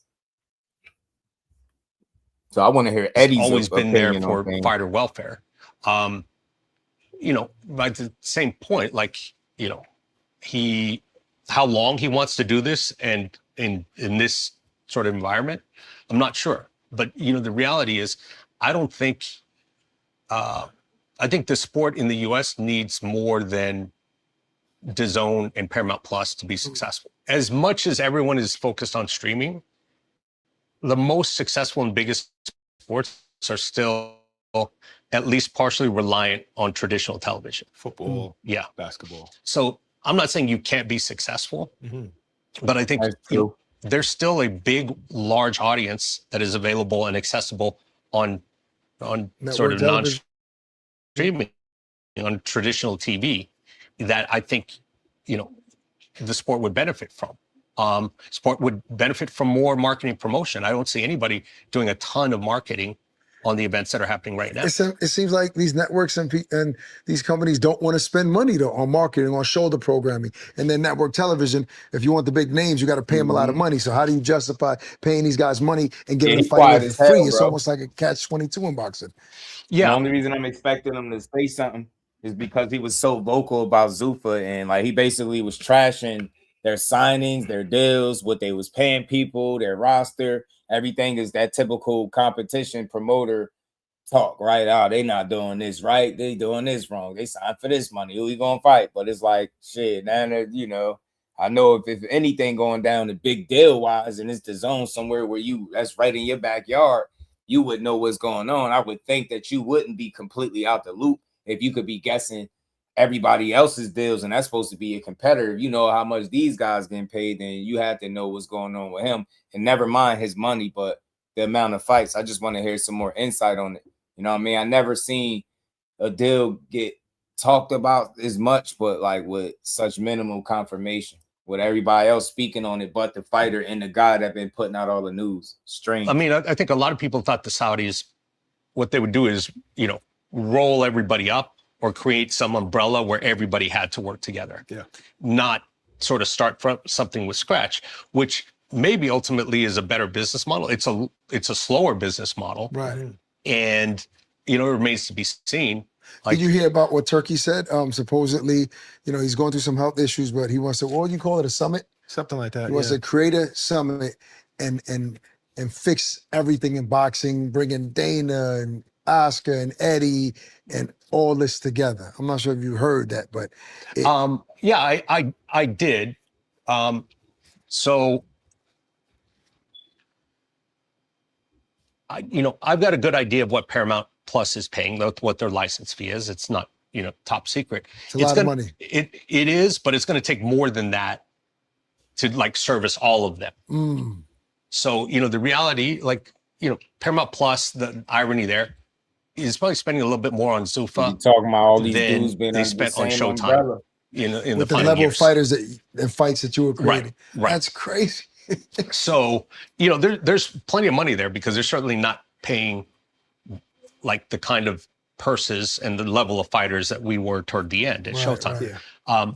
But by the same token, is that enough? If you got everybody to work together, can you pay them out of that? Because look, let's back up. Like in 2017, you had, Showtime with $100 million budget. You had HBO with $100 million budget. You had ESPN that was active, doing stuff. You had, Fox in it as well. Fast forward, you have over 200 million missing with just HBO and Showtime leaving. Right. Like that's money that would be going to develop and market fighters. Right. Wow. So, okay, as much money is who is spending what where? And if it's if the plan is Zuffa's going to do all this, Paramount? No. Now, having said that, Zuffa has a lot of smart people over there. I'm sure they're not thinking, it's this amount of money on this network. They're going to expand and eventually, either expand their deal or go to multiple networks. Okay. Yeah, and that's what it is. It's still in the early stages. I think the biggest resistance or apprehension people had with Zuffa is how I think the ideal was presented as being its own entity that was going to take over boxing. But I told people I always thought that was just really ambitious talk for somebody that's trying to start something up. You get what I'm saying? Like, you don't think it's not as easy to just take over boxing. You can't just snap your fingers and just because you have money, it just all falls into place that way. It just don't go like that. And I think that's what made people so kind of against Zuffa. But I think the reality is what Steven Espinoza is saying, man, in the long run, they're going to have to work with other people. They're not going to be able to sign all the fighters. It's never going to be like that. And again, you're not going to be able to pay everybody $60 million contracts, $15 million contracts, or $15 million per fight, whatever the case may be. That's just not sustainable. But at the end of the day, what's sustainable or would make it so that you would be relevant is being able to work with any and everybody. That should be the goal. Because if you just came into boxing to try to be your own entity, I mean, shit, boxing don't need that. Boxing need people that's willing to work with the other promoters, the promotional companies, the networks, all this shit. Boxing need to be boxing. If you box, you should be able to fight. If you're in the same weight class, you should be able to fight. If you healthy, no matter who you signed to or what side of the street, that's garbage. That shit should be a conversation of yesteryear. It shouldn't even come up no more. So everybody do need to be under the same umbrella. You get what I'm saying? I did hear that PBC joining under the, the zone umbrella. They had more of a budget to be able to make bigger fights. That's what I'm hearing from a good source. So I just want to see it materialize, because the better PBC does, the better boxing does overall. And I just want to get to a point where we can see fights without the excuses and getting them drawn out way too long before they give them to us. So when it's being said that fighters are outpricing themselves, they're just looking for too much money, because when the zone came in, they paid a lot. Al Heyman paid a lot before with Showtime. After this, we're going to cover one of the last top talking points where he was addressing Tank Davis's future. Where did you stand during that time period where they're like, these fighters are asking for too much money? They're looking at what Floyd made and think that they're worth what Floyd made. Because even Floyd was saying some of these fighters want too much money and you're not fighting the big. I don't think that's all the way true. I just think you got to add the fact that you got a guy like Jake Paul that cut the line in ways that you probably will never see again in boxing. And he's making money allegedly that, these fighters that have been doing it since they was babies and kids will never be able to have access to, because he came in with his own bag popularity and got things rolling the way he did. You know what I'm saying? So I think people see that and they want to maximize their dollar on every fight. And I think the days of selling fighters just legacy over the dollar, I think is over. I think back in the day, maybe boxing was better because people cared more about legacy than the money. I think money always was the driving factor, but I think you could sell the legacy thing to a fighter more so back in the day. I think now fighters is like, man, the hell with that, man. I want this money. You get me? And you can't blame them. I think it's like the conversation came up briefly. I think this past Saturday with Bud Crawford up there on the, doing the telecast. And one of the things he said was, he was asking, like, do you think fighters are more business oriented? And I think that's a good way to describe it. Like, people consider their money, they consider their health. It's a lot more shit to consider. It ain't no just, oh man, I'm ready to die in there. Nah, people like how much I'm getting paid. Like, that's how they think that's what's changed the most about boxing. The fact that it's so much money if you can make it to that top spot. And I think guys that, are in position, they're going to try to maximize the dollar every time.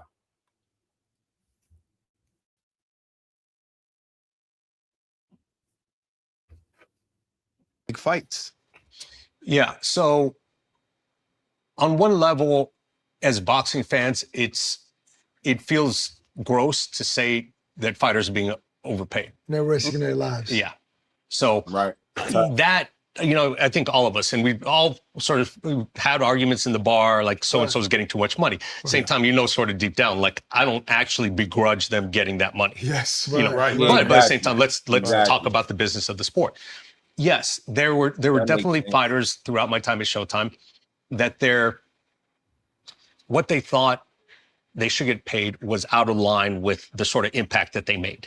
Yes. Yeah. Viewership, marketability, all of those things. Look at it. Like, whether they quote unquote deserved it is a different thing, But as a network, it's sort of like, my job is to satisfy the network.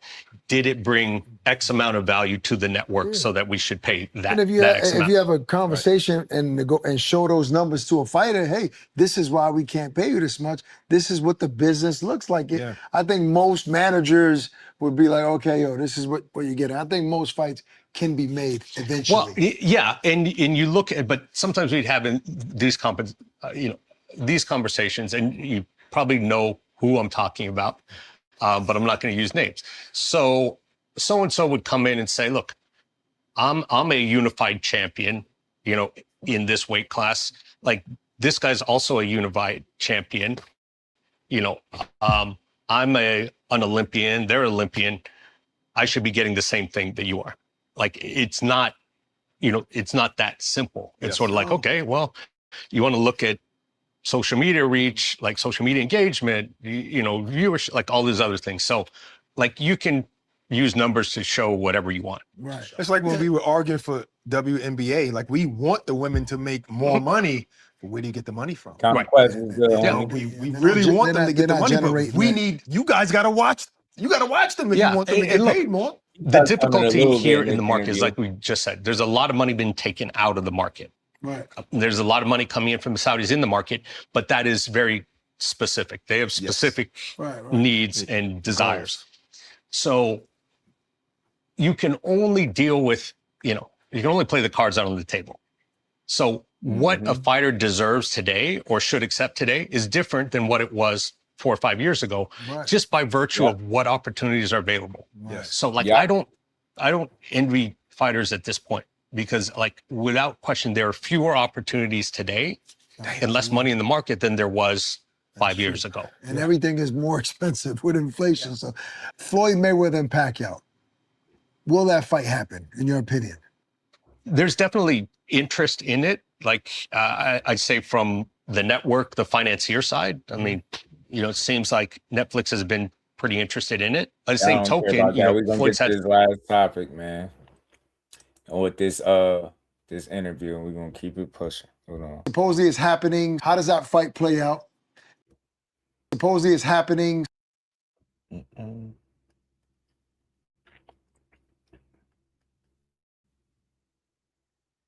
Screenshot his responses and he sent them to me. I'm serious. People screenshot my responses? Yes. Ooh. Don't worry about it. Look, Don't worry about it. I'm serious. Hey, though. listen. I'm serious. All right, I ain't gonna lie. I don't care. I want to keep responding to somebody that offended me. That's it. All right? Yeah. I do it a lot less when we first That's started why I with this said zone. you would do this. So you're talking about Floyd. No, but I'm not. I'm saying you would do that too. No, not about money. That's because you're not rich. No, it doesn't matter at any level. You don't know. I don't You need to don't go. know. If somebody says I'm broke, You I'm never the gonna go. smallest, stupidest thing, and now all of a sudden about money. Boxing oh shit. no! About boxing thing. Read all my comments. It's only about somebody. They talk talking about my you. They talk credibility. about anything you respond. No, that's a lie. I'm not going to. I only knew the guy almost all my life. I don't care about comments or anything like that. All right, lastly, I want to get your opinion on Joshua Fury. Supposedly it's happening. How does that fight play out? And there were rumors that it's going to happen in America. I don't know. I seen Chris Mannix put out a post like that's disrespectful to all your British fans. But then now I'm hearing that it's going to happen in London. So who knows? But how does that fight play out? You know, it's a good question. The difficulty with Fury is as good as he's been on selected fights, he's always been inconsistent. Yeah. Like he can have a stinker every once in a while, and sometimes you know back to back. You know, like looks great. Like you're like, how does this guy move like this at 6'9"? And then the next one, you're like, this guy is done. Like it was what's his he doing? fights with Wilder that actually changed people's perspective on him. You know, standing go toe to toe with Wilder. Yeah. Well, I say I'm making my prediction now. Joshua's gonna knock Fury out. Well, how do you feel about seeing fights like this though? Like seeing let's say if on the undercard it was like Joshua and Wilder. You were obviously you wanted to put these fights together. You know, I still like you know, I'll go to my grave thinking like that's one that should have happened on Showtime. Yeah. And at some point, like I would want it. I'm still curious. Like to me, and I realize I'm in the US, you know, in the American market. To me, you know, Wilder Joshua is more interesting than Fury Joshua to me. Yeah, I think I get that. I get that view for that fight. And I think that maybe we got Usyk fighting Wilder supposedly, right? Let's say I can't even say the word. Let's say for whatever reason, why can't I say the word? I don't know. Remarkably? No, it sounds like saying that, but not that. Miraculously. Miraculously, okay. Miraculously. Miraculously starts with an R. Let's start. Miraculously. Hold on. Put that in the comments for him to read. We're going to edit that. Let's start this over. Miraculously. Somehow. No, keep Keep it in. Miraculously. Wilder knocks Usyk out. The comments are going to be on fire. And you better not respond to any one of them. Keep them coming. All that being said is Steven's fault. Remember that. Engagement. If Wilder beats Usyk and Joshua knocks Fury out, maybe we'll still get a big Joshua Wilder fight. Yeah. That's what I was trying to say. I said undercard for some reason, but that's what I was trying to say. If those two guys were to meet up, even though it's years past their prime and when it should have happened, do you feel like, damn, man, that was my idea. Me and Al was sitting there talking like, damn. Look, Wilder's, I'll always have a soft spot for Deontay. I've done 14 fights with him. I think, almost done more fights with him than anyone else. I think actually they're gonna tear him up. The in Charlos, comments, I did 15 or 16 with Jermell. Wow. Probably go to the But comments now. I didn't take as much heat for the Charlos as I did for Deontay. So, starting in 2012, 2013, people were saying, what are you doing? This guy can't fight. He's skinny. He's awkward. Why do you keep putting him on TV? And it's one of those where, like, because I believe, like, I see something. Was he fighting the toughest opponents? No, but he didn't really have an amateur career. So it took a while, and he got to that point, winning the title against Tavern. That was a good performance, by the way. That was the one where everyone was like, maybe he can actually box. That's what people were saying. He was fighting on the back foot, jabbing the shit out of him. Yes. And, and then like one of the best, most memorable fights of my career was that the first Wilder Fury. Yeah. Which is like, you can't, amazing fight. Amazing atmosphere, amazing fight, like movie. Like LA. That was dope. That was dope. I mean, hopefully, look, I would love to see, as much as I love Usyk and hell of a dude, Wilder, ending his career with a big win over Usyk, and then maybe fighting Joshua. That'd be great. That would be crazy. I mean, and look, and all these guys, like I'm proud of Boots and where he's gone. Like I think the Charlos, still have some mileage, left. I'm curious to see what Jamal looks like, and I think Jamal deserves. Some fights left. He's got one loss, like at this point. And wow. I understand. Like, I see you roll your eyes. No. It was okay. The Charles? No, I wouldn't do that. No. He's, it was not a great performance against Canelo. He'll be the first to tell you that. But that was, but he's still a talented fighter. A lot of talent out there. And hopefully, Tank was one of the biggest names, obviously, on Showtime. We talked about it last time you were here. It's like that was the guy you guys held on to, even though you lost some guys during that time with Fox. But you guys maintained him. Do you have a personal relationship with Tank at all? Yeah. Have you spoken to him recently? Yeah, look, like it sucks. I mean, the whole situation sucks. He's made some bad choices. I'm not going to, say that. It sucks for his side of it. It sucks for, being on the receiving end of what he's alleged to have done. But at the same time, like I hope he finds peace. If he wants to continue to fight, phenomenal. If he's like, I've done enough, like I want to move on, like he has said at times, like my heart's not in it anymore, then let's find something that he's passionate about. And for the sake of the fight fans, he's such a phenomenal fighter, an exciting fighter to watch. Hopefully he's not done and he can find that peace. Yeah, it's too exciting to just go when you still have a lot in you. Yeah, absolutely right. Who's to say how much he has in him? All right, folks, that's our show. Steven Espinoza. That was a good one, man. But yeah, I like what he said real briefly about Tank, man. If your heart's not in it, no more, then we'll find something that you're passionate about.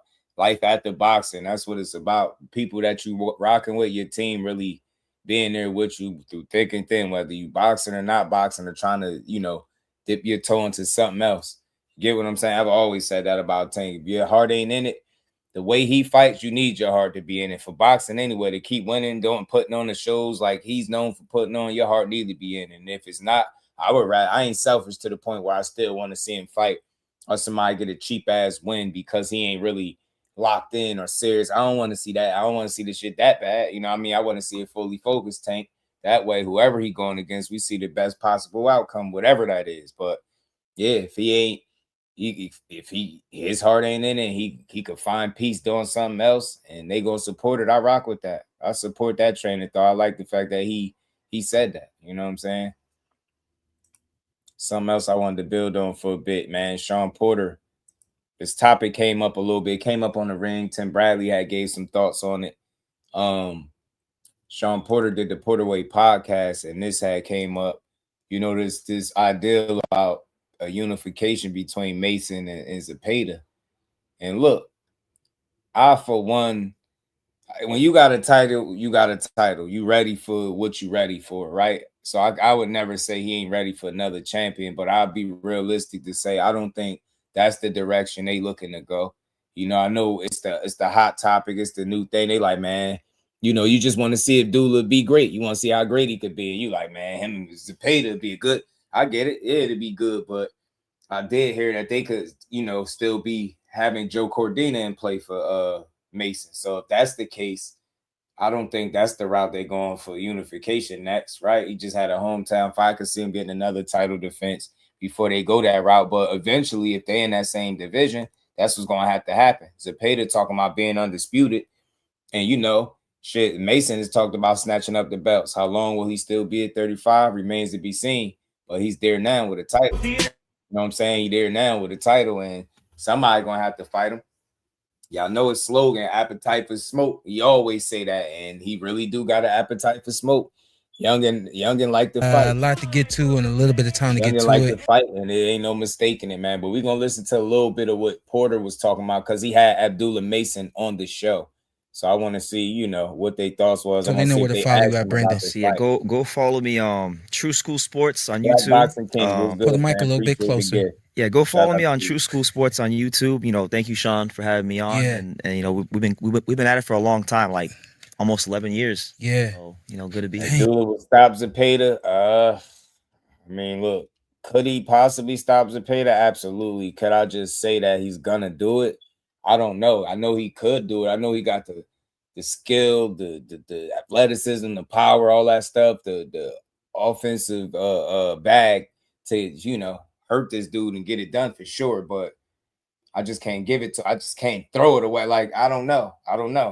Could he knock him out? Absolutely. But that's an interesting fight for guys, man. And he's a young fighter. He's still growing, still learning. Zepeda, I think, could be an interesting but tricky fight for anybody. I really do. I think this dude, I think we learned something. You know, I ain't saying Lamont Rose is the best thing ever, but he's a damn good fighter. And the way he got beat by William Zepeda, I think, speaks volumes about what kind of challenge William Zepeda, you know, presents with that pressure, that volume. And now he seems to substitute some of that volume for efficiency and being purposeful, more intentful in the ring, more calculated. That makes him a bit more dangerous. So, look, I think Abdullah Mason, when the time comes, he gonna handle his handle. I think he's one of the best young talents out there. But I don't think this is a direction they looking to go. That's just me early because I think it's a bit early for that. That's just me personally. I think they want to get him some more wins before you go throw him in there with a guy that's throwing 800 to 1,000 or more punches a fight. He just threw 884 against Lamont. He threw like 982 and 74, whatever, 980 something, 970 something with Shakur. He ridiculous, man. Like, that's a lot to deal with when you a young guy, and defense ain't really something that's not a focal point of yours. Abdullah Mason, to me, is offensive minded. Can he be defensively responsible? Absolutely. But he gets hit because he likes to mix it up. He likes to fight. You see, we learned it in the Sam Noakes fight. You seen it in the Albert Bell fight. The same thing that made him successful, I think, put him in position to have issues. The same thing that, makes him successful, got him to win. You get me? He was able to keep up that pressure applied, and the body work slowed Bell down, and he closed the show late, you know? Yeah, it'd be a tough fight for anybody at 35, especially a young champion that's still being groomed, still learning. But make no mistake, Abdullah Mason got all the talent in the world to be able to beat these guys. And could he knock out Zepeda? Absolutely. Zepeda opens up. Abdullah Mason, he's a guy that know how to throw more than 1 or 2 punches. He like to throw combinations. He like to mix it up. He's very, he active. He get to it. You know what I'm saying? No fill out round Mason. He remind me of Boots in that regard. Like Mason and Boots, they get in there and they want to beat your ass from the time the bell ring to the time you can't make it no more. Whichever one come first. You get what I'm saying? The final bell or you not being able to make it to the final bell. That's how they fight. They super athletic and they you know, they like to whoop ass. You know what I'm saying? They like to really get in there and mix it up. And I think, you know, Boots is even trickier than what a Mason is. I think Mason is still growing.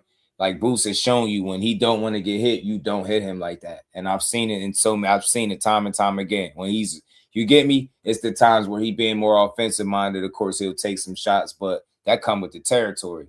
You get what I'm saying? Like, he made a great point when he said how dudes be coming out there with shit all swollen, and that his face don't be looking all crazy like that after the fights. And that's true. So it's only so much you could be getting hit if you ain't coming up out of there with black eyes, busted lips, swollen jaws, and all types of shit. So we'll see, man. Mason got a lot to still learn. I think he's some fights away from a challenge like Williams Zepeda, but there's no doubt in my mind, with the right schooling and grooming, that he'll be prepped and in position to be able to go out here and take out a guy like this. It's going to have to be one of them if they're going to be campaigning at 35 with titles. You know what I mean? But you can't have two undisputed fighters, right? So now I think Abdullah Mason might have a good challenge. You know what I'm saying?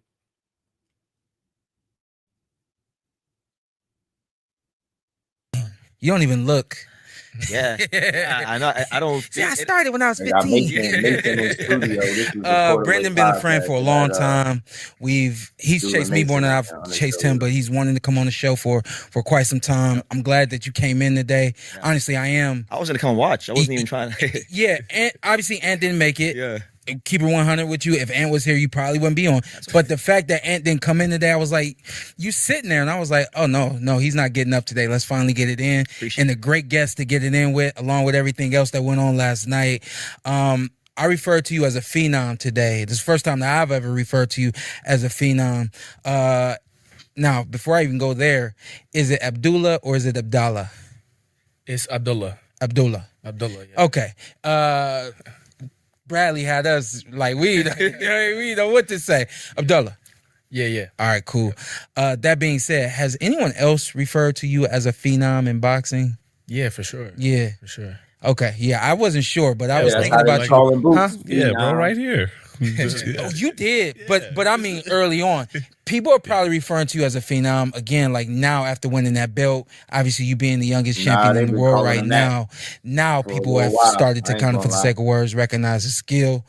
I've been hearing about you for a long time, and people been saying, "Yo, you got to get him on the podcast. You got to get him on the podcast." And I'm glad we were able to make that happen today. So thanks for coming in, real quick. Quick little stop before you go to the airport. Yeah.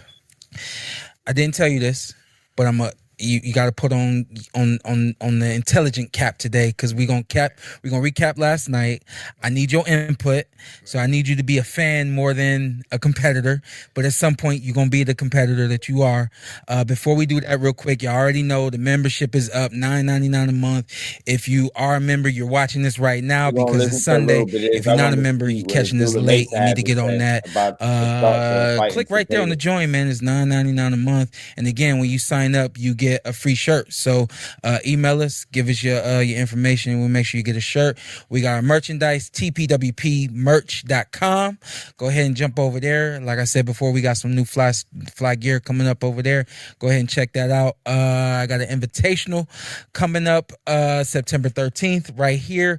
The email is in the bottom. If you are a fan that's never boxed before, if you are interested and even seeing if you got what it takes, anything like that at all, if you know somebody that might want to get down, I'm doing virtual training sessions until the second week of September, and we're going to cut that off. But we want y'all to fly in. We want y'all to enjoy the amateur boxing event that we got going on right here at the HyperX Arena, again, September 13th. And then last but not least, I will be down in Marietta, Georgia, right outside of Atlanta, August 28th. August 27th. We're skipping the 28th. Oh, one more time. August 28th. We're skipping the 29th, and then we're going to finish on the 30th. So make sure y'all sign up for that. Let me skip up. Sean doing too much. 24 Olympian, right? Or you were like right there on the cusp? I was when was that? I was 2021. I had turned 17. No, I was 16 when I won a national. So that was a qualifier to get onto the team for the Olympics. But I knew at the time, like, yo, I'm 16, Olympics in another 3 years. let's You ain't make want it to happen. wait. Yeah. No, I ain't want. I mean, because at the time, 3 years later, I'm coming up on becoming a world champion the next year. That's true. So everything that I've done in the pros, I feel like was a much better trade off than Did y'all ever like look at the possibility of fighting in the games, even though because they were allowing or still are allowing professionals to fight in the games? Did you ever think about that? Not really. Yeah, not really. Games was never a goal of yours, huh? Yeah, not really. You can't push other goals. You know what I mean? I just like you you're nice. You probably would have been top tier, all that kind of stuff. Real quick, take us through Quentin Randall and Carell. It was like the normal Quentin Randall type of fight. Quinn's long and awkward and. Nah, I want to hear the Zepeda talk. Fight like I was like I got it, I got that, I beat him. No, I definitely feel like he surprised Roach, meaning like he was Roach wasn't expecting the counters to attempt to kind of like walk through some of the counter shots. But I feel like Roach, he was holding his hands a little bit. He'd shoot one and probably get a little complacent, and then I feel like by the third, fourth round, Zepeda realized that he wasn't going to shoot more than that one counter. Yeah, he just started picking it up and picking it up. Yeah, and Roach didn't really adjust to that. Later on in the fight, so wasn't he? Zepeda just stepped on it for the rest of the fight. Yeah, Brendan. I was really impressed with William Zepeda. Gotta be. He's obviously a Mexican volume front foot dominant pressure fighter. But it was more so like the way he would lead the exchanges, like the feints, the stutter steps, when he would exit, when he would close the gap. I think that kept Lamont Roach at bay. He couldn't really figure out when to sit down on the shots. And for about, I would say 8 or 9 rounds, Lamont just could not get into a rhythm. And then when the few shots he would land, Zepeda took them well. And obviously, if it becomes a fight where it's about volume and output, Lamont's not winning that battle with William Zepeda. So probably to me, and I was telling Sean this last night, it's one of the more impressive performances at the championship level this year. I agree. Yeah, I agree. Go ahead, Sean. Yeah, a lot of what Brendan said. But Lamont couldn't jab against the southpaws. Zepeda had his jab working. He really made the most of his reach and his distance and his advantages in those areas. And I think Lamont said as much after the fight. He expected to get a lot of what Shakur got. Just bury your head in my chest, and then my counterpunching opportunities, they'll be there all night. But that step back, it messed. But that's not exactly how Shakur and Zepeda fight went, with his head in Shakur's chest the entire time. That wasn't that. And I'm telling you, that fight just showed me that Shakur really on something different. You know what I mean? He really is. Shout out to my dog COE, man. Appreciate the love. Shakur and Bud has made me hella bread. He said it's up, man. Talk to him, man. They don't be wanting to bet us, man. We can't never find the people that be wanting to bet against Shakur. They'll talk and argue against him, but when it's time to put some money up, what my guy Jordan be saying, people start cutting. They got to cut the grass, you know what I'm saying? Water the lawn and shit, you get me? Now they got to take the dog for a walk, feed the fish. Now they going on grocery store runs. Every time it's time to bet, they disappear. And we ain't never got a box again. Well. I already been getting these bets, but now it's time for you to get your just due.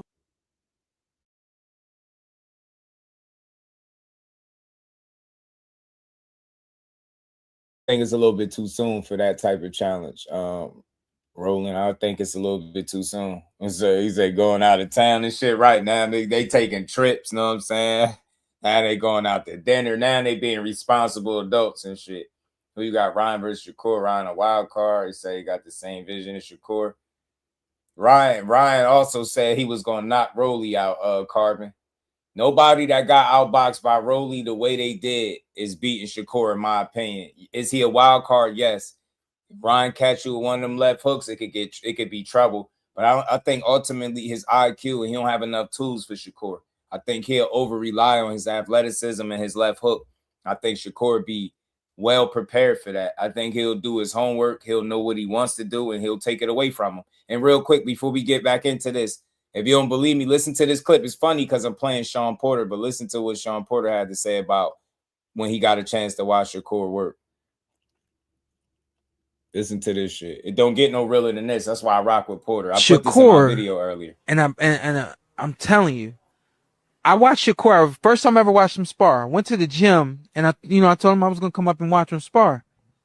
First time seeing him work. And I get it. It's just sparring. I get it. Yeah. He got in the ring with a mover that likes to use speed. I'm not joking with y'all. For some reason, the kid stops moving and stopped using his speed. I'm like, damn, like he just turned off everything that kid does. Like, damn. The next guy that gets in the ring with him is this coming forward.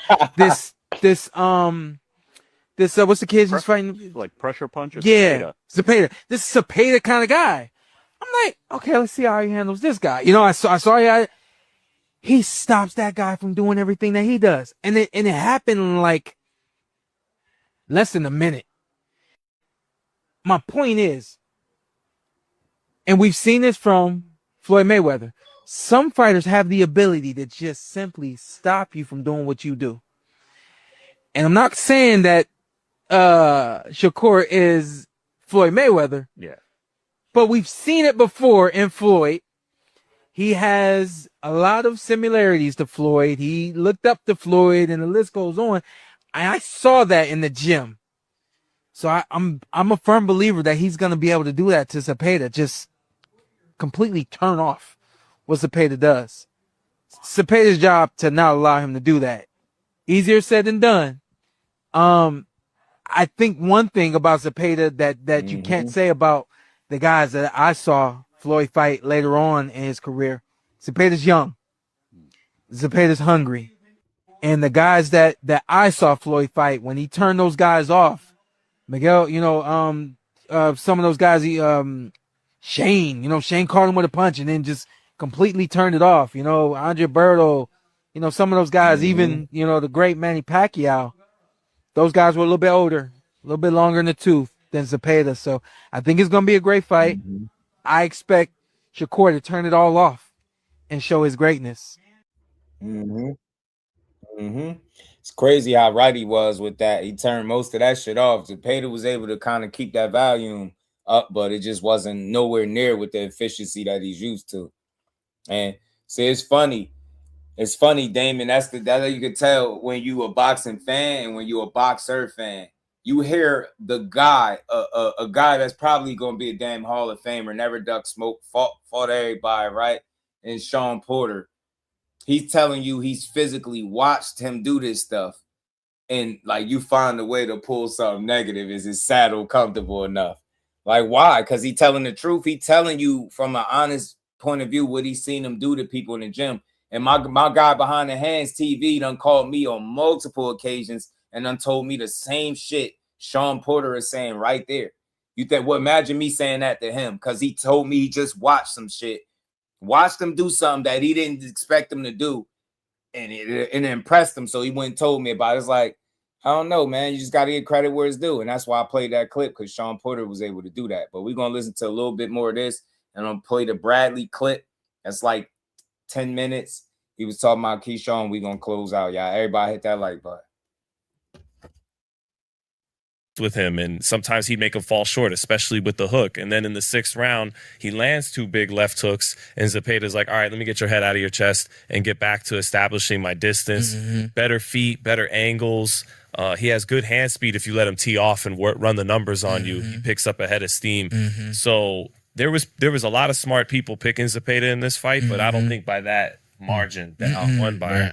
So it was really impressive. And I did come to the show with an agenda today, and I was talking about it with Brendan. Okay. I want to see Abdullah Mason and William Zepeda. Do you? I do, because here's the thing. It's a test for everybody involved. It's a tremendous test for this young champion right here.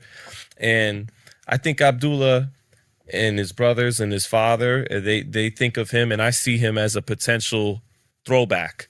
And back in the day, Sugar Ray Leonard, 23 years old, he fought Wilfred Benitez, and Wilfred Benitez was 21 fighting him, and Thomas Hearns, 21, 22 fighting Pepino Cuevas, and that you don't get that very often. It's not unheard of. We just haven't seen it. It's not. I'll give Devin credit fighting Lomachenko at 23, right? But that's rare in today's game, and it's a real step up fight. It's not this unification where the young star has all these advantages. It's a real risk at this age for him. And Abdullah, he's poised to grow into his man strength and in his frame at welterweight. Right. He's a lightweight like Oscar and Haney were lightweights. Yeah, they're lightweights because they're in their early 20s, getting down to this weight, but they're really going to grow into their frame.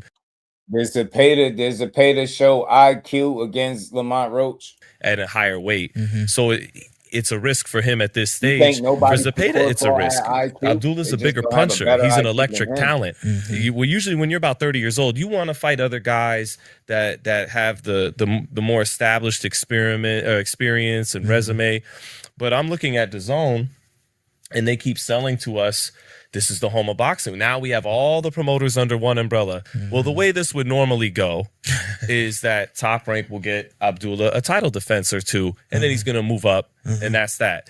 Golden Boy will get Zepeda a title defense or two. Maybe they'll think of matching him in-house with Kid Austin.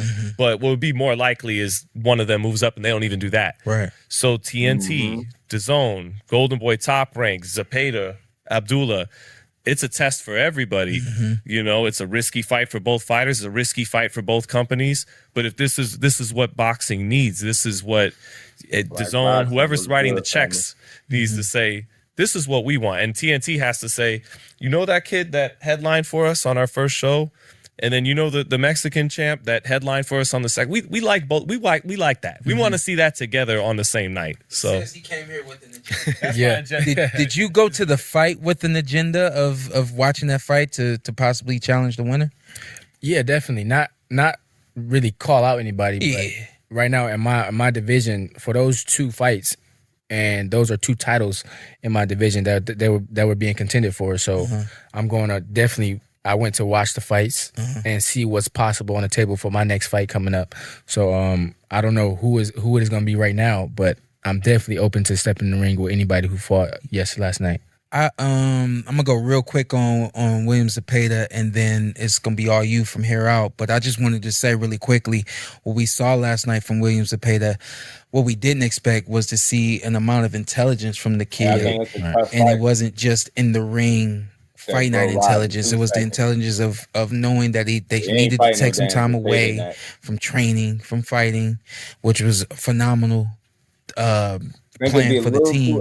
And then as they started to game plan for Lamont Roach, after having the experience of Shakur Stevenson, a lot of fighters don't do this. A lot of camps don't do this. We got to come back better. We got to come back different. I thought they live and they die on the sword of being a volume puncher, not setting up certain punches, not creating angles to offset the offense of the other fighter and create more offense for yourself. And there was so much intelligence going on in the ring last night that I found. Obviously, I was very impressed. I was very impressed by that. And I said, you know what? Not only does this kid have an engine now, and it goes to show you, like a fight with you and William Zepeda, you both should grow after that fight because you're still relatively young. You still got more things to learn, more things to grow into as boxers. But William Zepeda learned from a fight that he had with Shakur Stevenson. You hate to get a loss, but a lot of times in a loss, that's why they say that all is for learn. And that's just what I said. A loss forces you to stop and look at what's wrong. In a win, you do a lot wrong in a win, and you keep it moving because you got the win. And so it's like, you know, in a loss, you can't ignore what you've done wrong. I heard you say it time and time again ahead of you before your last fight. I just got to listen to the corner. I'm like, it's become the company line. Like, we're just saying, I got to listen to the corner, but you actually meant from the previous fight, you didn't follow the instructions of the corner to the T, now you've grown. You know, moving forward, I have to listen to my corner now, and kind of take us through that as well, like what it means to you to know that I can be out there on my own doing what I feel I need to do. And a lot of people say that this is one-on-one. They don't understand that how important the team is. We had that question last week about how important a coach is. So kind of take us through that, you know? Yeah. One thing I can say about that is coming up through the pros, anytime that I got like a eye-catching stoppage or, a knockout or anything like that. It came from the training previous to the fight, and during the fight, it'll show up by them, by the corner. All right, do it like this. It remind me of something we did in the training. Boom, boom, listen to the corner. It's over with. So it's definitely important to apply everything in a ring the way it's supposed to be applied. Of course, you got a way you apply it, and it works sometimes. And sometimes the corner works better because they have their eyes out there. So you definitely got to implement what they tell you and use your own expertise in there and just, make it work. So real quick, we're going to see a better version than we saw from William Zepeda in his last fight. We're going to see even better version of him in his next fight. Reason being, again, you go back to the drawing board, you right some wrongs. Once you get in the ring on fight night and you actually implement it, like you were just saying, what happens is psychologically you kind of learn that you can do it. You learn that it works, and then it's like a seed. You trust yourself more. It's like a seed, and now you watered that seed on fight night, and now it's grown, and like now that's where you are now. And then the next fight you water it some more. You know what I mean? So that's how it's supposed to work. Go ahead, Brendan. And look, that's as much as I wanted to listen to when they was having a Zepeda conversation. I thought it was interesting because I knew it was gonna come up. And look, they saying it.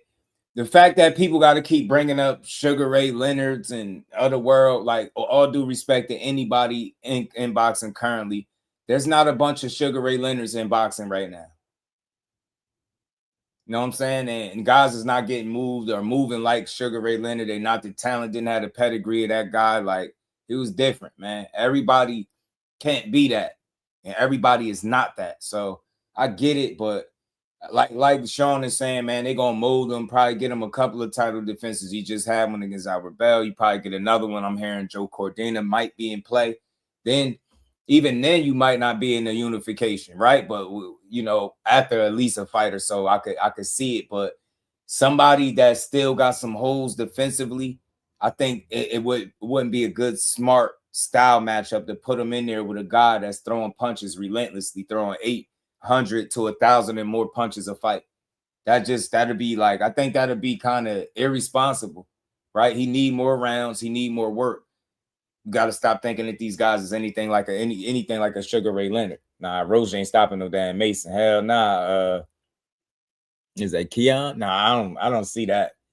I don't see it. I mean, he give him a good fight though. Sugar Ray Haney. Bro said Sugar Ray Haney. That's diabolical, fam. He said just the hate for Shakur is diabolical. He's going to have to KO every fighter he fights now in order to get the respect. I'm telling you, Blue is crazy. Roach could win, but that's a risky fight, man. After seeing the way he liked to fight too much, and that's right up Mason alley. And I don't know if he got a better or Mason be getting to it. It'd be an interesting fight for sure, man. But I don't know. These more experienced guys would be a little tricky, but I think he can hold his own. But as a Zepeda, I think that's a bit much for right now. I think he need more rounds, a bit more experience, and he'll be all right. He'll be all right. All right, last video of the live, man. I appreciate everybody rocking out. We still got 60 people on both sides. Hit that like button, y'all, and we're going to keep rocking. All right, this last video I'm going to play. Making a welterweight thumbnail and Paro not on it is hilarious. Man. Yeah, hell yeah. Moses Atama and Philippe Harkovich. Hell yeah. That's a hell of a fight to watch. Hell of a fight to watch. Let me take this off, though. Shout out to Mason, man. Appetite for smoke. I can't wait to see him continue his career. He's fun to watch.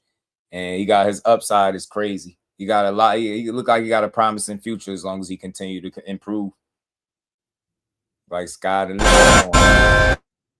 Sky's the limit for him. But we gonna revisit this. The last video I'm gonna play, man. Tim Bradley. Hold on. Is this? No, my bad. This ain't Tim Bradley. Hold on. I'm gonna say this for another day. We do that. We're gonna revisit that tomorrow.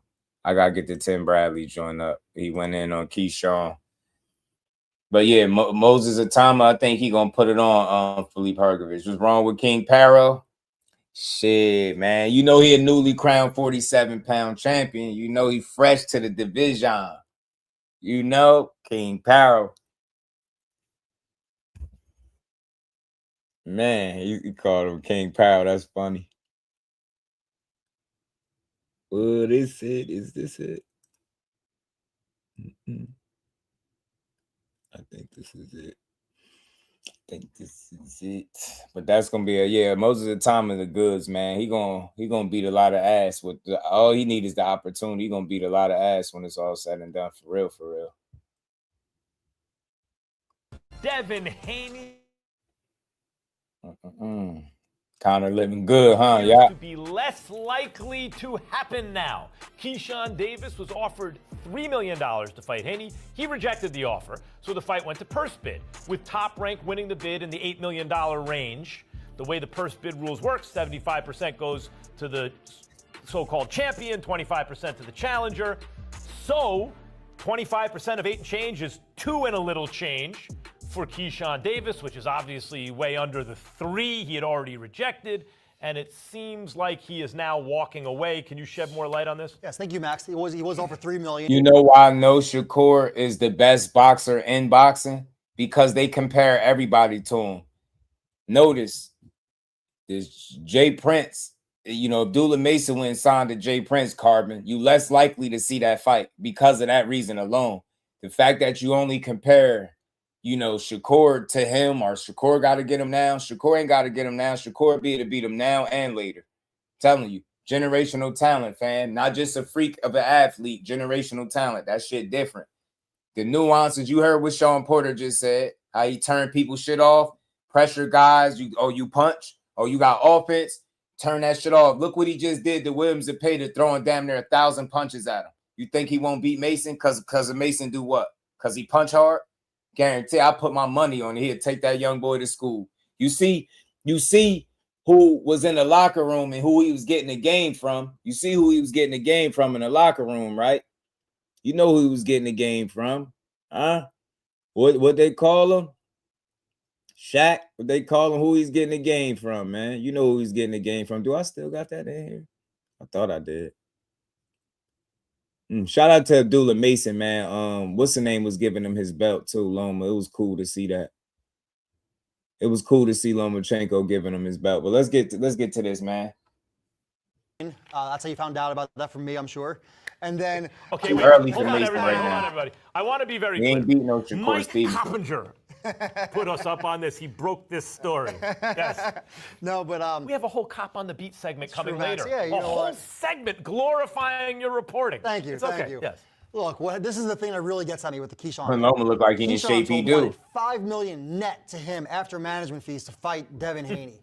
So he gets offered $3 million, what I think is a very good offer. He says no. Let's go to purse bid. Then the purse bid, like you said, $2.1 million. He's like, I'm not going to take that. I think he still could have got the $3 million, but he wanted $5 million, and I don't know what you want to call it, Tim, whether you say he's pricing himself out, whether you think he says he thinks he's worth that much, and maybe he is. I don't know, but to me, this fight is not going to happen, not from everything I'm hearing. And Devin Haney, he's going to have to move down the rankings. Next in the rankings is Brian Norman. Nobody wants to see that rematch after the way Haney beat him. So Haney's looking for other options, and Keyshawn Davis is not looking too good right now on social media. Quack, quack, quack, quack. Yo.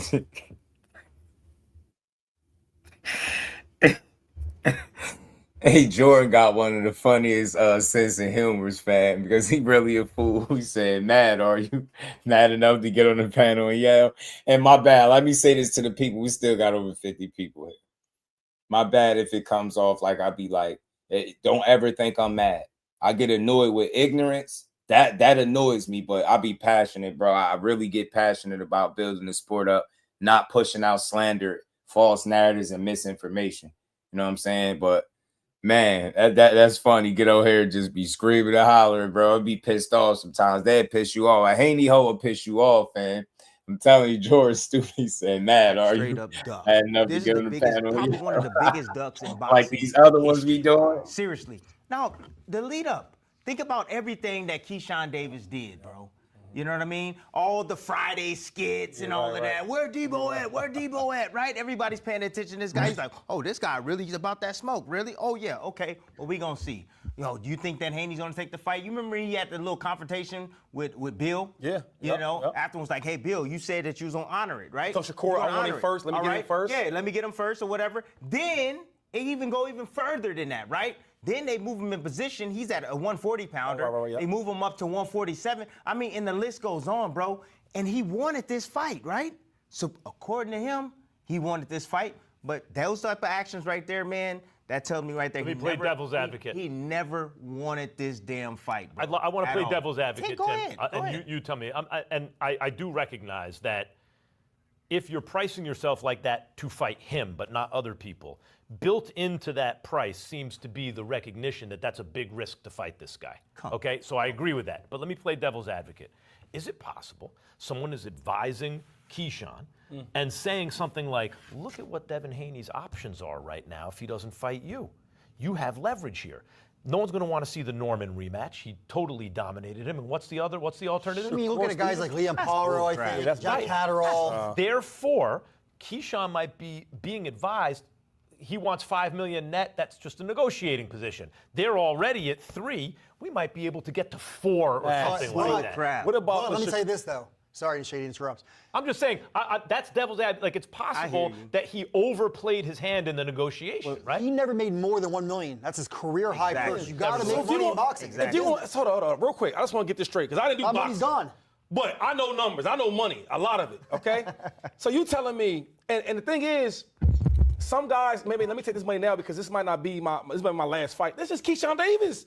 Where Keyshawn could probably win this fight because he is that good. I so if I agree. go on there, if I'm getting my career back at $3 million, and a guy that could beat Devin Haney, why wouldn't I take that fight? Gather around, children. Uncle Max, Keyshawn's a dog, Uncle Max bro. wants Like to tell that. you a story. Gather around, children. Uncle Max is going to tell you a story. Back in There the ain't late nobody 90s, uncle early neither. 2000s, there was a guy Hold on, named... hold on. We object to the notion that you anybody's uncle, Max. You ain't cool enough to be nobody uncle just yet, man, because I be wanting to steal on you sometimes, man. Nah, you definitely not uncle of the community. Nah, matter of fact, Bradley should steal on you for saying that. Shady, steal him. Talking about somebody uncle. You ain't nobody uncle, Max. We seen that rap Vernon video. Forrest. You ain't Well, no uncle of mine. Real good fighter. And guys like me on TV were campaigning for him to get a title shot. And hold on. Hey, man, us older gentlemen, and yes, I say us, myself included. You know what I'm saying? We got to stop running around here repeating. We got to stay away from these young boys. Right? Y'all, we got 50-year-olds and 40-plus-year-olds. Y'all running around here talking about gang this and gang that. Like, bro, what gang? If you in a gang this, you need your ass beat. Gang, bro. Dudes be 50 as hell. We talking about gang? I'll be like, bro, how old are you? I wish I would be running around here talking about gang. Gang. Like, bro, y'all been watching AB and Dean too much. Y'all gotta chill, fam. Let Shady do a Tim experience. You stupid. You heard me. Still him, Shady. Still him. Still him. Gang. Y'all be like, gang? What gang? Bro, I get offended when people say certain stuff to me. And, yo, I got called Unc for the first couple of times. Yo, I got called an Unc. They be calling me Unc now. I'll take that. I ain't no YN. I'll be an Unc before I ever call myself a YN. I'll be an Unc. Got some gray in my beard. I'm definitely an Unc. Right? He wasn't getting a title shot because he was a lot. And eventually, Shane Mosley was going to fight him. Shane Mosley had beaten Oscar De La Hoya. He was on top of the world. He's going to fight Vernon. And they made Vernon an offer. Vernon never made more than maybe a couple $100,000 in a fight, right? Same thing. Never made all this money. And they offered him $1 million for a title shot. And Vernon was already in his late 20s, early 30s. And he's getting a shot, the guy no one would fight, at the top. And when he turned it down, you got to do it. I and others got on TV and said, right. Come on, Vernon. You're getting your shot, $1 million, blah, blah. And you know what Vernon told me? I forgot if it was on TV or just personally. He was like, Max, I'm quite sure the first offer they make you for TV, you don't take that. And I was thinking, that's a sophisticated take. Do you know it turns out who was advising Vernon Forrest at the time? Al Heyman. Al Heyman. And do you think he got paid $1 million for that fight with Mosley or more than $1 million for that fight with Mosley? He got paid more than $1 million for that fight with Mosley and then beat him, right? The point is, the way it appears at first is Keyshawn has never made this much money. He should take the money. He's ducking Devin. Possible. I'm not discounting that as a possibility. I think we also... Nah, yeah, that pause shit get on my nerves. I ain't gonna lie.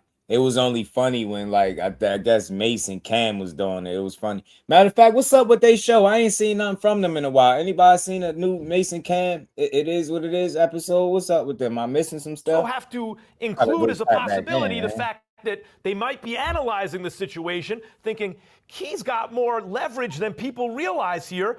We can do better than 3. Okay. And maybe they're wrong. I don't know. And actually Nah, makes some real fair talk. points, but here's the thing, right?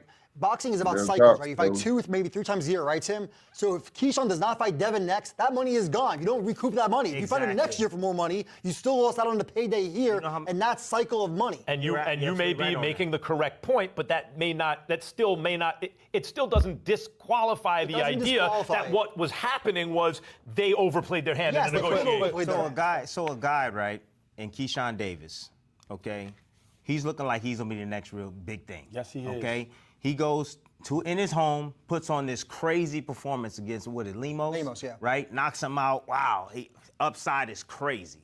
All right, comes back there, De Los Santos didn't make the weight. Got in the fight in the back. Ugly. I mean, completely tarnished. Right, up and down in his career. Then he comes back. He fights a rematch with. You know who I'm talking about, the rematch he fought against. What's the guy name? Albright, which was like a dog. Albright's a good fighter. But at the same time, nobody really showed up like the first time. No one cared, right? So, like... Then he fights my man that stops him. Jermaine, is it Jermaine? Jermaine Ortiz, right? Yeah, Jermaine Ortiz, and that was a hell of a fight. That was a hell of a... And he stops him, right? So he's getting... He doesn't look like he's ducking smoke. Hold on. It's been like this. Okay. It's been like this. Yes. It hasn't been, a steady climb for him. Right.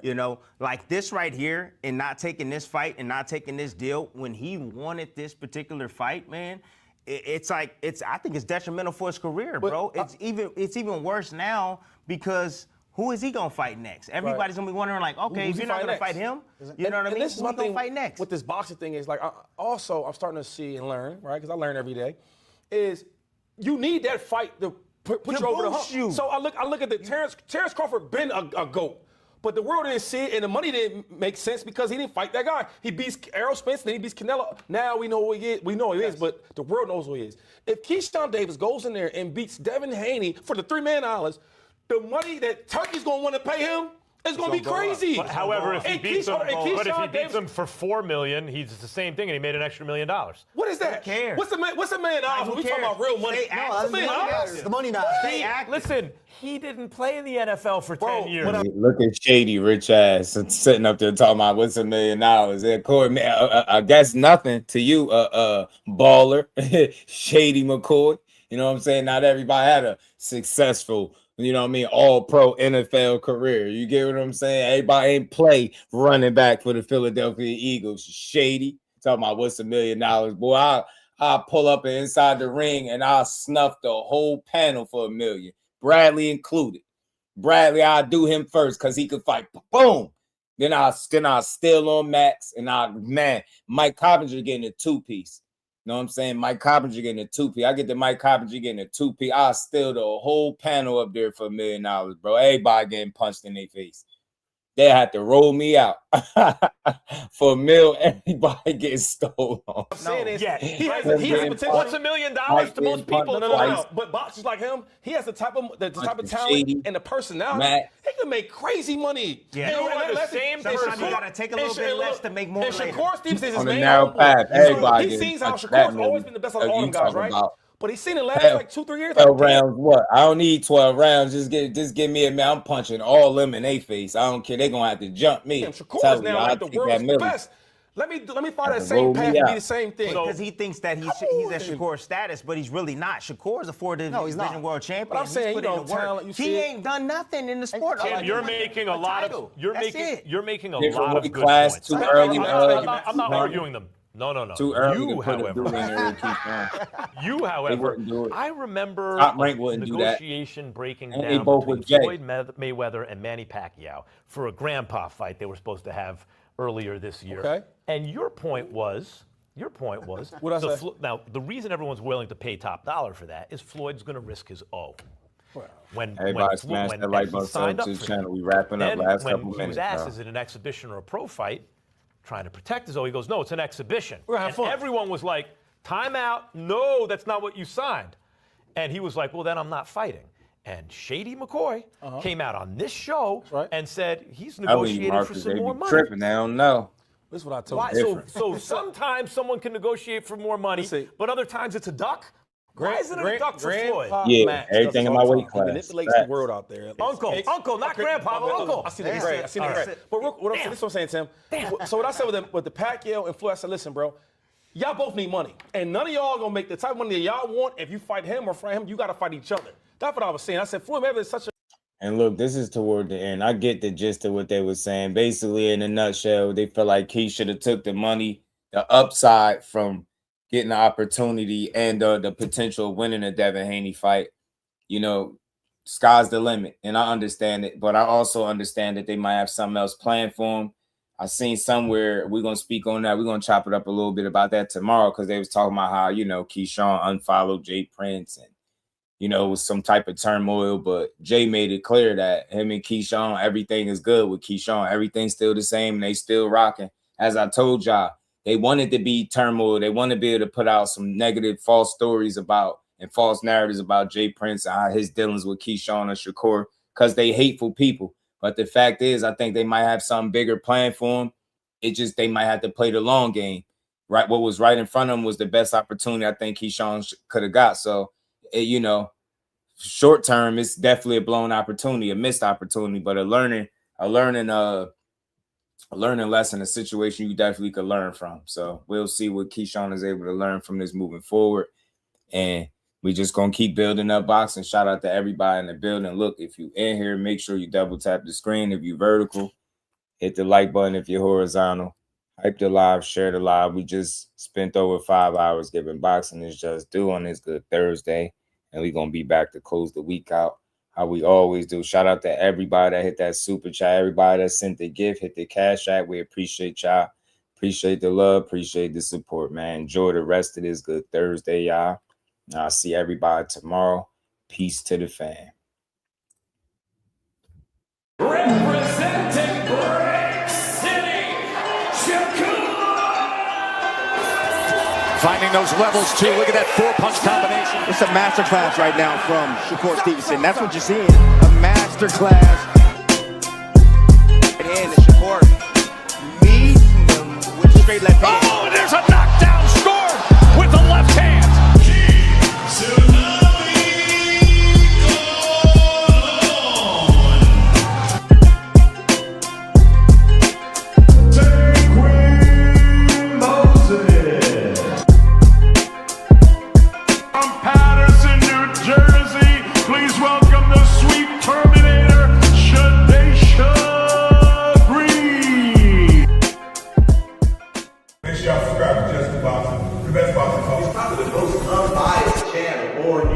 Right now, we're going to give him his just due. Shout out to my brother Just Due.